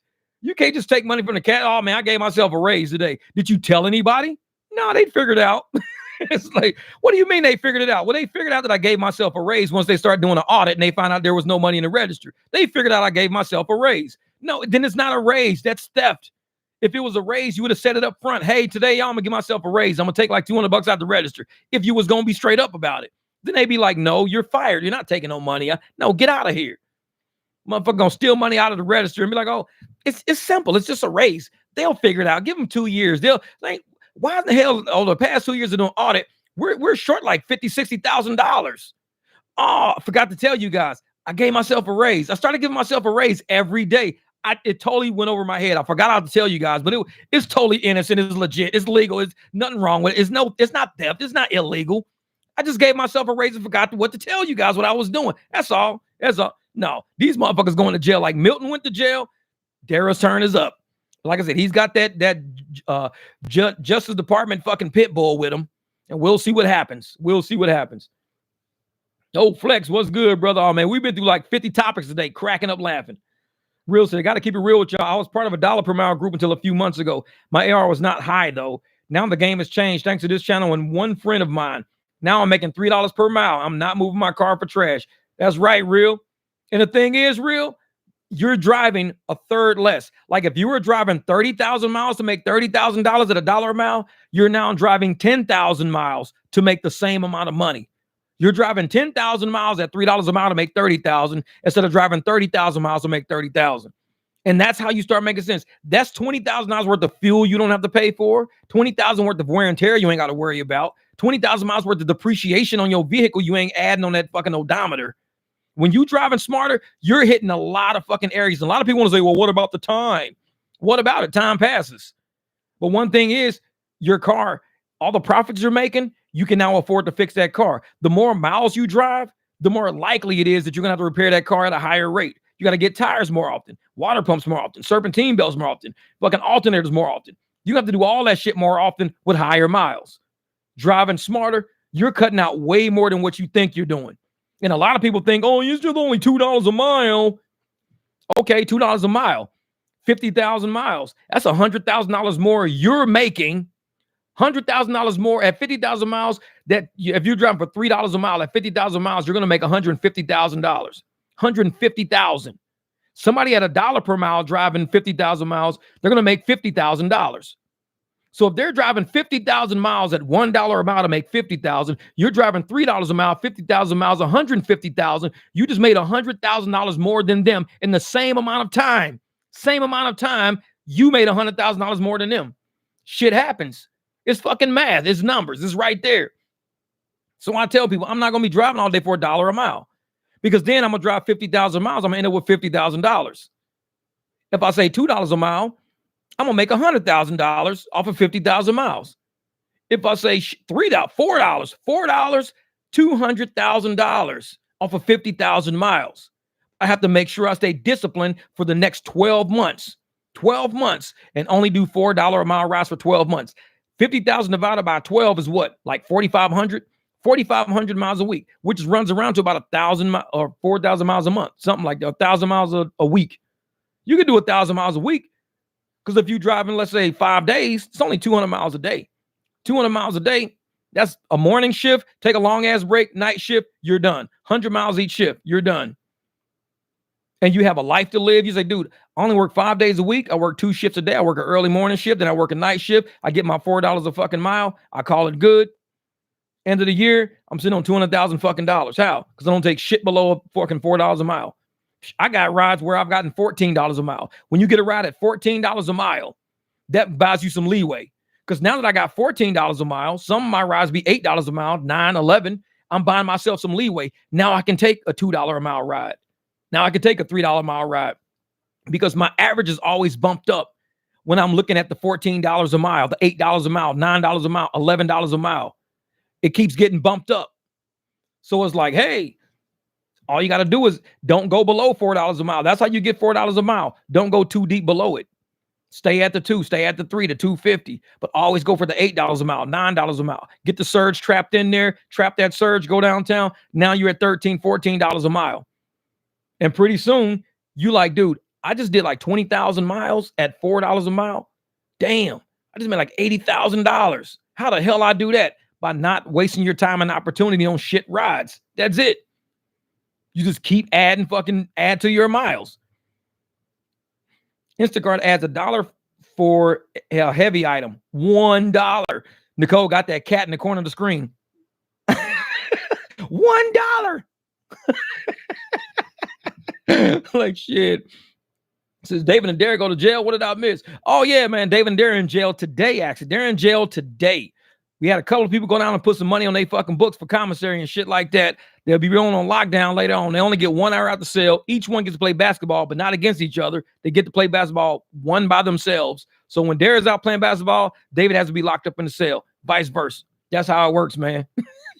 No, I'm just fucking with somebody gonna fucking take that shit and run with it. Hey man, David and Derek's in jail, 23-hour lockdown. These motherfuckers playing basketball only one at a time though. Like when David played, it's like, no man, I just made that shit up. That wasn't real.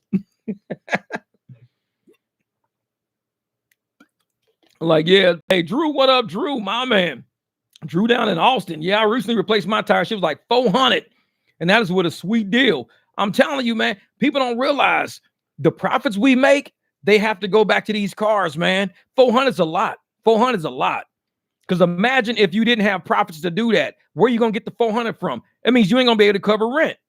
Because if your money goes towards rent, you can't do rent and tires at the same time. So you got to go for the profits because the profits is going to be that 400 on your car. Imagine, like I said, I had a new tires on my car and I ended up hitting that fucking pothole. Luckily, the manufacturer said, I'm going to send you a free tire. I still bought a tire with the profits I had, but then he refunded me what I paid for because he saw that I had just bought a tire. He was like, no, we're going to refund you that. So keep that tire. We'll send you another for free, and here's a refund. So luckily, I had a tire manufacturer that was that cool with me that did that shit. Otherwise, I had already bought the first set, and then I had to pay for the third tire because I fucked the first one up. Luckily, he was like, we're going to refund you that one. Don't worry about that. We'll just send you a tire.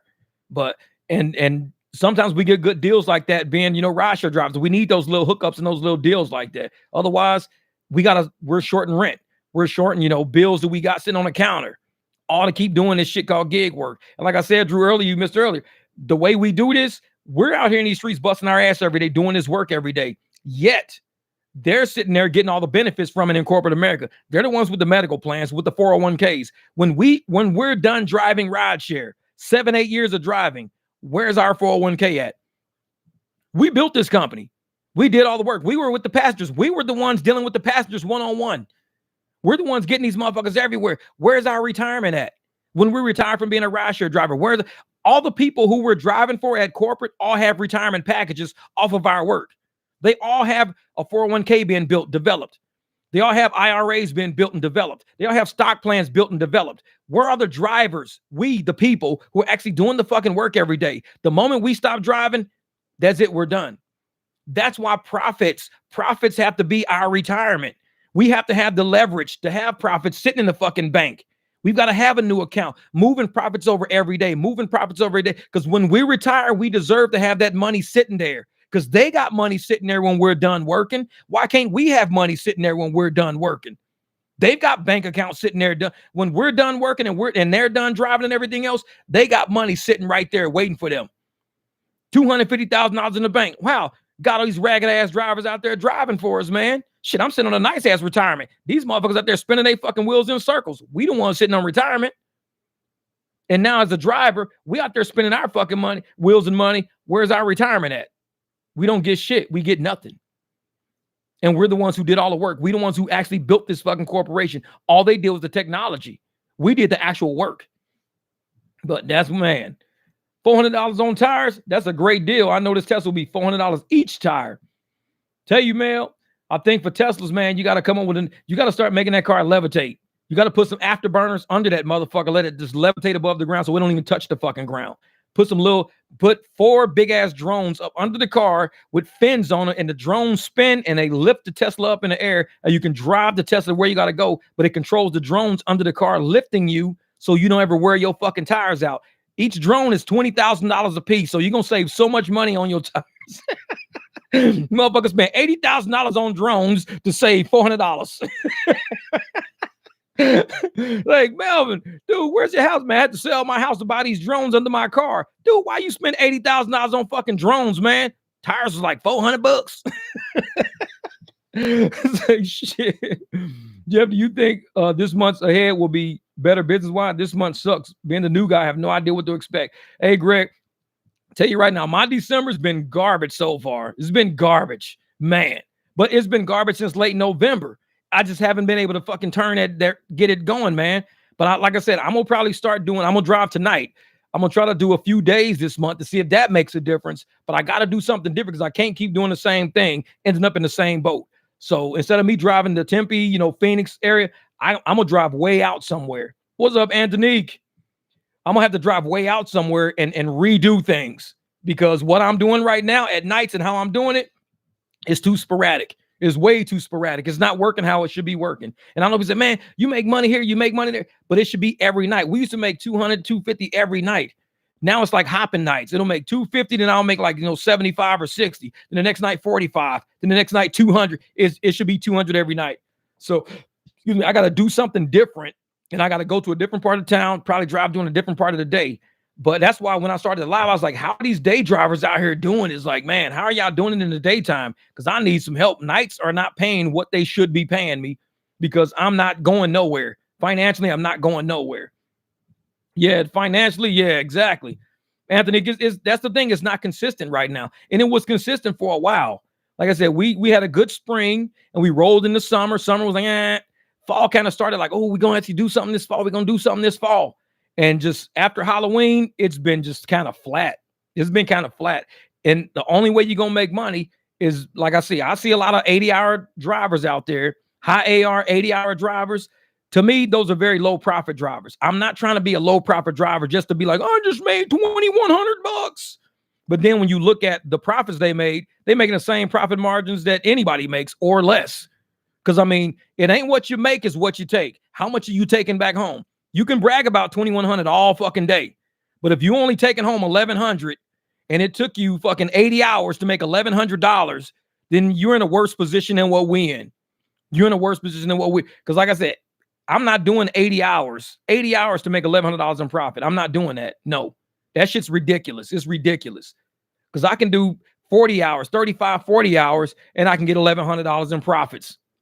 I can do that shit. So why do I want to double my time to equal the same amount of money? It's called being smarter when you drive. That's it. So we got to get out there and we got to figure out what's going on with these apps. Yeah, man. Because like it's the 19th. It's like a few days before Christmas, 6 days before motherfucking Christmas. And it's like the money's just not been there yet. So I'm thinking everybody's either saving money, ramping up for after the holidays, because once after the holidays hit, it's gonna get crazy out there. Yeah, December has been limp this month. Needs Viagra to recover. I know it. Make it a strong January, motherfucker. Strong January. Throw some Viagra at your calendar. Motherfucker wife walking in the room. What is all this Viagra doing laying in the floor? Oh, I threw Viagra at the motherfucking calendar. I need a strong January. Like, if you don't pick this shit up off the floor, like, motherfucker, this is a limp ass fucking December. The motherfucker throwing Viagra at the calendar. Melvin's stupid. She's like, you just wasted all of that. Bitch, having a strong January.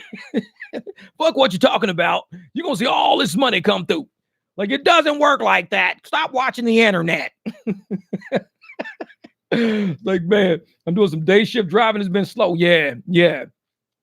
I'm going to have to start doing a couple of day shifts, man. Because, and I don't care if I got to go far out from the city. I'm not going to do city area because it's way too much traffic. Like I said, all the remote workers are back at work now. So I got to get away from the city. I got to do outskirts, far out. And it's going to suck. Because on the outskirts, trips would be like 11 miles to get to for 4 miles. It'd be shit like that. And I'm like, the only thing is, you don't have a lot of lights. I can use eco mode on the highway. Like Victor, he's always using eco mode all the time. So I can use eco mode on the highway. But it's just that much time, man. I'm not trying to be driving on the highways and shit. 11 miles to pick up somebody for 4 miles and you get $8 for 15 miles. You do that shit all day, man, you're going to run out of gas at some point. So I want to go kind of far out, go up by Surprise. They got Banner Hospital up there or Mercy Hospital, one of those two, and just kind of do hospital rides. See if somebody need, and it's a retirement community up there, which is cool. Retirement communities for the Jeep is not, because the Jeep is too hot for people to get into. My car is low enough to where I can pick up more people. They can get in. We can kind of cruise around, get them to and from their appointments, stuff like that. So yeah, starting either, I know tonight I'm gonna do nights here, but starting tomorrow morning, it's days, man. I got to get out and do some days. I got to try to figure this shit out. And I'm not doing no Maricopa, driving all the way down to Maricopa to do rides down there. Because all you're going to do is go Quick Trip, Dairy Queen, bunch of 3-4. I could do that shit around here. It ain't going to be no bangers. So I'm like, if I'm going to do some regular basic trips, I just might as well stay here and do that shit. I want to go somewhere to get some bangers, to get the wheels rolling, to get shit going. So I ain't got to do like Melly Mel, throw no motherfucking Viagra at the calendar. I need a strong month, motherfucker. Yeah, it probably won't be no surge down there. It won't be no surge. I guarantee it.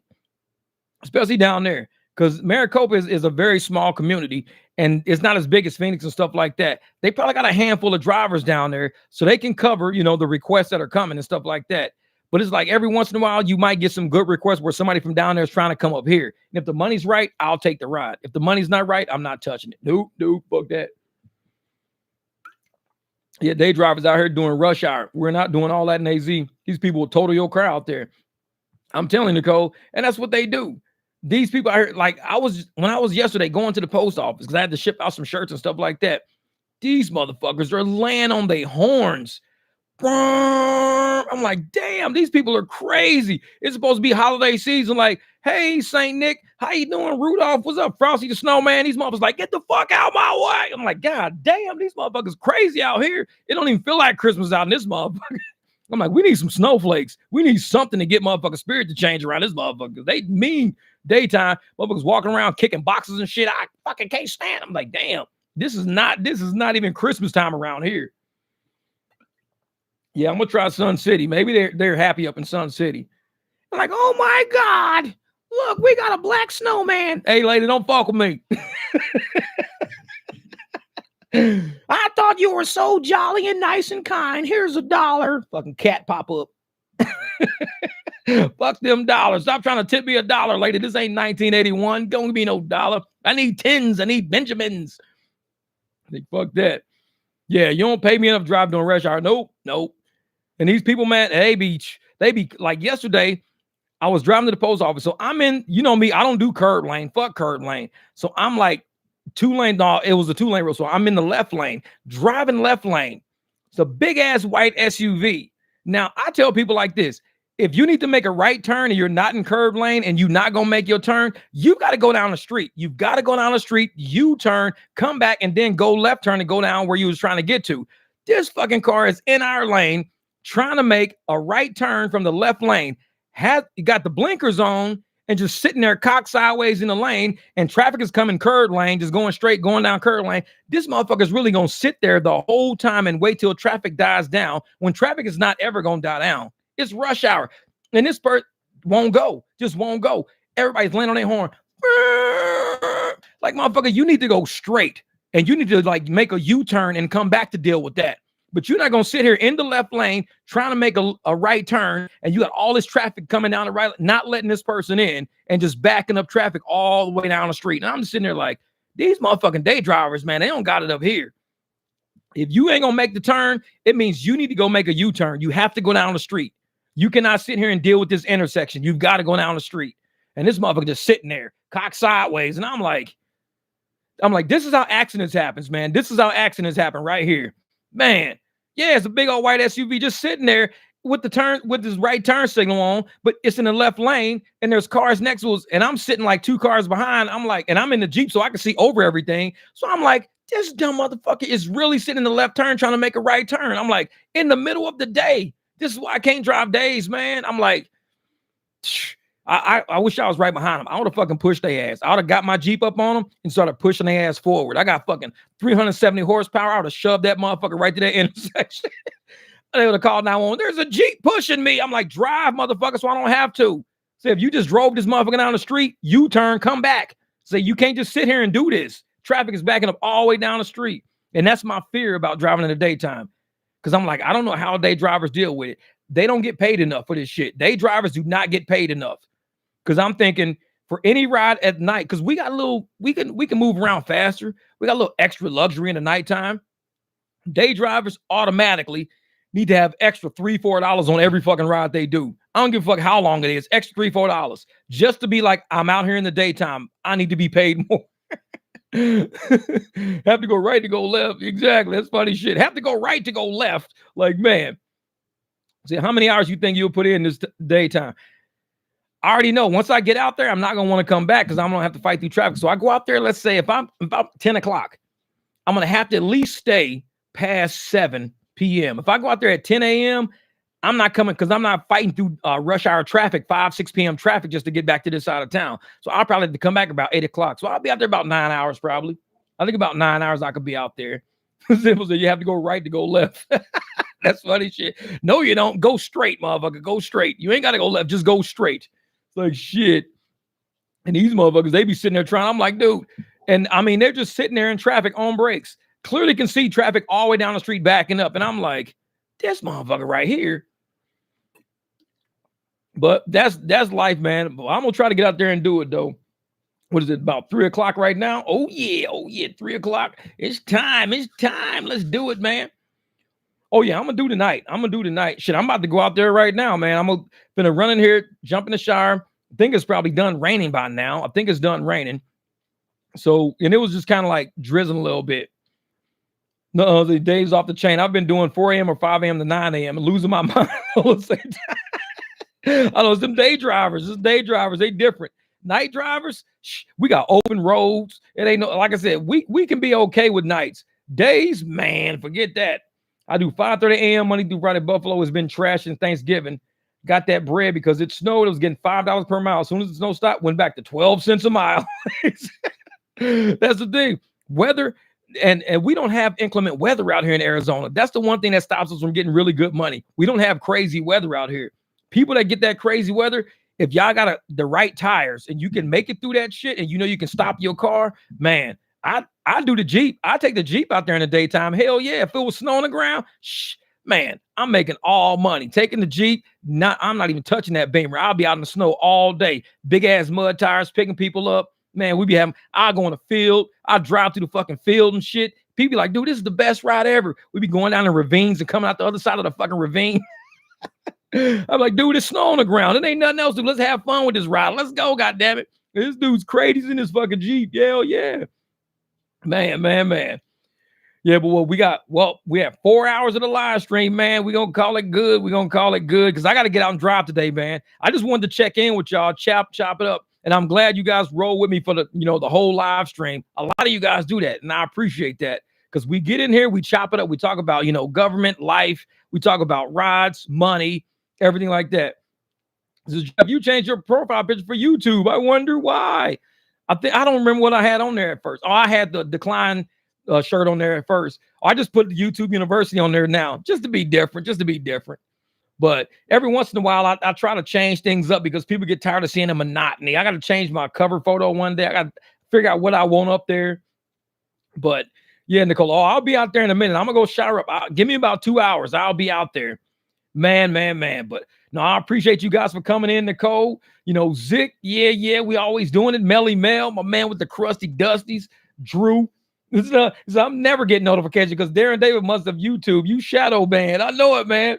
I don't know how you found me today, Drew. Drew's like, wait a minute. Let me go check and see just to make sure. Fuck that.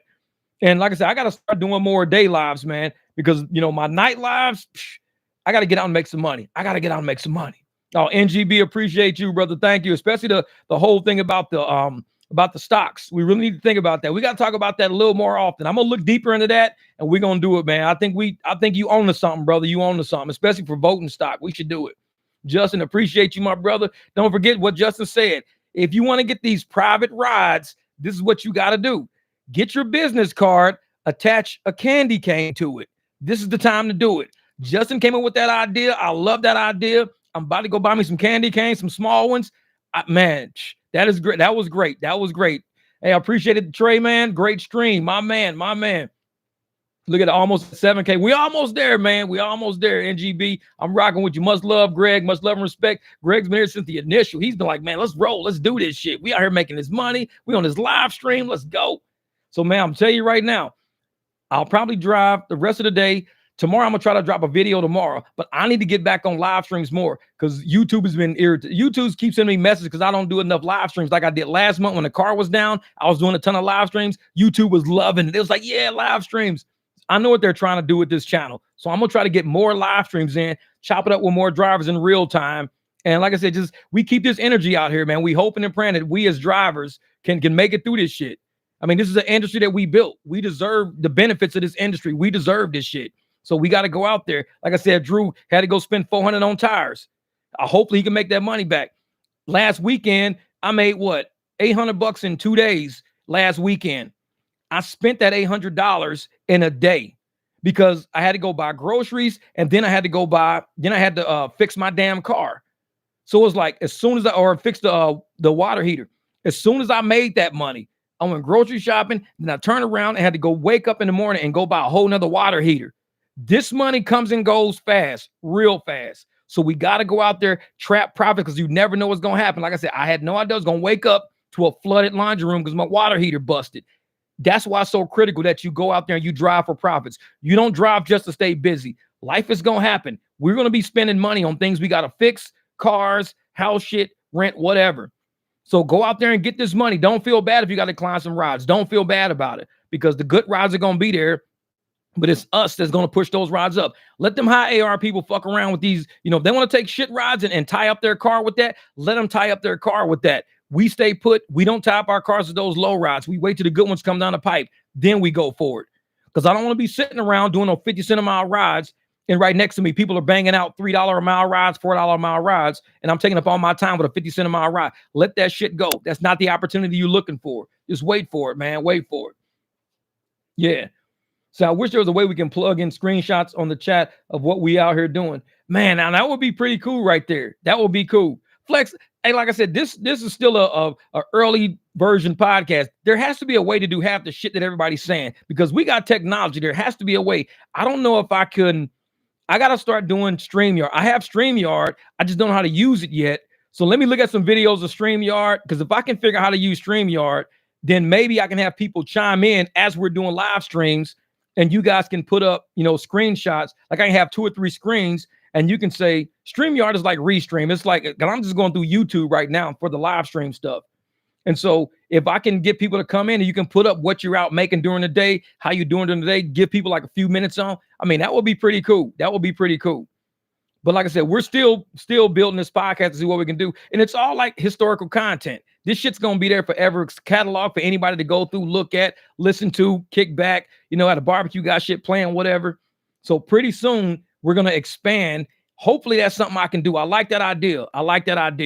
So we'll get there, brother. Hey, E-Love, going to make 300 tonight. I hope so. Man, I need it. You don't even know, man. I need it. Because this has been, trust me, this has been rugged since Thanksgiving. It's been rugged, real rugged.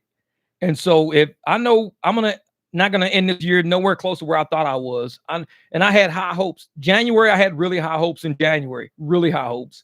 And it's like I'm thinking next year I'm gonna have the same enthusiasm and shit like that. Hopefully this shit can work, man. That's all I'm gonna say. Hopefully, I'm not gonna give up. I'm not want to throw the towel in and call it good. I know we had a bad summer. It was the worst summer I've seen since I've been doing this shit. Really bad summer. Thanksgiving was worse. Like I said, last Thanksgiving I made $2,100 during Thanksgiving week. This year I made $600. That's a $1,500 flop that didn't go in my bank account. That shit hurts. When you're not making $1,500 and you out there pushing and you making $16 on a Friday after Thanksgiving, that shit'll hurt your bank. And we just got to be ready to get out there, know that we're being beat up on and just keep going at it. So, man, I appreciate you guys rocking with us, man. Oh, yeah, Flex, I do it, brother. I do it, man. I'm going to check my Gmail and all that shit pretty soon. Hit the like, everybody. Hit the like. So I'm gonna end up this live stream. I'm gonna end, man. And like I said, we got to get out there and get this money. I'm switching my shit up a little bit, so y'all might start seeing some videos from the days instead of the nights. I'll be having different conversations. I might be talking about old retired people instead of young people going to parties. I might be like, hey, man, I just left the bingo hall. I hit fucking Z21. Like, what the fuck? Z ain't even in bingo. You got a fucking bootleg bingo card. Z ain't even on the bingo card, Jeff. They bootleg your shit. Like, oh, fuck, they sold me a motherfucking Chinese knockoff bingo card. That motherfucker said Zingo. Z11. Motherfucker, that's Zingo. That's a Chinese knockoff. Yeah, so my day conversation is going to change from my night conversations. I know it's going to be way different, man. Driving days is different than nights. Nights is crazy. It's fun. Days is going to be more business. I'll be like, today I have on my suit and my blazer. Like, yeah, what the fuck ever. My blazer has leather patches on the elbow, and I drive around with my fucking cap on. Fucking driving Days now. Look like I'm driving Miss Daisy up in this motherfucker. Like, hello, how are you doing? Would I like to drop you off for crumpets and tea? Fuck that shit. I'm going to the club, bitch. Hey, I'm gonna check y'all later though, man. I'm gonna get in this shit before we get crazy out there, man. That's what I'm saying, Zick. You get it. You get it. A fucking ascot. Fucking puffy ass fucker. Hello, welcome to Uber. They're like, motherfucker, take me to Walmart. What the fuck is wrong with you, you weirdo? We had this weird ass driver wearing an ascot. Motherfucker picked me up today. It's like shit. Man, y'all crazy, man. Y'all nuts. Y'all gonna have me cracking up in this motherfucker, man. All right, Jay. Much love, Nicole. Thank you. Hey, Justin, we gonna be out of here. Nika, we gonna get out and get it, man. Hey, I'm gonna check with y'all later on. Like I said, thank you for rocking with me on this live stream. We always have a good time, man. We always acting nutty and shit like that. But hopefully, like I said, I'll be playing the shit back, laughing in the kitchen sometimes. Y'all be killing me, man. Y'all be killing me. But hey, much love, much respect. Let's go out and have a great day. Hey, 300 night incoming. Let's go, man. Let's go. Let's push forward. I'm trying. I'm not going to give up. The other night I gave up. I was like, I can go for 300. I quit. I said, nope, I give up. That shit is hard, man. It's hard, especially in a market like this. It's hard to do because you got to have that. It's something in your soul got to push you for that last little bit over the edge. And sometimes I'm like, you know what? I just don't have it. You know, I was like, I'll just shut it down. And I know I need that extra punch. And hopefully these live streams and the way we be talking and chatting with everybody is that extra punch somebody need. Because for me, this might be the extra punch I needed. So thank you, Medina. Thank you, E-Love. I'm going to get out there and try to go for it, man. If I don't, it's not going to be because of me. It's going to be because they kept sending me shitty rides and got on my last nerve. But all right, y'all. Y'all be easy out there, man. I'll check with y'all later.